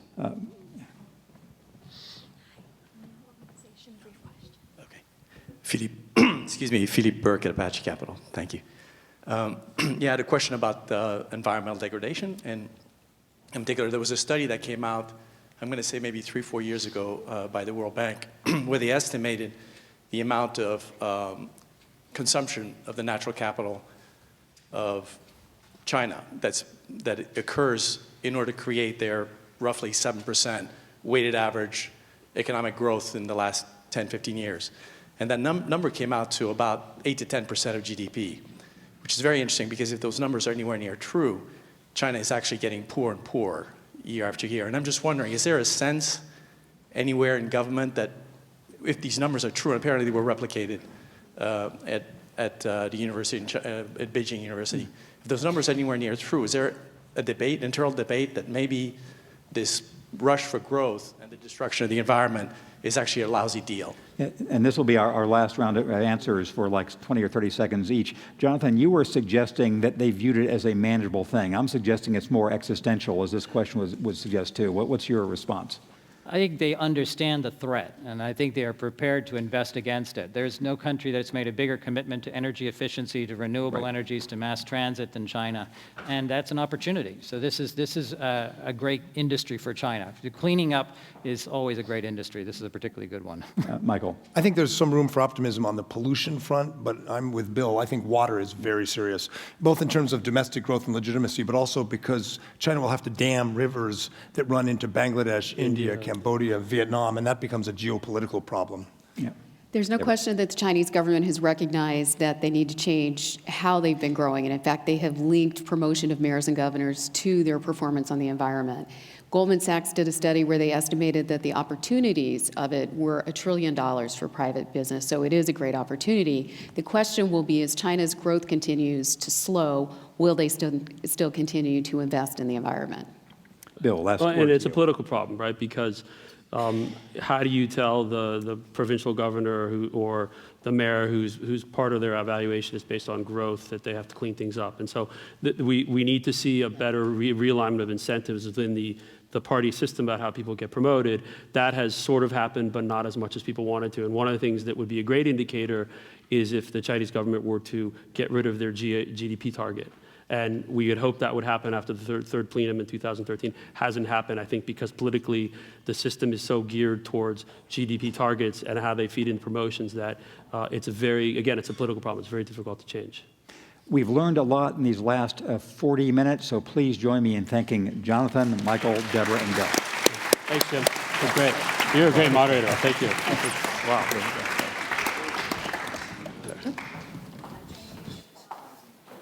Congressman Brady is on his way here from Capitol Hill. I'm told he just pulled up. He's not going to be on the stage for a minute, so that means you have a break, but we're expecting him very shortly, so don't go far.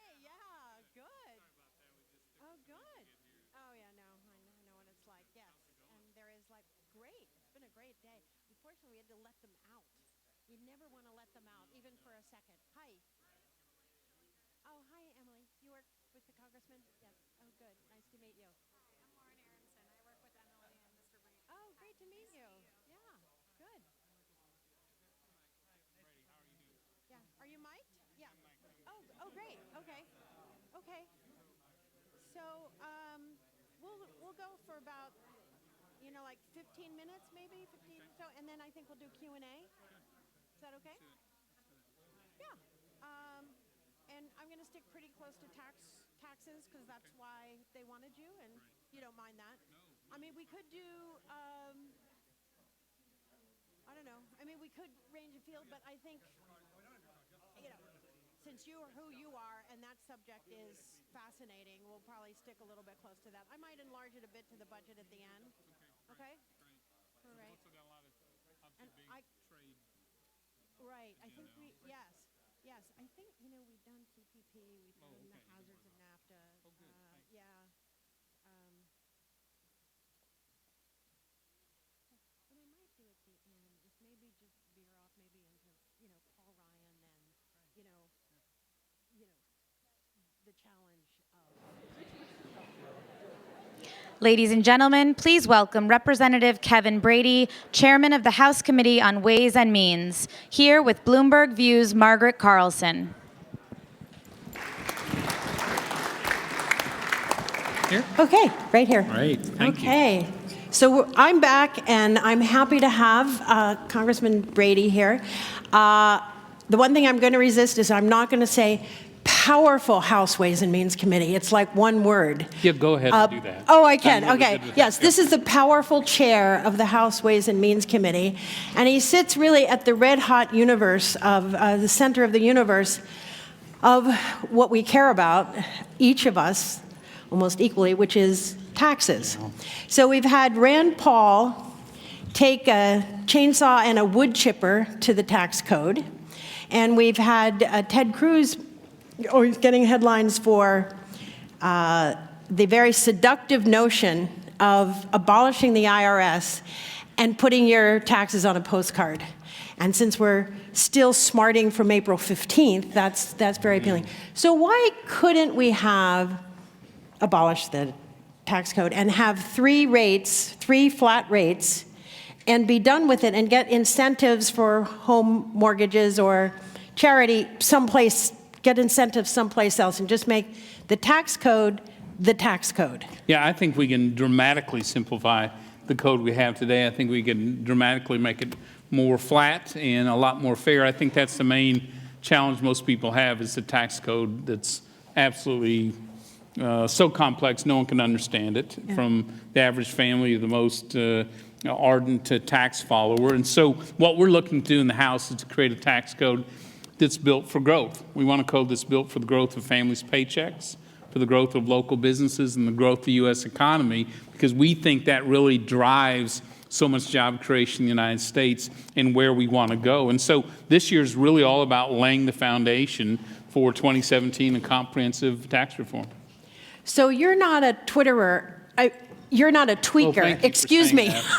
He could be a Twitterer for all I know. It came out all wrong, I think, on that. You're not a tweeter, but you're also not a tweaker of the tax code. You want to do big things, as I understand it. Yeah, look, we're not going to, tax reform happens once a generation. So we're not going to tweak a few things and call it a day. And what we do has to last and keep us competitive for a generation, for 30 years. So the challenge I've laid out for our Ways and Means Committee is to think bold and think fresh. Think bold from sort of the standpoint, I've adopted Steve Jobs' approach. When he came back to Apple to revitalize that company, he took a look at their competitive products. The challenge he laid out for his key people were, look, when you're behind, leapfrog.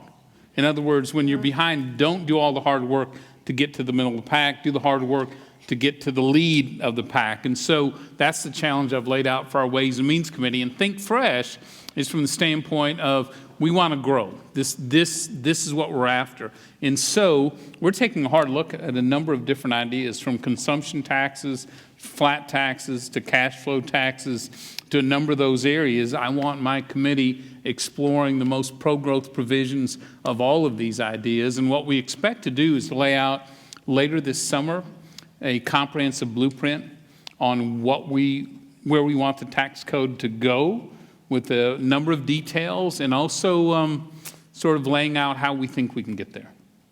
So you're a leapfrogger. I am a leapfrogger. Okay, good enough. But let's go in the Wayback Machine for a second to Dave Camp.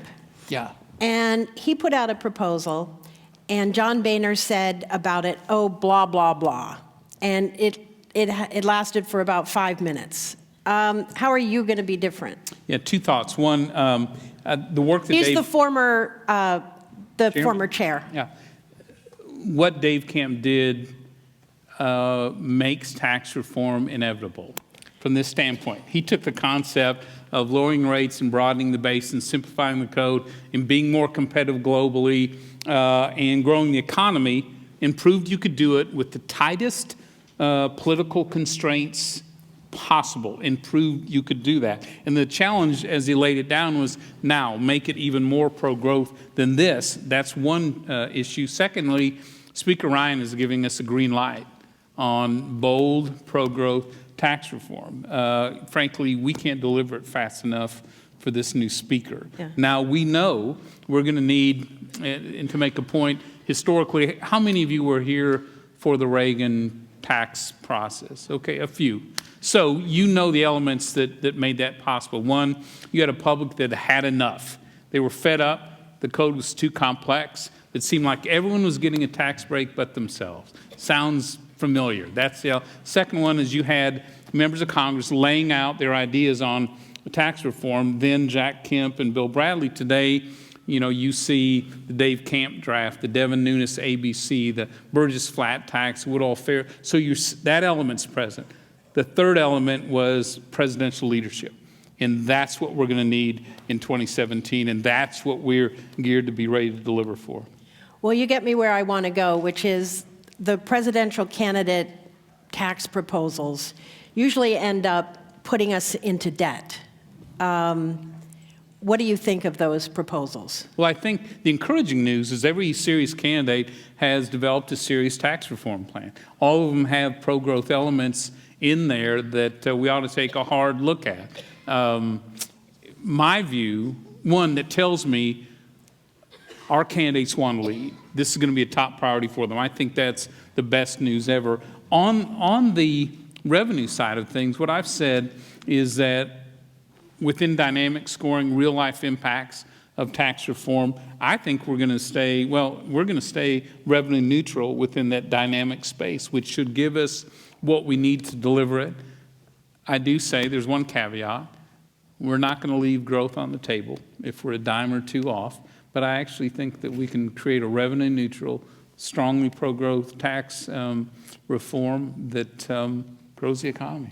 So I have two questions out of that, which is the House is expected to remain Republican, although you never know. Tax reform needs to be bipartisan. Would you agree with that? Yeah, I do. And yet there's a great deal of distance between what the Democrats think, say the top rate should be, what Republicans think, and there's a lot of ground in there to come together. How are you going to do that? It won't be easy. Tax reform isn't. At the end of the day, it will be bipartisan. Any change this major is going to have input and ideas from both parties. We already see a number that we have Democrats who believe our top rate's too high. There's no reason businesses competing around the world shouldn't be easily able to reinvest their dollars in the U.S. We see Democrats in support of expensing and some of these issues. And so we're going to build off sort of the common ground we have there. I don't expect tax reform to be bipartisan at every step in the process. But at the end of the day, if it's going to be signed into law by a president, it's going to have bipartisan ideas in there. So I don't know if you notice I have on different glasses, so I actually can't see my questions. But let's say I'm a drug company, and I'll write prescriptions for anybody who has any maladies. And I'm going to move abroad because I don't like the taxes here. What do you say to those companies? Two, I think we need, let's treat the root cause and not the symptoms. No one that I know favors inversions or want companies to move their headquarters or manufacturing or research overseas. But we have a tax code today that strongly incentivizes companies to either do that or they recognize they can't compete globally without making those decisions, or worse, they see themselves as an easy takeover target by a foreign company, so they act ahead of time to to prevent themselves from happening. Or a business I talked to yesterday making a decision to headquarter domicile outside the United States and announcing today, what they see are a huge tax disadvantage over their competitors by staying here in the United States. So that, to me, the urgency is to act, and international tax is a key part of that. But secondly, I watched what's happened at Treasury, the rules on inversions. Look, You didn't like those rules. well, look, I oppose inversions. Everyone does. But I think in their haste to build a tax wall to keep companies in, I think they may well have built a tax wall to keep investment out. And so the Ways and Means Committee is taking a hard look at those proposed rules to determine if they have not inadvertently hurt investment in jobs in the United States. Well, it stopped the Pfizer-Allergan deal, did it not? Was that a good thing? As a Band-Aid, it certainly disrupted a transaction, mid-transaction. But I certainly know it didn't solve the broader problem of why businesses, feel they have to look at these options. But in the interim, do you see inversions slowed? I think they tackled a couple of inversions. I don't think they stopped them. And because it didn't go to the root cause, it may, in fact, and I hope this doesn't happen, companies may feel that rather than moving their headquarters overseas or their decision-making, that they ought to be moving their jobs and their manufacturing and their R&D overseas to avoid the tax code completely. So that would work against U.S. interests. So I think it was Treasury Secretary Jack Lew who called those companies unpatriotic. What do you think of their motivation and their citizenship and the closest thing? Take one for your country and stay here? And be acquired by a foreign company? Well, no, but stay here and pay the taxes. Lose that local job base because you can no longer compete being an American company. In that case, I think the closest thing to unpatriotic is the tax code we have right now. I just think we can do so much better than what we have, and not just keep those companies here. I want to draw investment and job creation from around the world. I don't want companies celebrating when they locate to a low-tax jurisdiction. I want them bragging that they're making these investments in the United States. So Paul Ryan had your job. Now he's Speaker. But he hasn't really brought about the transformation that was hoped for, that gridlock would end, you'd get a budget and whatever. What do you make of the Ryan speakership so far? Well, first, this was his dream job. It's my dream job now. My toughest task is to quit smiling when I'm around him because he's got he's got the bad job. Yeah, the toughest job there is. I think his leadership's been remarkable. Our conference has a lot of different ideas on how we go different directions. Generationally, he's dramatically different speaker. He pushes power away from himself. He gives green light to the Ways and Means Committee on tax reform, on replacing the ACA, on welfare reform. Frankly, we can't bring him those solutions fast enough. Generationally, it's a huge change. The other thing I would note is that we look at issues. First, he delivered almost immediately on not just funding the government, but the first permanent tax cut, $629 billion. It ended a problem that had been around for a decade or more, a huge accomplishment. He moved through the customs bill, again, another 6 or 8 year problem as well. And so, we are trying to work our way through the budget, but at the end of the day, this isn't Paul Ryan's budget. This is the Republican conference. It's our responsibility to find that budget that we can all support. So I think his leadership's tremendous, and especially from the Ways and Means Committee, we couldn't ask for a speaker who knows more about and is more convinced about what we need to do. Grover Norquist has the famous tax pledge, which most of your members have signed. When the great Senator Tom Coburn of Oklahoma was leaving the Senate, he said that impeded a lot of good things that could be done. What do you make of that tax pledge? This is what members sign and say they'll never do anything that raises taxes? Well, and I think the pledge really focuses on marginal rates for the most part, and there is no reason to raise the marginal rates. In the last 12 months, the federal government has generated more taxes per taxpayer from you than at any time since the government started recording that data. We really don't have a revenue problem. We have a huge spending problem. And I think the answer is spending cuts will get us halfway back to a balanced budget. We're going to need stronger economic growth to finish that job. That's why I think the focus we have on, so how do we create investment, new job opportunities, economic growth through tax reform, I think that's a key part of the solution.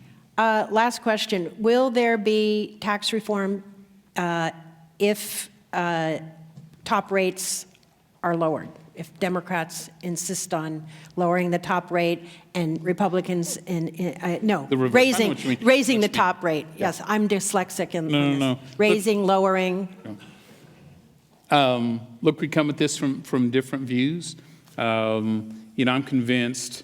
I think Democrats see this perhaps as a way to generate more tax revenue through tax reform. We see more tax revenue through economic growth for the country. And so we're going to work hard to try to find that common ground, but it starts first with the majority in the House, and specifically the Ways and Means Committee, laying out our Built for Growth tax code, and then we'll work it from there.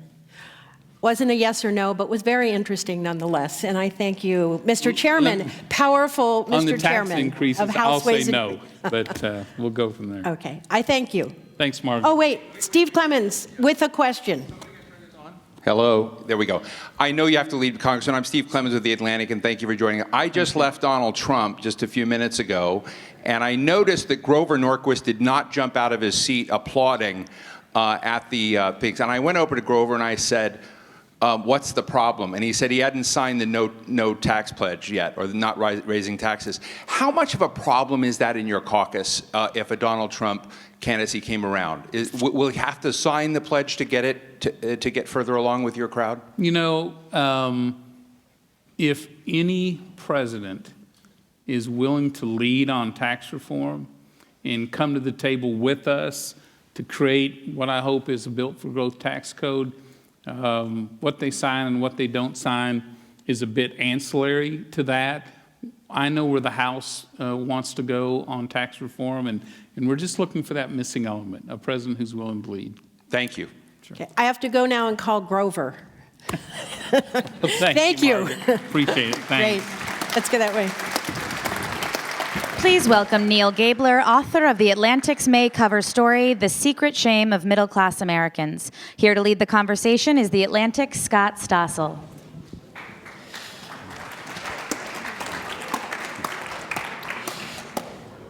Well, thank you all. Welcome to Neil. And I want to jump right into the conversation. I'll start by saying that this piece, which I think may be being shown behind us, but if it's not, we published this officially only a week ago yesterday, and it's already garnered 100 plus as of this morning. I think 103,000 likes on Facebook, which is always suggestive of an article that is resonating widely. And it was an incredibly brave. Actually, let me start by pointing out one other thing, which is that Neil, for this occasion, has used a pocket square that has change on it. So very, very appropriate. Reflects my financial circumstances. Yeah, that as well. But you talk. I mean, the title is the shame. You talk about the shame quality of discussing finances, and you talk about how people are actually more likely. Americans are more likely, and particularly American men, are more willing to talk about their erectile dysfunction than they are about their financial circumstances. So I guess two questions. One is, what prompted you to overcome your own shame, to very bravely come forward and talk about this in a way that has resonated very widely? And then we'll get into explore this at some length. But what's the response been? I'm either brave or very foolish. But what prompted me was this. I mean, I've had financial difficulties almost all my life. You wouldn't know it to look at me or to look at my resume or to look at my 1040. But when I read the Fed survey of household economics last year, one statistic popped out at me, and that was that they asked, if you had a $400 emergency, would you have the $400 to pay off that emergency? Now, I knew my own circumstances, and frequently I wouldn't have $400, but I assumed I was in an extremely small minority. And the statistic was 47% of Americans, 47% would not have $400 of liquid assets in their checking account or whatever to pay off that $400. And that, astonished me. And what prompted me to write this piece, if you know my work, you know I almost never write personal pieces. I write about culture, I write about Hollywood, I write about politics, but I never write about myself. But I thought perhaps I can make some small contribution to those individuals out there who are suffering as I'm suffering, but suffer silently. And I'll just tell you one thing. I'm getting a lot of emails. People are actually seeking out my email address, which is not the easiest thing in the world to do, as you know from your own emails. I'm getting a lot of emails, but I got one last night in particular. People were telling me their stories, but I got one in particular that seemed to summarize exactly why I wrote the piece, and it was extremely gratifying to me. It just said, thank you, thank you, thank you. Now I know I am not alone. Well, I want to talk more about the response, and I should say that the preface is by saying that the bulk of the response that we've published online in our notes section on theatlantic.com has been enormously positive. And a lot of people sharing their comparable stories, some of which are quite moving, affecting. Comment sections are always a swamp of negativity and awfulness. So I want to get to the positive stuff, and then I want to get to what this means for the state of the larger economy. But first, the main criticism I understand, and I've avoided wading into the comments, but one criticism that we sort of knew we'd get was, you're crying poverty, and yet you're living. You've made certain choices. Yeah. You live on Long Island. You have a professional class life. You claim you're not trying to keep up with the Joneses, and yet. No. You're living legitimately hand to mouth, but there is stipulating that there are 47% of Americans who can't afford to make ends meet month to month. There are ones like you who are living a middle or upper middle class lifestyle and have that milieu, and then those who are not. Well, I would disagree with you. I think I'm living a middle class lifestyle, possibly a modern middle class lifestyle. One of the statistics that I cite in the piece, which was another thing that astonished me, is that several years ago, USA Today did a study of what it would cost to live a middle-class existence. Now, they leveled it out geographically because there's clearly a difference between living in New York and living in Iowa. But they used what we would generally consider to be the kind of benchmarks of a middle-class existence: a $250,000 home, a yearly vacation, an automobile, sending your children to college, paying your medical expenses.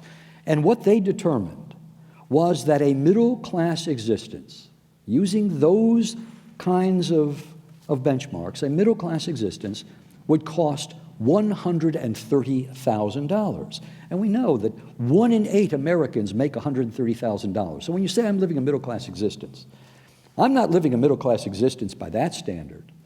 I drive a 1997 Toyota Avalon with 160,000 miles that I inherited from my father.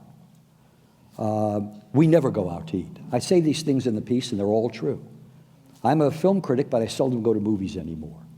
We never take a vacation, and I mean never. We haven't taken a vacation. In the piece, I say 10 years, but it's probably closer to 15. We live a very frugal existence. We didn't live extravagantly before, and we certainly don't live extravagantly now. I may live in the Hamptons, but I live in the Hamptons full-time like the poor people, and those of you who know that community know of where I speak. I don't live there during the summer like the rich people.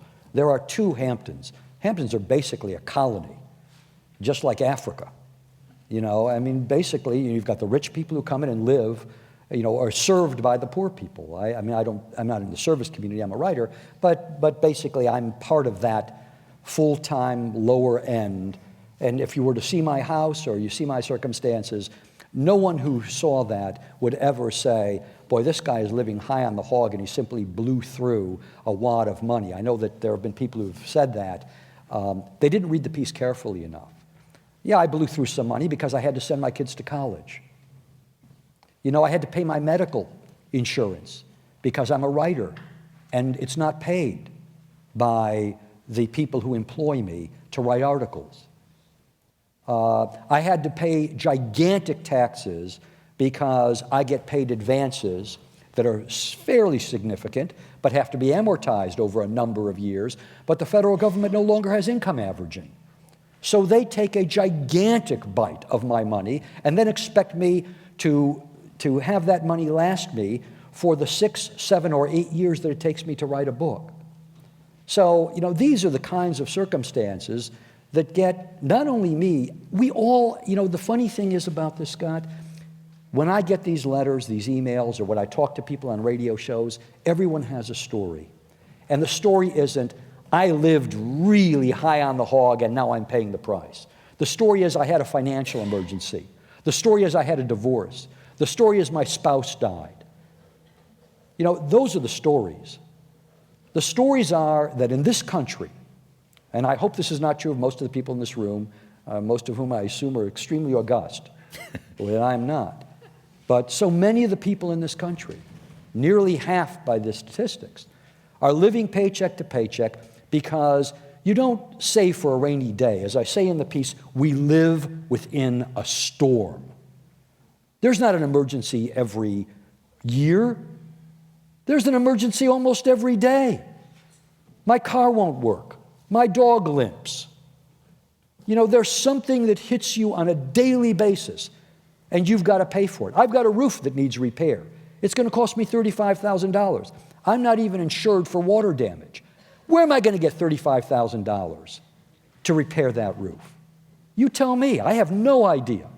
And I should say here that Neil is being modest because he is august, and this is spelled out in the piece, but he is the author of 5, I believe, 5 books, many of which were one that came out, successful. was published yesterday, I might add. One of which was optioned by Martin Scorsese for Hollywood. I don't think it ever got made, but that provides some money. Was a television personality for some 5 years. Yes. Longer. This is, he is a man of great accomplishments, which are not commensurate with what he's earned. Yeah, well, I won't say, I'm not going to speak to, I'll say this, because I think this speaks to the larger issue. I work 7 days a week. Last year I wrote 30 pieces and a book. 30 pieces and a book. And I taught, and I lecture, and I wrote a script, which was optioned. I did all of that. And even with all of that, even with mortgage loan modification, it's tough to make ends meet. I make ends meet. I'm not saying I don't. I'm not in any greater debt. I'm paying off past debt. I'm not accumulating more. But it's tough to make ends meet. And this is something that a great deal of the professional class in America doesn't get. They just don't get it. And I'm telling you here from a member of the professional class who works his butt off every single day of the year. There are no days off for me. That's literally true. I'm not speaking, in hyperbole. It's literally true. And I barely make ends meet. I do, but I barely make ends meet. That's the country in which we live. And it's a country in which half Americans can't afford the basics of a middle-class life. Are they angry? Yes. Can they voice it? You know how they voice it? By blaming China, by blaming Mexico, by blaming Obama, because in financial impotence, you don't talk about your impotence. And in America, we don't talk about these things. Well, I'm talking about it. I'm ashamed of it. I'm humiliated. But I felt, as I said earlier, that I could make some small contribution, some very small contribution, provide some very small solace by telling my story, because other people don't feel that they can tell theirs. Well, and this is, actually, I won't even ask you to answer this because this could become the segment of a whole separate, not only panel, but 2-day summit on the state of media and content generation. One critique has been you chose to be a writer, and it's true. You are a very successful one. The economics of that have become more and more challenging as we and many of my colleagues live every day. But let me, and then I wanted to talk about some of the many, I have a sheaf here of positive comments here. But I'm actually not going to get into them because I don't think we have time. But stories about people who, and as you were saying, sometimes it's a spouse who dies, sometimes it's an unforeseen illness, sometimes it's literally just bad timing of a decision. Again, someone who chooses, following the advice of what everyone tells them, to leave their career in 2008 and then move to Florida, and then the economy falls apart, and they can't find another job and end up moving in. Yeah. Sometimes it's a great woman. recession, It's a lot of little things, but sometimes it's a big thing that wipes out your net worth, so you've got nothing. And I've had people call me and write me about that.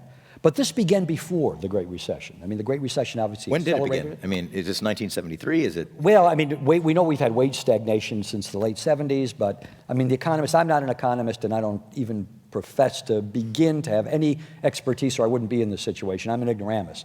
But I mean, economists that I talked to said, in the early 80s, we started seeing the harbingers of this situation. And, wage stagnation is a perfect, look, I work in the gig economy. I work from piece to piece, or I sign a book. But for a writer today, I'm making the exact same money for a piece, and I write for some pretty big magazines, including Atlantic, that I made 20, 25 years ago. Adjust that for inflation, and you're seeing, that's my wage stagnation. My wage stagnation is nobody's paying any more than they paid 20 or 25 years ago.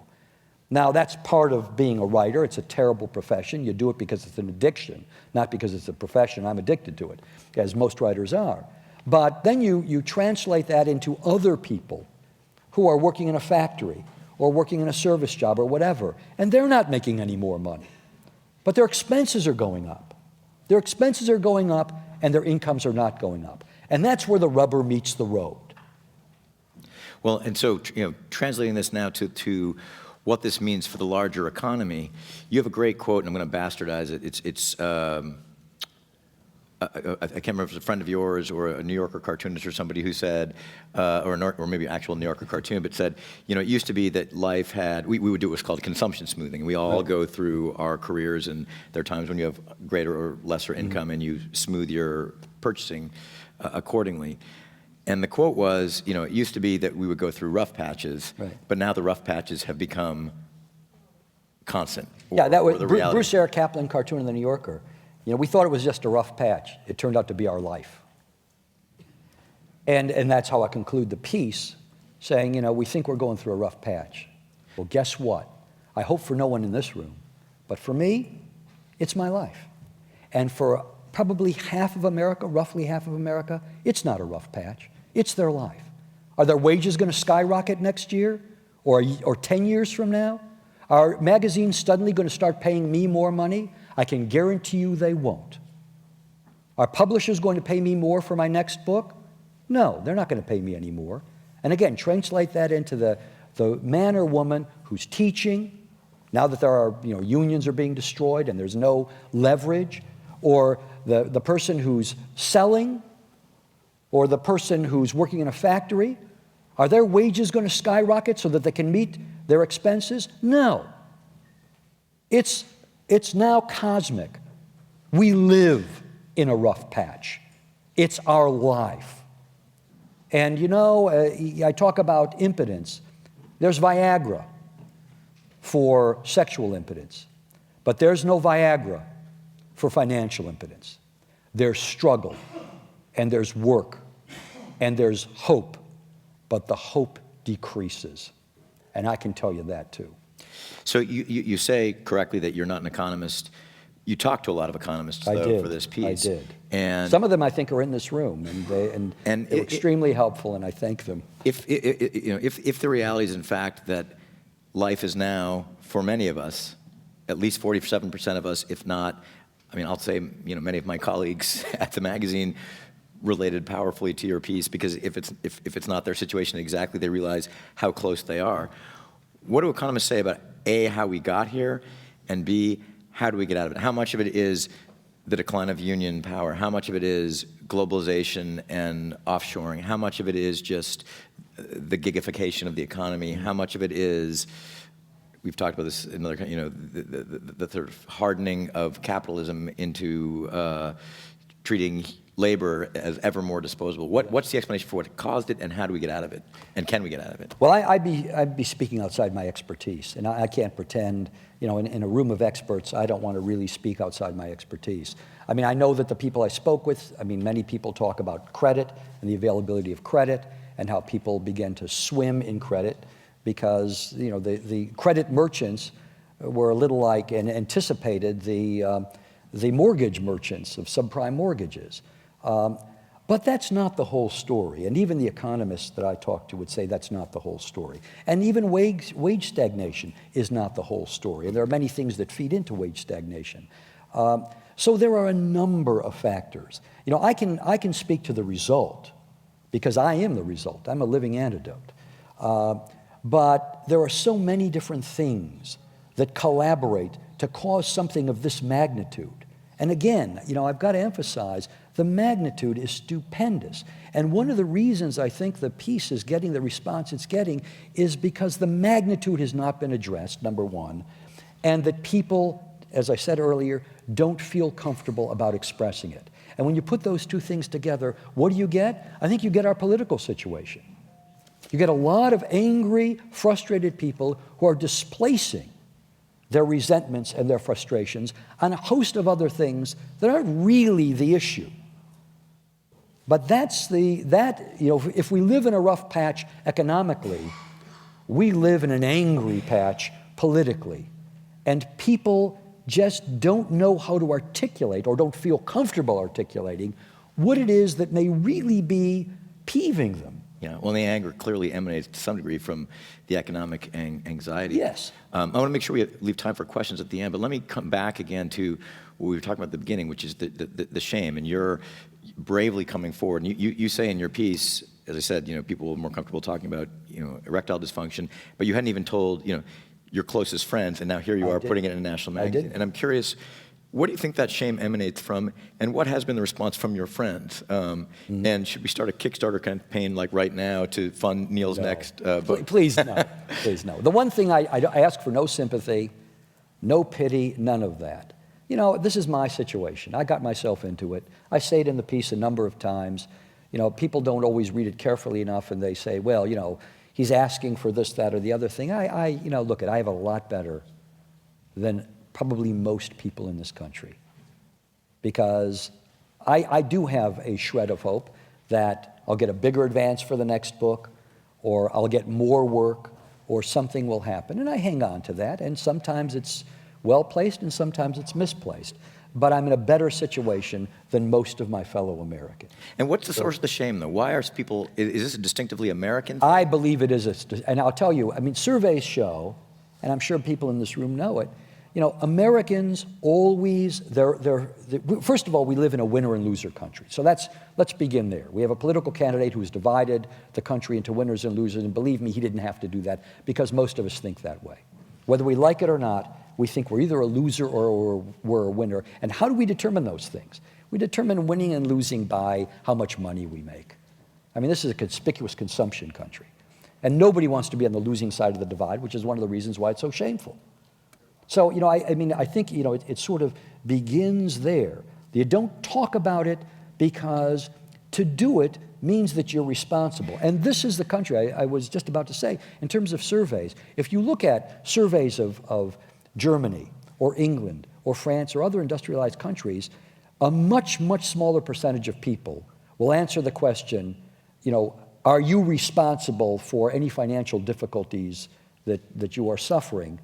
A much smaller percentage will answer yes than Americans. Americans have always believed, and they've been, frankly, taught to believe that it's all on you. If you're having financial difficulty, it is completely your fault, because anybody can make it in this country if you work hard enough. Right? Well, I'm going to tell you right now. And I'm resentful about this, and if I'm sound angry, I am angry. You can't work harder than I work. And it's not true. And you want to know something? If you talk to tens of millions of Americans who work hard and don't live above their means, it's not true.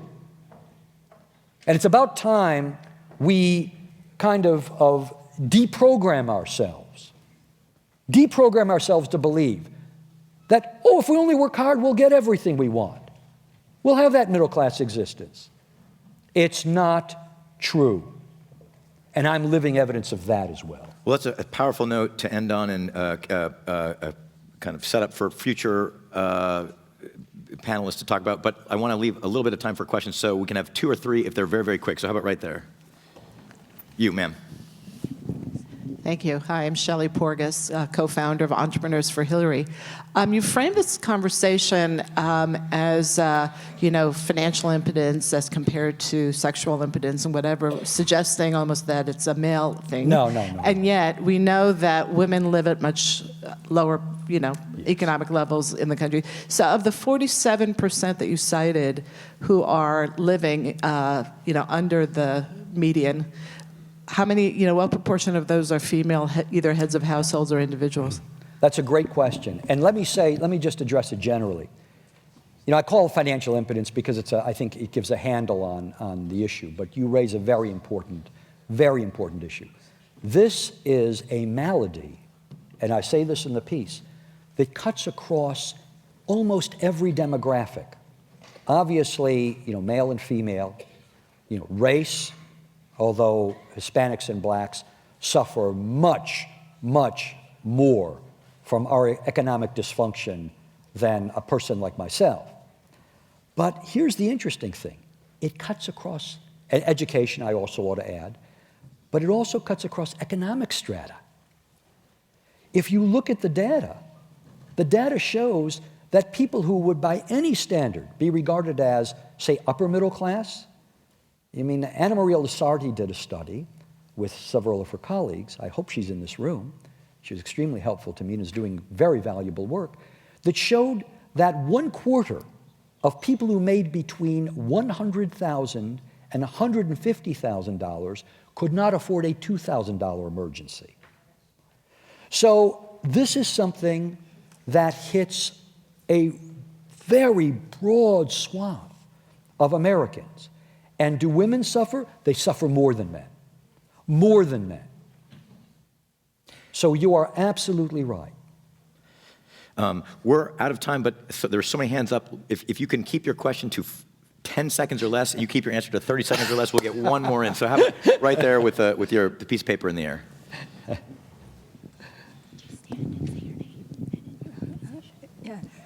Yeah, my name is Li Yang. Thanks for your presentation, and your openness is grateful. I think that's what we as this society need. But I wonder if you have any research or data that you can tell. Today we are talking about economy, but if there is no liberty or justice, economy will not grow because all your assets will be taken away, whether you are individual or business. So without that capital or asset, economy just will not grow. So all conflict information or data research will become meaningless.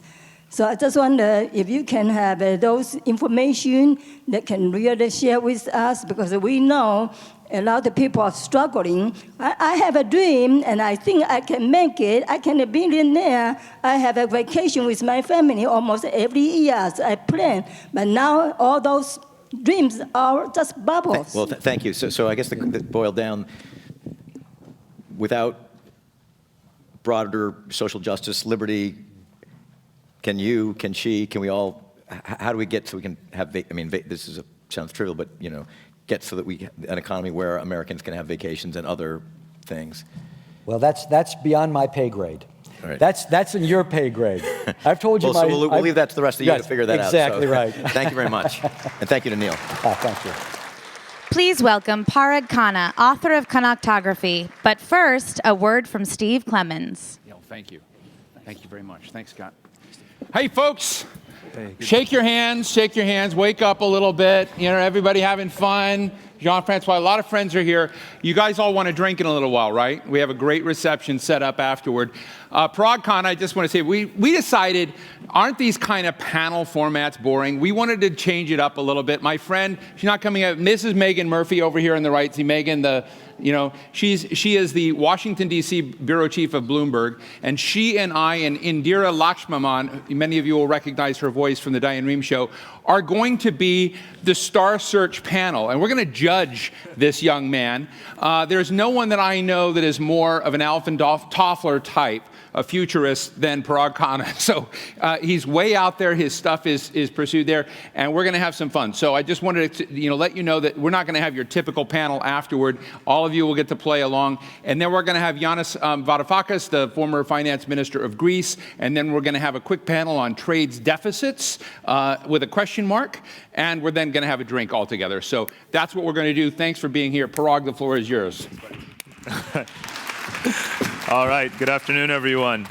So Steve was right. I've come from far, far away from the future, in fact. I'm probably the expat voice in the room, though James Fallows with his frequent flyer miles surely counts as well.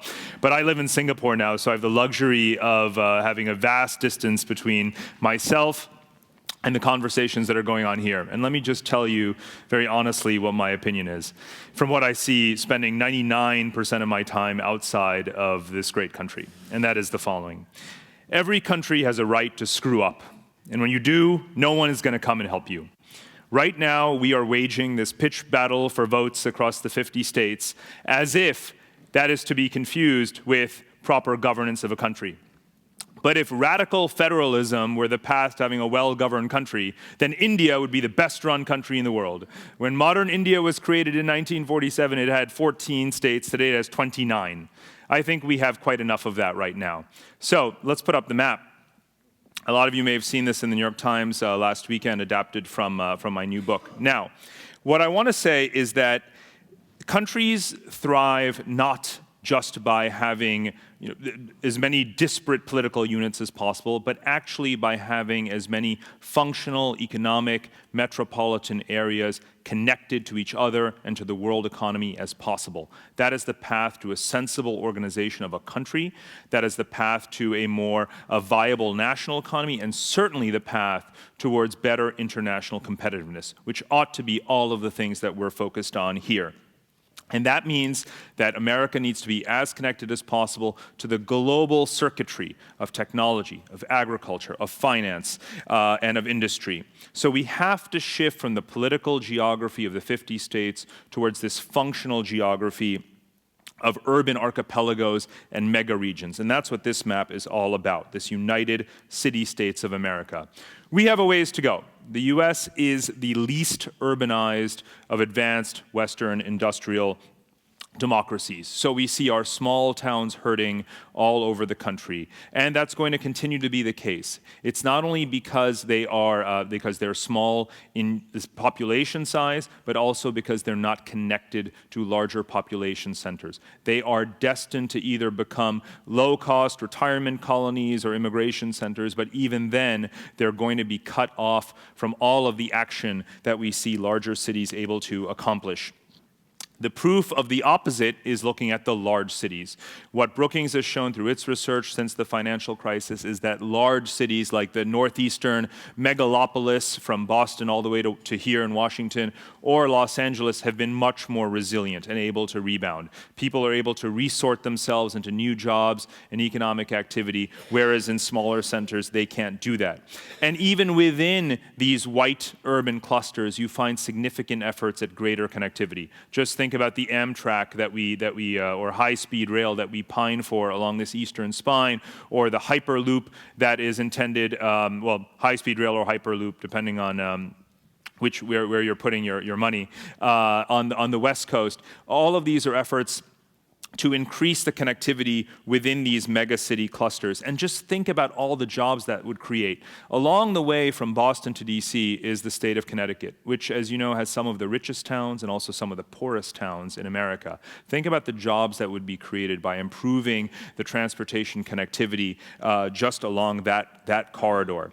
Then there's, of course, the mega regions, the 7 of them. This derives from the great work of Joel Garreau and other scholars who've looked at the natural, God-given economic resource geographies of the United States.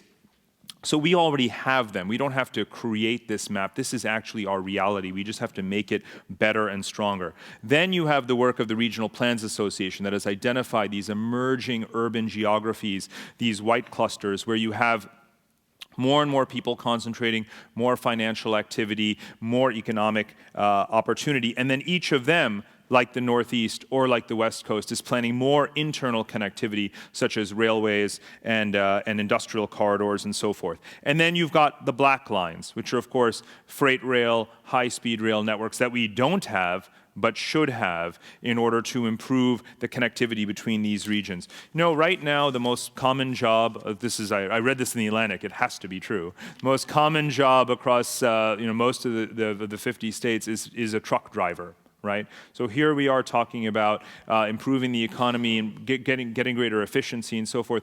We need to think about improving the transportation systems so that we can actually empower people to have their jobs and do their jobs more effectively. All 3 of the layers of this map, the cities, the regions, and the connectivity between them, are absolutely essential. When I was researching this, I found that the food and the energy resources of the Great Plains are inefficiently reaching the areas of the United States with the highest or fastest growing food demand, like the Great Lakes region. Of course, our shale energy resources from the Dakotas are ineffectively connected to the Pacific coast. So we are now exporting oil to China, believe it or not, but doing it through the Gulf Coast. Right? So our interior resources are ineffectively trapped, if you will, because of poor connectivity. The Gulf Coast terminals are themselves building themselves up rapidly, yes, but are not capable yet of managing the volumes of outflow that they could for us to be the world's leading energy provider across both the Atlantic and the Pacific. That is actually the fate of the United States now, to be the world's largest, most reliable energy provider. Our infrastructure needs to live up to it. Our ports can barely handle the capacity of the ships that are coming in now, let alone the super tankers, the super vessels that carry 18,000 TEU. Other cities around the world have those ports, and we don't. Then there's the internal need to, or the case for this connectivity. Think about the Rust Belt towns of Ohio and other places where citizens don't have, are stuck in traffic jams and can't effectively commute to larger cities. Those cities, by not being well connected, can't put themselves into the supply chain of larger cities like Chicago and so forth. Better roads, better highways, better railways would help to fix some of that problem. Detroit, as I argue in this piece, should be seen as the midway corridor of a Chicago to Toronto North American Union sort of corridor. We need to think at that kind of continental scale. We are a country of great mass, and yet we're not acting as one unified team. But yet, in the past, historically, we have done this, right? Think about the Pacific Railroads, think about the Tennessee Valley Authority, think about the Erie Canal, think about the interstate highway system. All of these are examples of this common sense regional approach being very germane to American history, and we're not doing them today. And yet I get hundreds of emails a day now from people like the Council of Mayors, the National Governors Association, the Regional Plans Association. They all say this is what they want. And yet I hear at the exact same time, but Congress is the problem. Congress gets in the way. Congress is thinking at the district level, not at the state level. But like I said, we have a right to screw up. No one else is stepping in to help us get ourselves out of this mess that we're in. We need serious support for National Infrastructure Bank, for regional incarnations of that bank to help to distribute the financial resources. We need long-term bonds.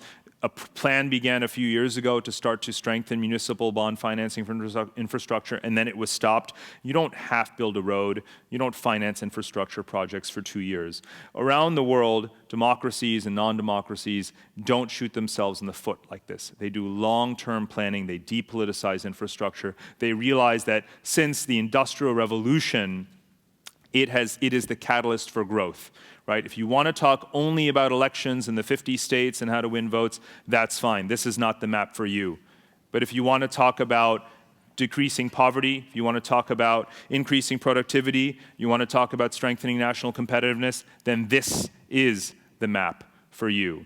So a picture is worth 1,000 words. We could talk about this endlessly, but I think the purpose of putting up this map is actually so that we stop talking and start building. Thank you. We're joined now by Bloomberg's Megan Murphy, Politico magazine contributor Indira Raj, have a Lakshmanan, seat. and The Atlantic Steve Clemens. Have a seat. Yeah, we'll just take these and we're gonna. Yeah, we can put you over there. Thank you so much, Parag. Let me first of all, we're gonna have a little conversation with you. Here's your scorecard. Oh, a scorecard. How exciting. I'm guessing I don't Here's get one. Sharpie. Scorecard and a marker. Here's your Sharpie. Here's your Sharpie. Someone out there stuffed some ballot boxes for me. Right. So let me just start. We have a, just a little bit, Parag, and your book is now out, Connectography, and I did open up the New York Times today, and you got the whole big spread. So either it's pretty good or you've got a good publicist. I don't know. I think it's pretty good. Yeah, you think it's pretty good. If you do say so yourself. Do you dance? I told you last night I don't dance or sing. So yeah, I'm a policy wonk. So the policy wonk version of Star Search here. I guess the question that I'd like to just start with is, if we're 40 years from today and looking back at our copy of Connectography that's about a penny on Amazon used, what will It'll be a collector's item by then. Yeah, but what will we have? I'm thinking of Alvin Toffler, right? So you got to look back and say, what will we, if you're right and this is done and it's aspirational, give us 30 seconds on what impact you wanted the book to have.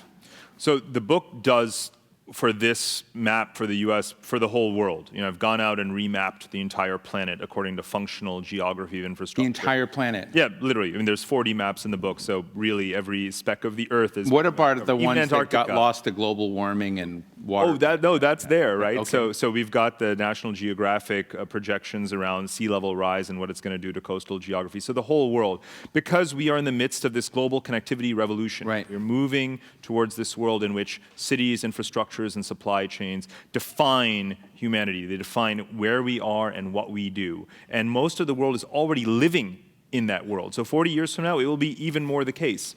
A lot of people ask me what could undo this scenario. So it's either an alien invasion, a meteor strike, or sea levels rising to such an extent that coastal cities are so inundated and flooded that people have to massively retreat inland. Barring that, you're not stopping the world from massively urbanizing and from building these huge connectivity linkages. So, the Asia Infrastructure Bank that we talked about yesterday, $150 billion of spending towards physically binding together the entire Eurasian landmass. That's the scale at which China thinks about the relationship between infrastructure and grand strategy. We've got to do the same thing. Megan Murphy. Yeah, so I want to jump on a much smaller scale, and I want to talk about the people who are left behind, and I want to go to the map. I'm on the board of a company. You don't have the states on here, so I'm going to have to just sort of estimate That was it. intentional. Right, I'm going to guess then.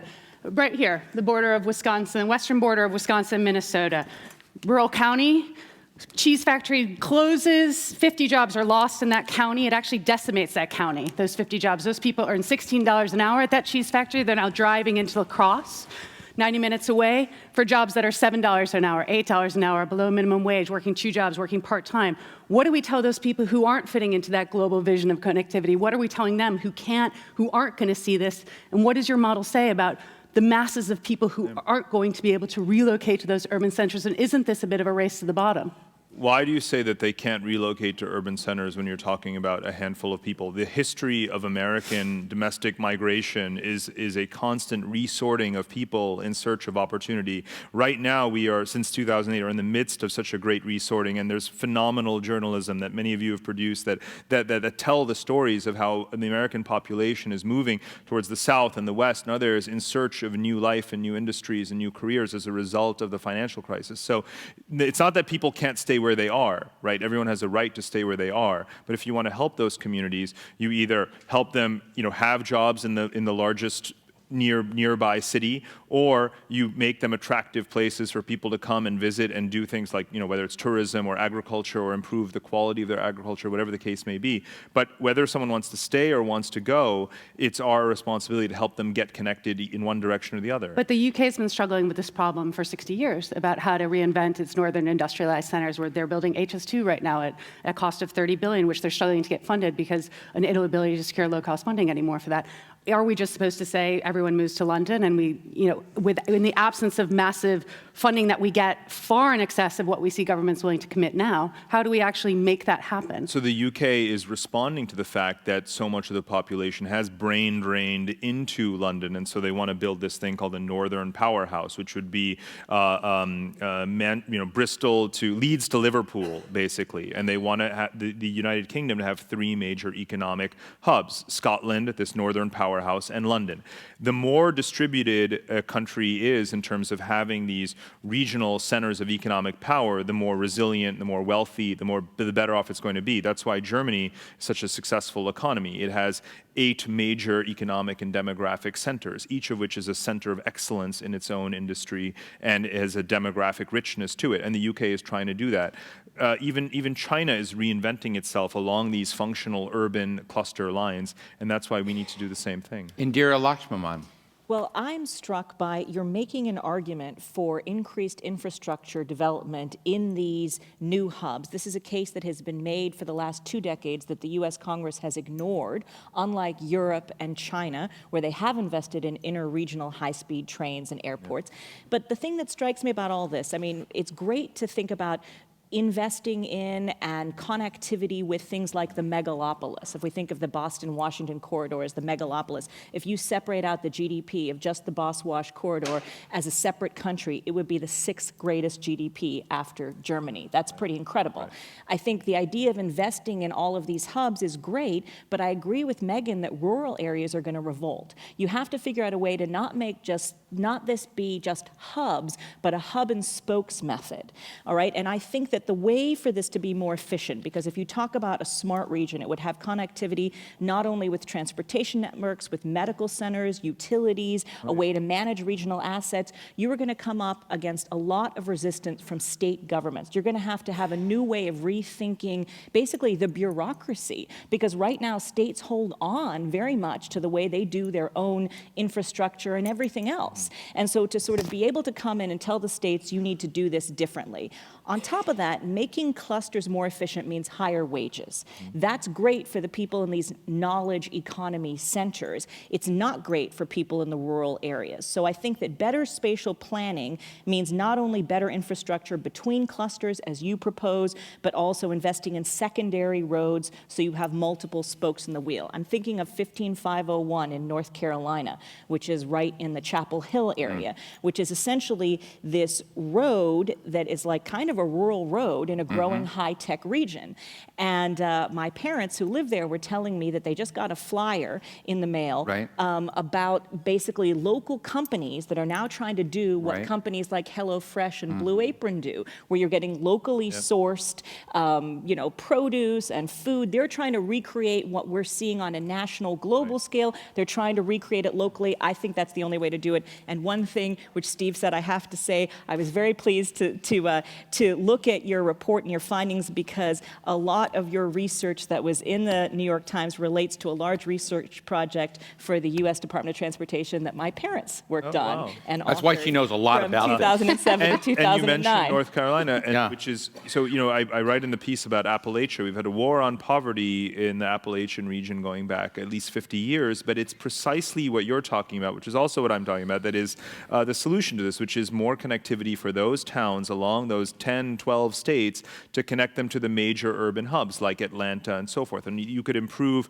everything from food production and vineyards and ecotourism. All of these things could start to improve the local economies of the Appalachian region if they had better connectivity. So this is not an either-or scenario where either everyone in America lives in a big city or you're left behind. It's about connecting between them. I think we're saying absolutely the same thing, and that's verbatim what's in the article. But no one opposes infrastructure development. No one opposes improving connectivity. No one opposes having higher speed broadband or improving the services or high speed rail. The problem is voters have consistently shown a lack of imperative to vote for candidates who will support that, who will push that through. When you get to the ballot box, it actually disappears into a secondary issue, which is why we've seen it. Lightning round, short answer, Parag. If you want to win an election in other democracies like Indonesia or the Philippines or other places where they see the major infrastructure deficits, all you have to say is, I'm the candidate for infrastructure. And in this country, you say, I want to spend on these things, and you're not going to get elected? What does that tell you about our degree of ambition?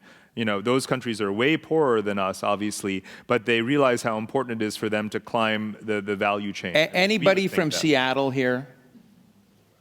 God, there's no one I keep asking this, and no one ever puts their hand up. Anybody visited Seattle? Okay, there we go. I was just out. They've just completed the longest floating bridge in the world. The Guinness Book of World Records guy was out there certified that it replaced the previous longest floating bridge in the world between essentially Bellevue and Seattle. And it was essentially a 15-year project, $8 billion floating bridge. You know, celebrated infrastructure, supposedly the third biggest project of that kind in the United States. And I was thinking about you, and it kind of fit your connectography notion. But I think to Megan's point, you saw the lines on people's faces. You saw the governors saying, isn't this a great day? You saw multiple mayors of Seattle that had helped put this through. You saw the president of Microsoft basically, you know, praising God that this finally came about. And so I guess, you know, just like we used to debate about Wilsonian idealism, are you painting this utopian picture of when things are, that we're just going to be dumb? And I like how you started, actually, that we can be dumb and not fix things and just make mistakes and get it wrong. But isn't getting it wrong much more what we do lately than getting it right? Well, I think that goes without saying. And yet we have 200 years of history that proves the catalytic impact of infrastructure investment. Since the Industrial Revolution, we know, I've actually traced this in the book, the very origin of the word infrastructure and exactly what the spending patterns have been since the 19th century, and just how much national economies, regional economies, and the global economy have benefited from having better infrastructural connectivity. Most of world trade is not between the US and Canada or countries that share a border. Right? So even between neighbors, you need this kind of infrastructure to enhance your economic growth. But you know, we need it on a worldwide scale. Good. He heard rap in his ear. Let me get a quick question or comment from the audience. Yes, right here. You've got to get the microphone. Right over here. Yeah.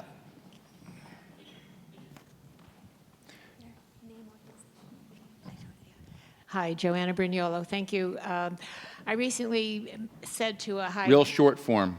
Okay, the question here, a prescription or a prescription for America. I suggested, why can't we have better federal and state partnerships to build the infrastructure? So why is this impossible for us? If we have a priority list of what we have to get done, we need to get it done and let the American people know it can get done. Yeah. Quick answer? No, I mean, again, governors want this. If governors were to develop their plans on an interstate or regional basis, work with the relevant Congress people and senators, they could then take proposals like this, you know, more sort of capably, if you will, to Congress and get some of these done. They could. There's nothing. We don't need an infrastructure czar. By the way, I had to get that in there. We don't need a czar. Megan, quick answer. I mean, I think that, again, the political will just isn't there, and I think the private sector, I mean, I think we're much more likely to get private sector support and private sector to get some of these projects funded at least immediately, or else the tail is so long. You know, even with, you can see this example globally in market after market. By the way, other countries will twist the arms of the private sector a little bit more to get them to put up the capital for these things. You know, if you think about the banks and the industrial conglomerates, to sort of take that capital that's the whatever X trillion dollars held offshore and say, here's a good use for it. And maybe we need to have that conversation as well. Indira? Yeah, I mean, I was going to say that one thing, you don't think of Donald Trump and Barack Obama having too much in common, but one thing they do have in common is that both of them have talked about wanting to focus on the U.S. Of course, President Obama has not been able to focus on the U.S. For 8 years. He's had so many foreign policy problems.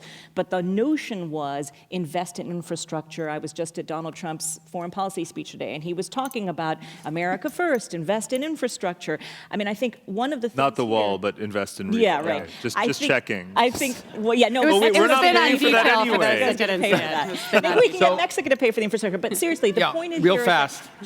that poorer countries like India has proposed in investing in 100 smart cities where they're going to get greater fuel efficiency, they're going to incorporate e-traffic management systems, they're going to have these smart cities. Poorer countries than us are willing to invest in these things that we have not been willing to put the money behind it, that we need for these kinds of connected systems. And again, I would emphasize connecting rural areas to not just... Parag, we've got 40 seconds, and I'm going to give you the last word here in a moment, and then we're going to give you our grades, and we'll see whether the audience is with us or not. Yanis Varoufakis is here. I have been reading everything he's written. He's a good friend of mine, of Jamie Galbraith, down at UT, University of Texas. And in reading his stuff, the one thing I have a question is, kind of gets to Megan's point, is where's the human spirit, the human soul? As you talk about efficiencies, you know, maybe people in Bartlesville, Oklahoma, where I'm from, may just want to opt out of this kind of ever-efficient megalopolis. And I'm just interested, as we think more and more about systems coming on and this whiz-bang stuff, that it's almost dehumanizing in a way. And I'm just anticipating my friend over here, and maybe you can tell me where I'm wrong, but do you think about human beings very much? I don't know what better vehicle there is to uplifting and empowering human beings than connectivity. You know, I describe it very philosophically and morally, even in this book, as a deep human impulse. In fact, in building more connectivity between human beings and human communities is the surest one thing that all human beings have agreed on doing for the last 60,000 years. In fact, much else we can't agree on, but we have become more connected. So this is an intensely human story of people wanting to migrate to cities, people wanting to be connected to jobs, and to supply chains, and to technologies like the internet. We all want this. This is a completely humane set of ideas. Okay, Indira, I'm going to ask you to issue your score on a point scale of 1 to 10. Well, I'm going to issue it in 1 to 10. Is that how we're doing it? Yeah. Okay. Oh, you brought your own graph? I brought my own graph. This is Piketty. No one can see the graph. Well, I don't have PowerPoint here, yeah. but this is Piketty's graph showing the top 10% pre-tax income share in the United States, and you see how it is, you know, risen up there to 50%, and how income inequality is. So my grade is going to be based on excellent idea, but you have to figure out a way to mitigate the negative distributional impacts that this is going to have on rural areas and areas that are not part of 8+, not bad. Megan? All right. Well, I didn't bring a graph. Okay. But I'm sorry. I mean, maybe I'm too hard. I don't. I'm going to read the book. My issue is this. I agree. So what is your number? My number's a 7. I agree with the spoken hub. Look, I believe in our rural areas of this country. I believe it's this most underdeveloped resource. I believe they can come back. I believe if we put the resources available for those people, they're some of our hardest working. They're some of our most ambitious. I do not want to leave that generation behind, or those people behind. More needs to be done to improve our rural areas as well. So I give you a 9 for the book and ideas and a 10 for your tie. So with all that, let me thank Parag Khanna, Megan Murphy, Indira Lakshmanan. Thank you very much for joining us. Thank you. Great Star Search team. Please welcome Yanis We'll have you back. You can come back for the finals. Former Greek finance minister and author of the new book, And the Weak Suffer What They Must, Europe's Crisis and America's Economic Future. To lead the conversation, please welcome back Steve Clemens. Yay. Hello. Hello, everyone. It's good to see you. Good to see you. Have a seat, my friend. Thank you. So we've been waiting all day for you. How was that plane? How was the quality of American infrastructure? You need some serious re-regulation of the airline industry, don't you? Not so much of prices. Yeah. Maybe you need to hike prices a bit in order to improve quality. Quality has slipped massively in this country. It's like cattle transportation by air. Thank you. That will now be tweeted around the world, Yanis. I first met Yanis as a guest of Jamie Galbraith, whom many of you know, at a dinner. I was made an honorary Greek for the night. I'm sure I have some Greek in me. But at that time, and you were Minister of Finance, it was before the election was held, you defined a kind of contrarian view about what was going on inside Europe with a clarity that hasn't been matched by many. And not necessarily reliving that, because now you're sort of out there commenting, and you've got a meeting over at the White House shortly, but just give us the blunt answer on how you see Europe right now. We had K.T. Gutenberg said that he sees Europe on the edge of collapse, the European Union. Are you more optimistic than he is? Nope. Yeah, no, I didn't think so. So take us down that road. Well, appearances confirm the substance. We now have electrified fences being constructed, again, between countries that were borderless until very recently.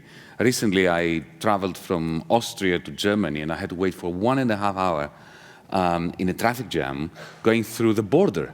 What border? We didn't have a border between Austria and Germany until very recently. We have renationalization of banking systems instead of having a banking union in a Eurozone, a monetary union, which has a common currency but separate banking sectors, and you have this death embrace between insolvent banks and insolvent states, because we've created in our infinite wisdom a central bank without a state and states without central banks. Looking at it from a macroeconomic point of view, the great tragedy that we now have is that the austerity that was imposed upon the most bankrupt states created deflationary forces which now have come home to the core, to Germany, to the extent that Wolfgang Schäuble, the German finance minister, is attacking the central bank for pushing interest rates below zero, as if shooting the messenger is good, sound policy. The only reason why interest rates are negative is because we have a mountain of savings. Germany, as we speak, has the largest savings rate in its history since 1945 and the lowest rate of investment in its history. So when you have this kind of incongruity, this kind of chasm between a mountain of savings and minuscule investment, of course you're going to have negative interest rates. This is what happens when you've got excess supply. Prices fall, and the price of money falls when saving exceeds investment. And nobody's talking about the cause of this, so we are attacking the symptoms. The night we met, I can't remember whether it was on the record or off the record, but you had a great thing, and now you're not in government, I'm going to mention it, I hope that's okay. But you talked about Angela Merkel not wanting to see Greece exit Europe because she was basically the modern Catherine the Great and would not want to lose one of her provinces. That implied a lot about how you see Germany's role right now in Europe. Do you see Germany as the single hegemonic force that matters? No. And is it losing it? Define that, because it was a great metaphor. I never point moralizing fingers at Germany. I think that the European mess is due to the ruling elites everywhere. In France, in Italy, in Greece, in Germany, right. We are all responsible for it. And indeed, one of the great problems we had, and I had, in negotiating was there is no such thing as Germany. There is the Chancellery and the Chancellor, they have an agenda. There is the Federal Finance Minister, who has a completely separate agenda. Mm-hmm. There is, this may sound a bit far-fetched, but it isn't. There was more distance between the Federal Finance Ministry and the German Chancellor than there was between Greece and Germany. And then you have the IMF, on the other hand, which is completely at odds with both the German Finance Minister and the German Chancellor. So it was impossible to know what this negotiation was about. Who do you negotiate with? The IMF. You talk to the IMF, they said, oh, you're absolutely right. We need a debt restructure yesterday, otherwise there's no sense. The figures don't add up, which is what I was saying too. But you are going to have to completely destroy the labor market protection schemes. Trade unions have to go and so on. Go to the Commission, which reflects more the German position, the German Chancellor's position. Don't even think about the debt restructure. Trade unions are fine. We don't need labor market reforms. The opposite of what the IMF was saying. Now, each one of those creditors of ours had red lines that were different amongst them. So it was just red lines everywhere. It was impossible to tread anywhere without stepping one of the creditors. Right. And you can see it now. Now we have a Greek government that surrendered last summer. Don't for a moment believe what you read, that the Greek government is saying no and it is delaying and this is why there is no agreement. The Greek government is expecting the creditors to tell it what to do. They have surrendered, they're ready for it. The problem is that the creditors are disagreeing with one another as to what to tell Tsipras what to do. So Washington is at loggerheads with, you read the WikiLeaks discussion between Paul and Delia. So the and sovereignty, if you haven't read it, it's so instructive. the sovereignty of Greece is really suspended. There's no sovereignty in Greece. We surrendered the MOU, which in the first page, it's worthwhile reading. It's a piece of history, right. Negative history. It says, verbatim, the Greek authorities commit to agreeing with the institutions, full stop. What? The institutions do not commit to agreeing with the Greek government. If I ever were to sign an agreement like this with you, I would be your slave. If I committed to agree with you, and you didn't commit to agree with me, that's it, finished. Second paragraph for the same document, it states, the Greek authorities commit not to introduce any bill in Parliament without the consent of the institutions, the creditors. So what sovereignty? It's finished. I mean, India, under the British Empire, had more sovereignty. In Europe, I know you've started a movement that you unveiled, the Democracy in Europe 2025 movement. And I guess it comes down, when we read about Europe today, read about some countries in Eastern Europe, or the rise of right-wing parties and whatnot in response to the refugee crisis. What is your sense of the state of democracy in what has been a bastion of democracy in the West? Is it sound? Is it going to revert to muscle memory and go back? Or do you think that democracy is in jeopardy? Democracy is everywhere and always an extremely fragile flower. We should never take it for granted. Some of its worst enemies are the ones who portray themselves as Democrats. Remember, every dictator loves to hold elections and referenda. But what I think is of significance in Europe is that we have truly functioning, proper democracies at the level of the nation state. So Germany is a functioning, proper, good democracy.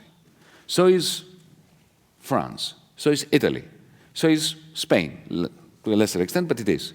Portugal. But what has happened over the last few decades, especially with the advent of the common currency, is all the significant, substantial decisions, including budgetary decisions, have been shifted to the European Union institutions. And the European Union institutions do not suffer from a democratic deficit. It's like saying you arrive on the moon and you take your helmet off and suddenly you realize there is an oxygen deficit.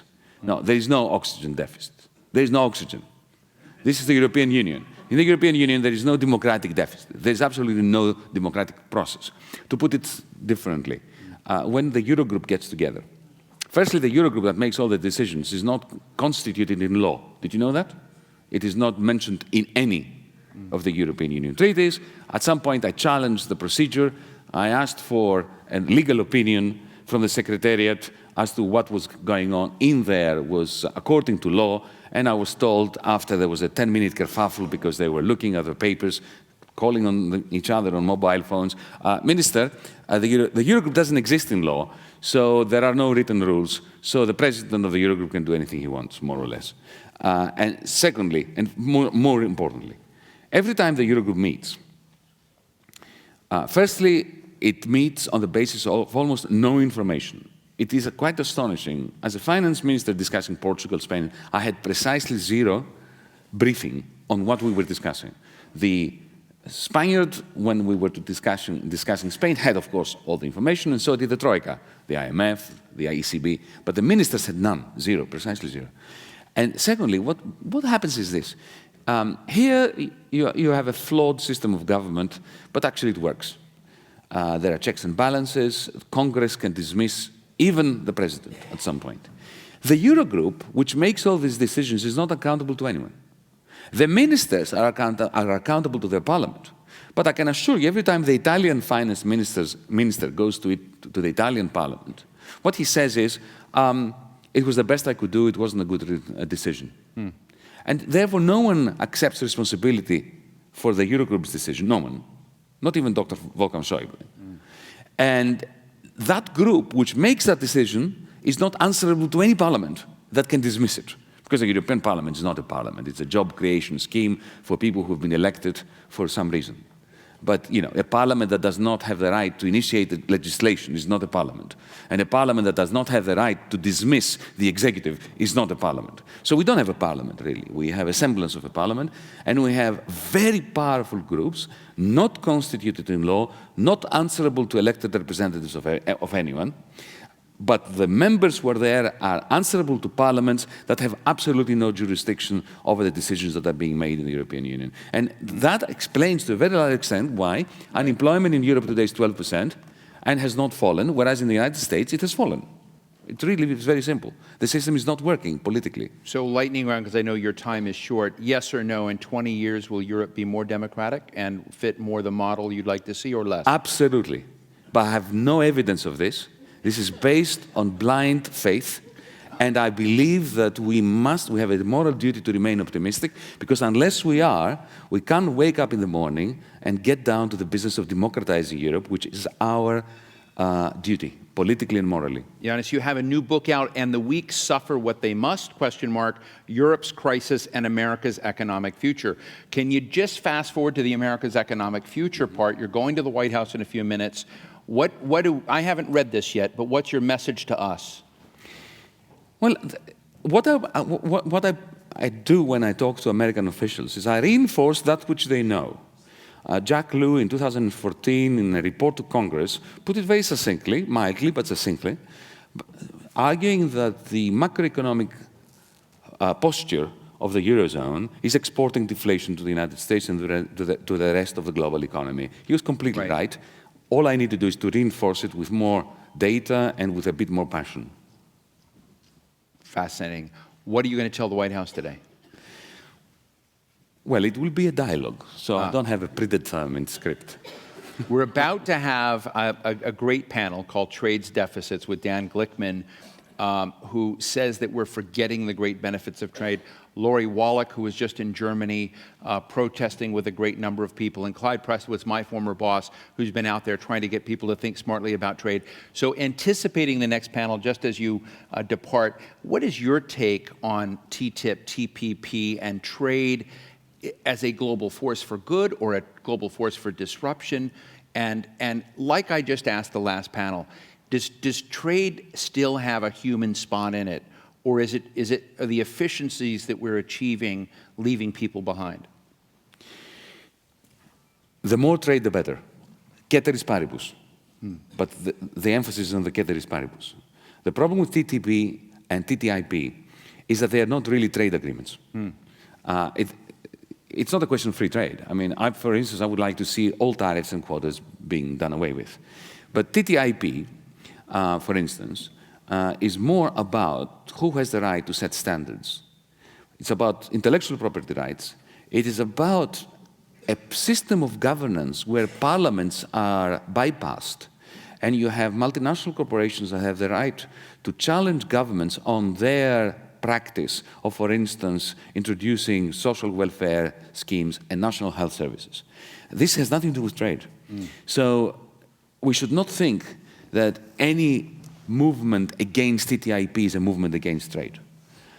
So, for instance, even within the European Union, the single market, in the context of the discussion about Brexit in the referendum on the 23rd of June, the discussion, in order to be helpful, have to be nuanced, and we must separate the question about environmental protection and the challenges to environmental protection from these trade agreements, single market agreements, and encouraging trade. It is essential to encourage trade.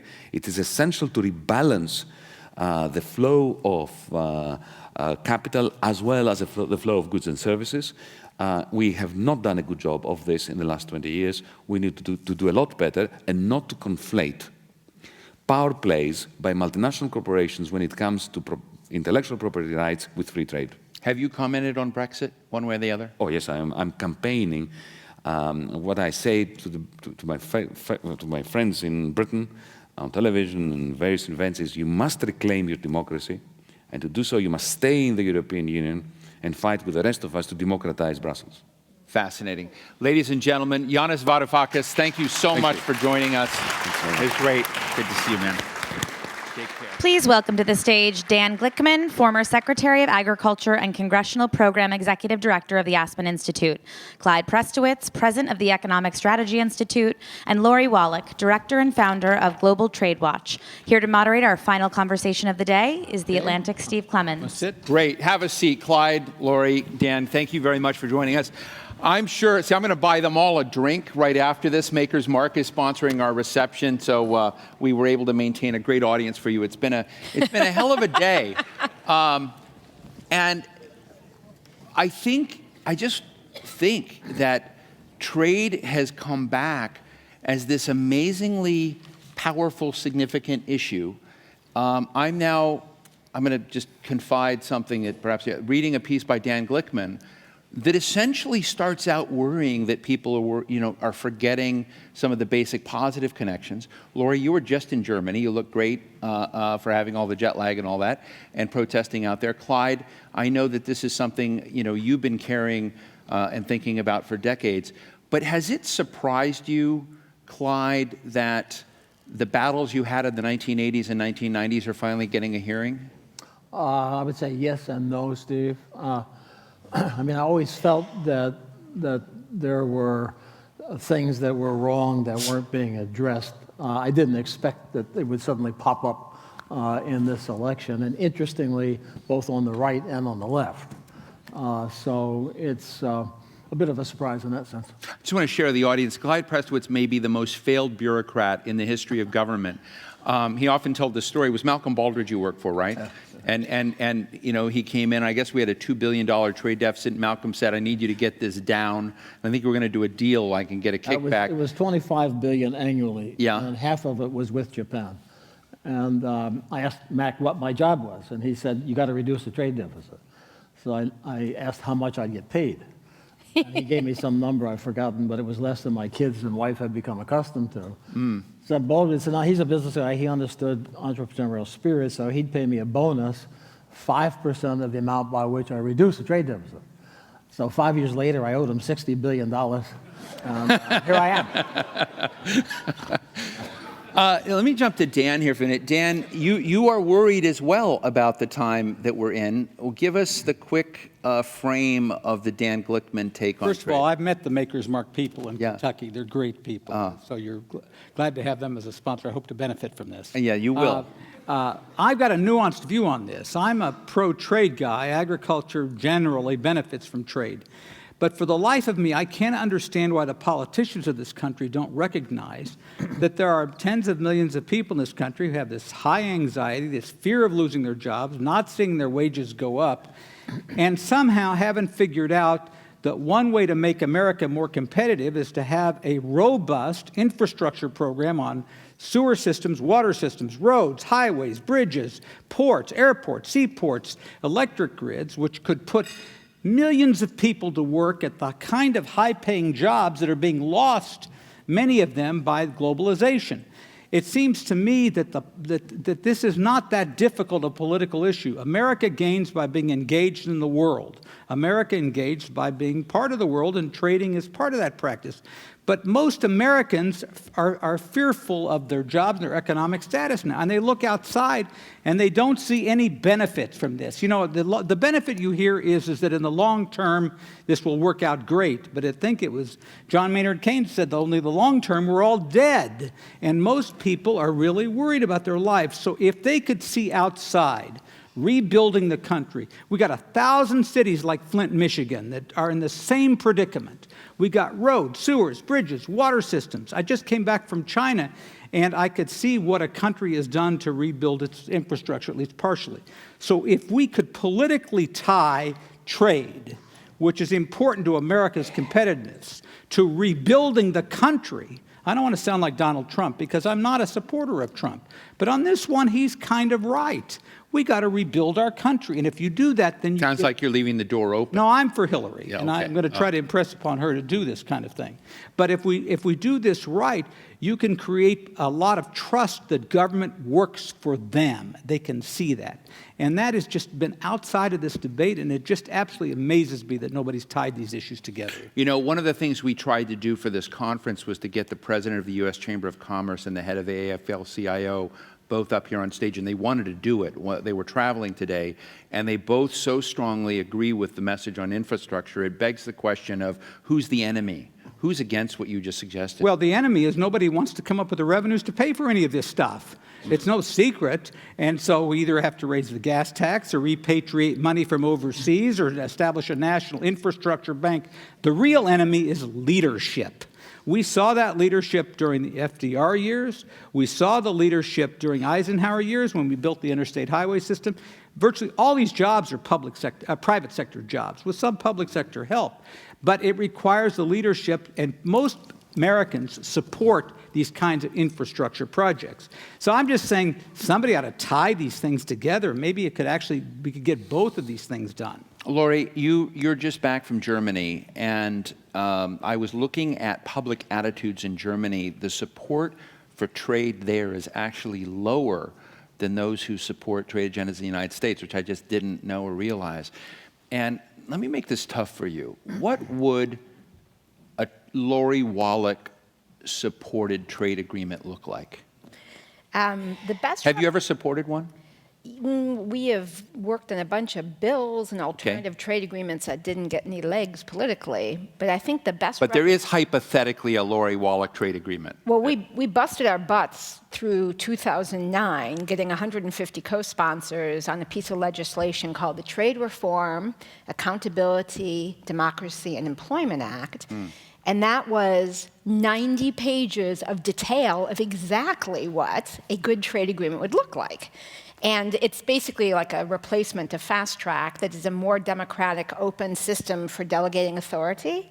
But then, 80% of the bill is the substance of the negotiating objectives of what must or must never be in a good trade agreement. And it was something, actually, it wasn't just my view of it. It was an iterative process that involved about 100 civil society groups, scholars, trade lawyers, and was very broadly supported. It had Democratic and Republican co-sponsors in the House and the Senate. And it basically was the model of how you could harvest expanded trade without all the baggage. I mean, what we've got now in the US is we have a process for trade policy making that harkens back to the period when trade agreements are basically about tariff cutting and opening quotas. The problem is you take an agreement like TPP or TTIP, TPP, the text is out, 30 chapters. 5 of them actually have to do with traditional trade. 26 chapters full of domestic policy issues, or issues we would have thought as domestic policy issues, copyrights, patents, food safety standards, land use issues. And these were set through the closed-door processes that probably were appropriate to insulate protected industries from being able to blow up cutting tariffs to help consumers. Except it's not just about those tariff border tax issues. It's rewriting major swaths of policies that will affect everyone's day-to-day lives. And when you ask about what's up with Germany, it's what your previous guest just said. People there have their hair on fire with the notion of a trade agreement telling them what they can and cannot do as far as food labeling, chemical regulation, climate policy, consumer data privacy.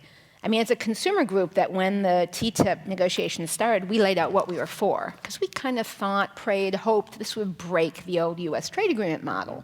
So what we wanted basically is a floor of standards everyone had to meet as compared to the US model, which is a ceiling. And you go higher, it's a trade barrier.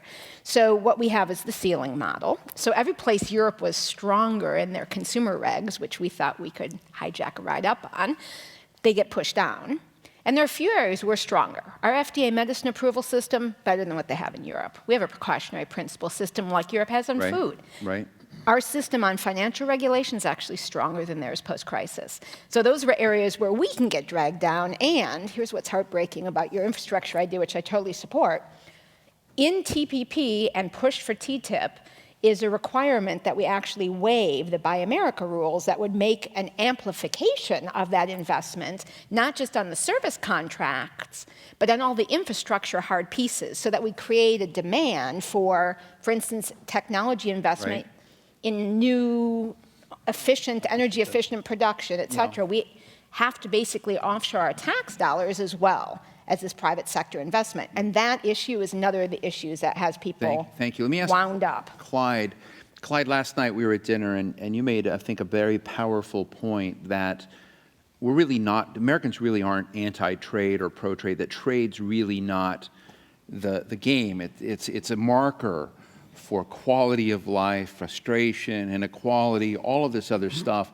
And I'd love you to take us there, because I found it a very human framing of what we're talking about. And just, again, I just heard Donald Trump speak in town today. And while there were a lot of internal inconsistencies in his speech, it did sound to me like he'd read your book. And so I'm interested in whether Donald Trump is resonating with you, or you think he's piped into something you've said. So take us, why is trade the wrong marker? Well, I think when you ask somebody, are you for trade, it's kind of like asking, are you for motherhood? I don't think anybody's against trade. The question is, what kind of trade? Typically in the U.S., the issue has been, are you a free trader?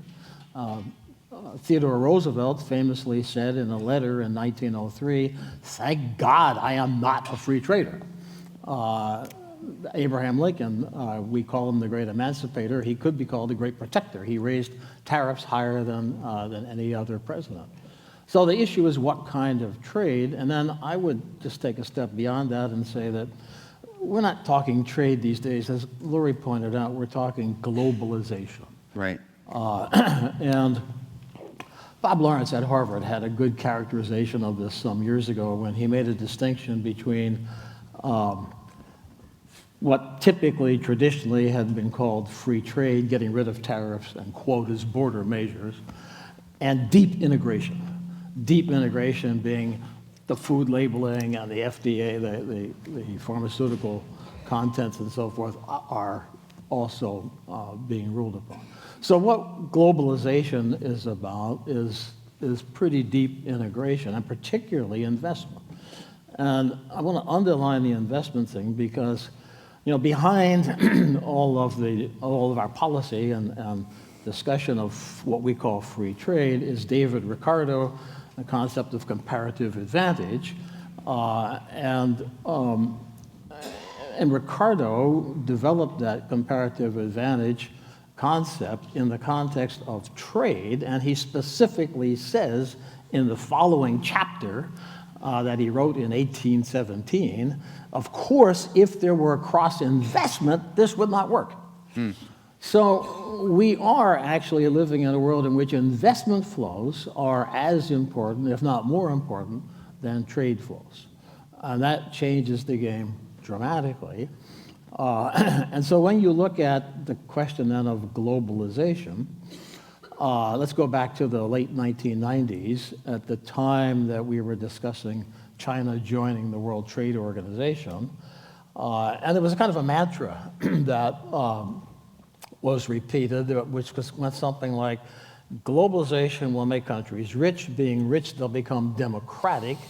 Being democratic, they'll be peace-loving because, quote, we know that democracies don't go to war with each other. And I think that in that context, forecasts were made. I remember at the time the Congress was voting on China, on what we call the most favored nation is what I remember, but the PNTR. PNTR. Yes. Yeah. I mean, you know, the trade representative at the time, head of the Council of Economic Advisors, all of these top people in the U.S. government, plus all the models. You know, all of the think tanks had models, and virtually all the models and all the think tanks and all the experts predicted that the then $80 billion U.S. trade deficit with China would be reduced because China has far more barriers to our imports than we had to theirs.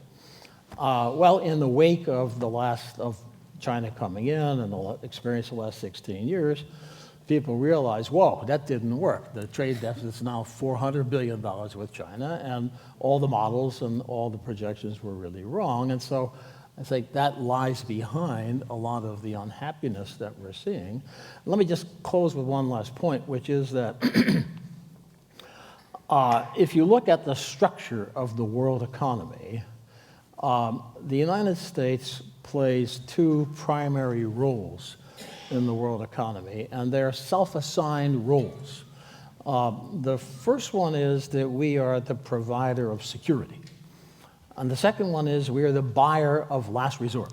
And those two essentially work together to inevitably give us a permanent current account deficit, which we can sustain as long as the dollar remains the world's major reserve currency. We borrow in our own currency, and as long as the Chinese and the Japanese and other big dollar holders invest in treasuries and reinvest in the U.S., hey, it's a party. And the question is it a permanent party? Or at some point, will the Chinese actually succeed in making the RMB a real reserve currency? What's your bet? I think it'll be a long time. I mean, if you look at what's happening in China politically today, it suggests that, to me, it suggests it'll be a long time. On the other hand, nothing lasts forever. And so when, if and when the dollar, there's an alternative to the dollar, then this whole structure will change. But if we want to get, and I want to respond a little bit to Dan, because what the structure means is effectively that we consume more than we produce. And that ultimately reduces our productive capacity. Our ability, our wealth creating capacity is constantly being eroded because of this structure in which we consume and borrow, and the rest of the world produces and lends. Okay, Dan's hair's on fire. Okay. First of all, are there any other former elected congressmen in this room besides me? Okay. So I want to talk a little bit about the political aspects of this. I was a congressman from 18 years from Kansas. I voted for NAFTA in 1994, and as I was telling Lori, I lost that year, part of the Gingrich Revolution, in part because of NAFTA, in part because of my position on guns, and in part because of my position in support of the Clinton health care package. Notwithstanding that, I think that for America to disengage in the world trading system is a terrible mistake.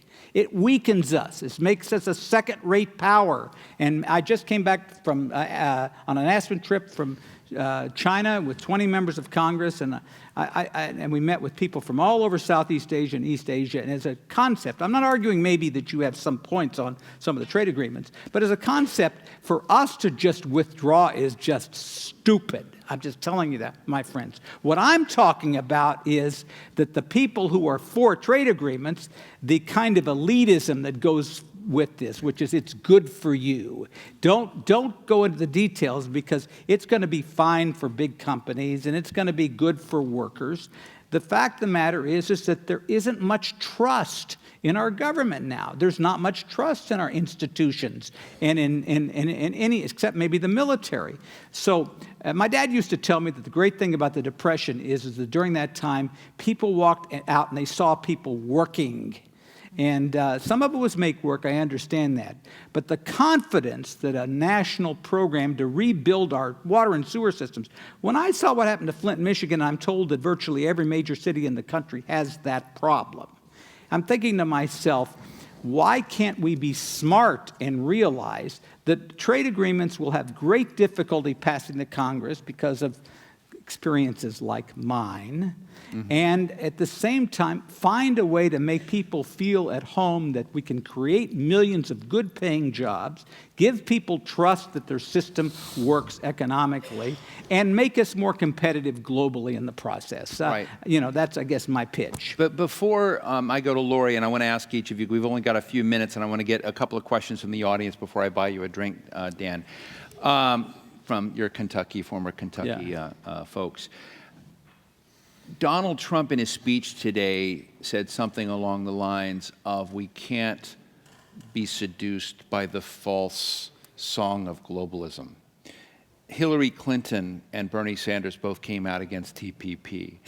And I'm interested in whether or not we're just at a punctuation point and an inflection point where none of the leading candidates actually are advocates of the kind of trade agenda and international. I interviewed Jack Lew, the Secretary of Treasury, and he made exactly your same point. America cannot afford to disengage internationally. But I don't see any of the candidates. Lori, do you see any of the candidates as real robust supporters of the kind of international? Kasich. What's that? Kasich. He's doing really well. Yeah, John Kasich doing really well. Clyde? I mean, so I guess my question to you is, Clyde, and we'll just go real lightning round. What is is there a smart form of global engagement that you think is possible and doable that you would support? Well, I think come back to the question of what's sustainable for the United States. And I think what Trump has put his finger on, and also Bernie Sanders, both of them have put their fingers on, is that the status quo is increasingly unsustainable in the sense that the U.S. does carry a much heavier security load than anybody else. I mean, to the tune of 2 or 3 times or 4 times more than any other major country. And at the same time, if you sit back and ask yourself the question, well, what is the threat to the United States? And actually, the countries that are paying less appear to be more on the front line of threat. And so that's an obvious discrepancy that both Bernie and Trump have pointed at. The other one is that when we ask, if I go to an audience like this and I say, how many people here are for free trade? You know, almost everybody raises their hand. All right, how many people for free trade? All right. See? Yep. Okay. If I say to you, are you for unilateral free trade? In other words, are you for trade in which the American market is open but the foreign market is not open? Are you for that kind of trade? Because if this room were full of economists, professional PhD economists, members of the American Economics Association, they would all raise their hand because they think one-way free trade is free trade.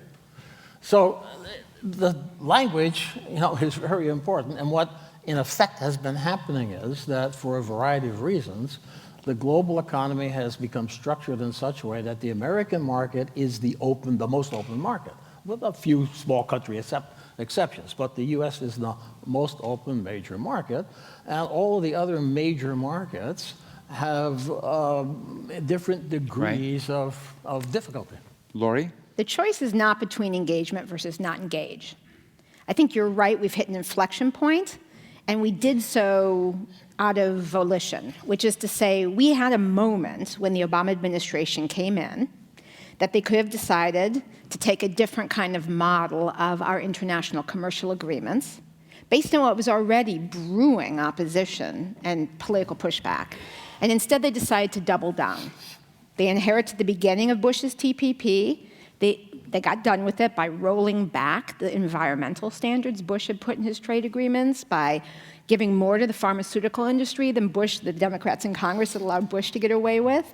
They are pushing Europe to do basically a transatlantic NAFTA plus in the TTIP. Right. And that moment of trying to do that thing has created a moment where many people in the country say, I'd rather have nothing than TPP. But the choice is not TPP versus autarky. It is just one version, and at the heart of it, and this gets to sort of the investment issue, both the infrastructure investment, but the investment rules. At the heart of TPP and in TTIP are these rules that promote offshoring. So you have the Cato Institute, which likes TPP generally, which opposes these investor rules, Chapter 9, anyone who wants to look at USTR.gov, go take a look. And these rules actually, they basically subsidize offshoring by lowering the risk premium of going to a place you would never send your investment, your IP, et cetera. And so we've put the thumb in the scale of getting rid of our productive capacity through the rules.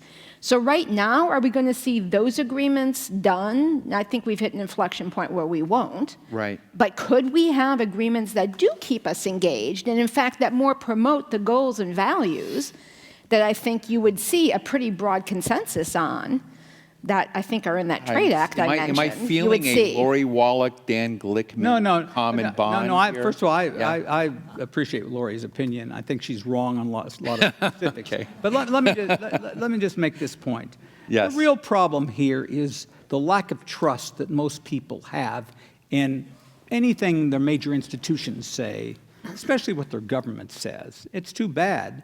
Can't run a society where nobody believes anything that comes out of their government. But so that's why I talk about me as an ex-politician, okay? What does a politician see about this? When they go home, they see a lot of people who are hurting, who are anxious, who are worried. So, you know, Senator Moynihan says you can sure have your opinions, but you can't have your facts. You can sure have your opinions, but you can't have the facts. The fact of the matter is that right now, nobody believes anything. Good trade agreements, and I think Mike Froman has negotiated good trade agreements, but it doesn't matter because nobody believes them out there, whatever they say. And that's why I say politically these things won't fly unless there's a quid pro quo that gives people something to trust their government in. So, great. We're right. Yeah, go ahead, Clyde. The reason nobody believes it is because when these deals are presented, they're always presented as, if we do this deal, it's going to increase U.S. GDP by $200 billion or $300 billion within 5 or 10 years, and it never does. So with that, let me take 2 or 3 quick, very fast questions. If you have more than one question, I'm going to cut you off. But Mitzi, we'll go right here. So there, and guys will all have questions at drinks. How's that? Mitzi Wertheim right here, really fast. We get the microphone to you because millions of people are watching online. But Mitzi, 30 seconds. Mitzi Wertheim of the Naval Postgraduate School. Secretary, would you please write what you said for The Atlantic? We all need to hear it. The cover story of Atlantic right now is getting coverage in magazines all over the country, so we need you to stay. I wanted to stand up and cheer. Okay. Thank you. So Thank number you, one, let's go right here. And we're going to just couple all these together. Yeah. My name is Maka Taylor. I'm a current resident of Washington, D.C., and I would like to thank you, Senator Glickman, for your statement. And in saying that, we have to give the people belief, especially for those who are typically disenfranchised, marginalized. What would you suggest for your government and your fellow politicians? Thank you. And then Pat Malloy. I was on the China Commission for 10 years. This is for Secretary Glickman. Can we have like some for Lori and Clyde? They can split. There's Warren Buffett wrote an article in Fortune magazine in October 2003 entitled "The Trade Deficit is going to sell the country out from under us." The theory is when you're sending your dollars abroad to buy their goods and they're not sending them back to buy your goods, they accumulate the dollars. And then they can come and buy political influence by buying industries in your country. Is that something that we should be worried about? In fact, when we're running a trade deficit of 360 or 400 billion with China and seeing increasing Chinese investment coming into this country. So I know there were tons of questions. My friend in the back, let's do it over drinks, and we'll come in. But let's take on all 3 of those questions. And I'm going to ask all 3 of you to respond. Let's be honest. These trade agreements are not heaven on earth. Right. And people who sell them as nirvana, is we're going to change the world overnight. That's not true either. So I'm not arguing for that position. I just think it's better for the United States to do this than not better. How do you do? The question was asked about trust. It's leadership. It's leaders being honest with their people and offering bold solutions. One quick thing. The Union Station was built by a man named Daniel Burnham. Remember, he built the Wrigley Building in Chicago, the Tribune Building, and he said, "Make no little plans, for they do not have the power to stir men's souls." It's a great quote. And so our leaders have to talk big thoughts, big things, and be honest with people. And one of the problems on the trade agreement is both sides aren't very honest with each other. Fascinating. Lori? I think that I want to answer the question about sort of what is it that people can do to inspire politicians do to inspire confidence. And I think to some degree, this is sort of the flip question of how the heck, for instance, Trump is taking off the way he is, kind of behaving the way he is, that would normally make people think, what? And there's some way in which there's been so much, I think the trade issue becomes a concrete way of expressing it. There's been so much smoke blown around about the great benefits and so much hope for farmers, for workers, that issue has become a pinpoint for alienation, where people have heard so many lies about it compared to their actual experience, that one of the things that could fix it would be programs that actually deliver on the things that actually people kept getting promised over and over. So certainly one of those is infrastructure investment, but also would be really a trade policy that would have a different set of rules that were focused on using our leverage to actually achieve things that were delivering benefits to more people. So, it pains me also listening to Trump and thinking that actually made sense. But the thing that he says is, part of what we need is to negotiate differently. And I don't think the issue is the cast of characters per se, but it's what we decide to have as it's our way or the highway thing. Well, right now, that's intellectual property. You all can just go to hell, we're not doing this agreement unless you agree for these extended copyrights, these extended patents. But imagine, for instance, if that were about you have to have reciprocal market access to deal with trade deficits. You have to have currency, disciplines against currency devaluations and cheating. So you can't get rid of cutting your tariffs through a devaluation. So our market access is on paper, and then poof, it's gone.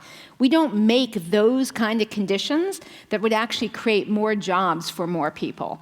And that is something that I think if we're flipped, you could start to build confidence again in expanded trade, as well as other policies. Clyde?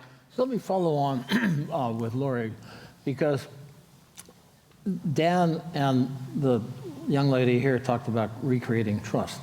Well, the way to recreate trust is to tell the truth. And let me just give you a quick, the fundamental dishonesty here is, with regard to TPP, is that it's about trade. It's not about trade. I was invited to the White House along with several other think tank type people in 2009, when TPP was just being discussed. At that time, Japan wasn't in it, so it was going to be Canada, Mexico, the US, Peru, Chile, New Zealand, Australia, Brunei, Malaysia, Singapore, and the US.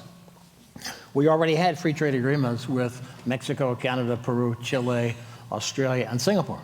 So adding Brunei and Malaysia. New Zealand. And New Zealand. So I said, please, what's the point?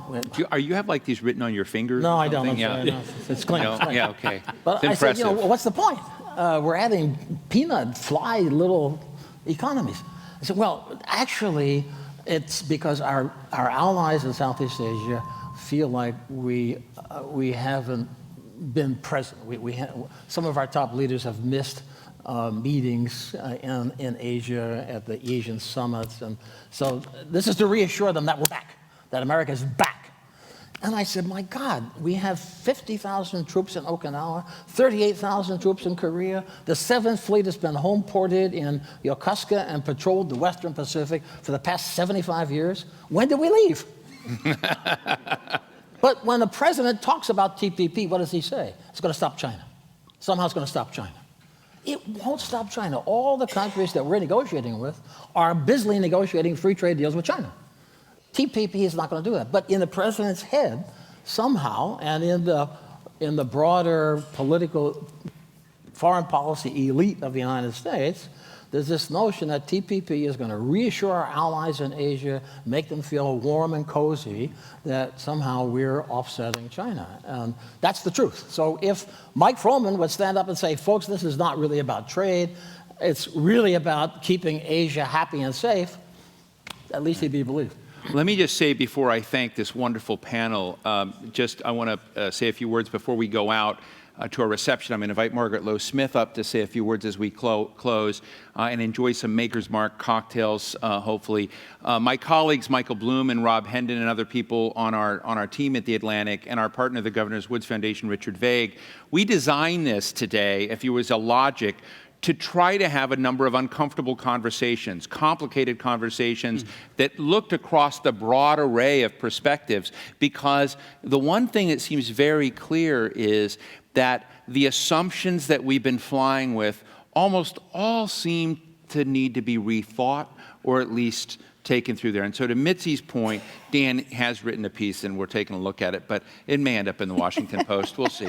But, but I wanted to first, I think today has been such a wonderful day because I think no one's pulled their punches. They've shared under one roof a very constructive conversation from a whole variety of things about private sector debt, about what's going on in Europe, about what the right social contract for Americans should be, what about inclusion and all these things. So I want to thank my former boss and good friend Clyde Prestowitz from the Economic Strategy Institute, Lori Wallach from Public Citizens Global Trade Watch, and Dan Glickman from all these other organizations, Bipartisan Policy Center, Aspen Institute, former Secretary, there aren't many titles you don't have. So Dan Glickman, the great Dan Glickman, but thank you all very, very much. Okay, thank you. Yes, great.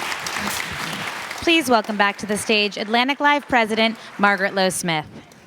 Thank you, Steve, Dan, Lori, Clyde. That was the conversation about global engagement was a pretty powerful way to end the day. We began the afternoon with Gene Sperling posing this question about the economic challenge of our times. He asked, is the change in technology, finance, and globalization strengthening or hollowing out our middle class?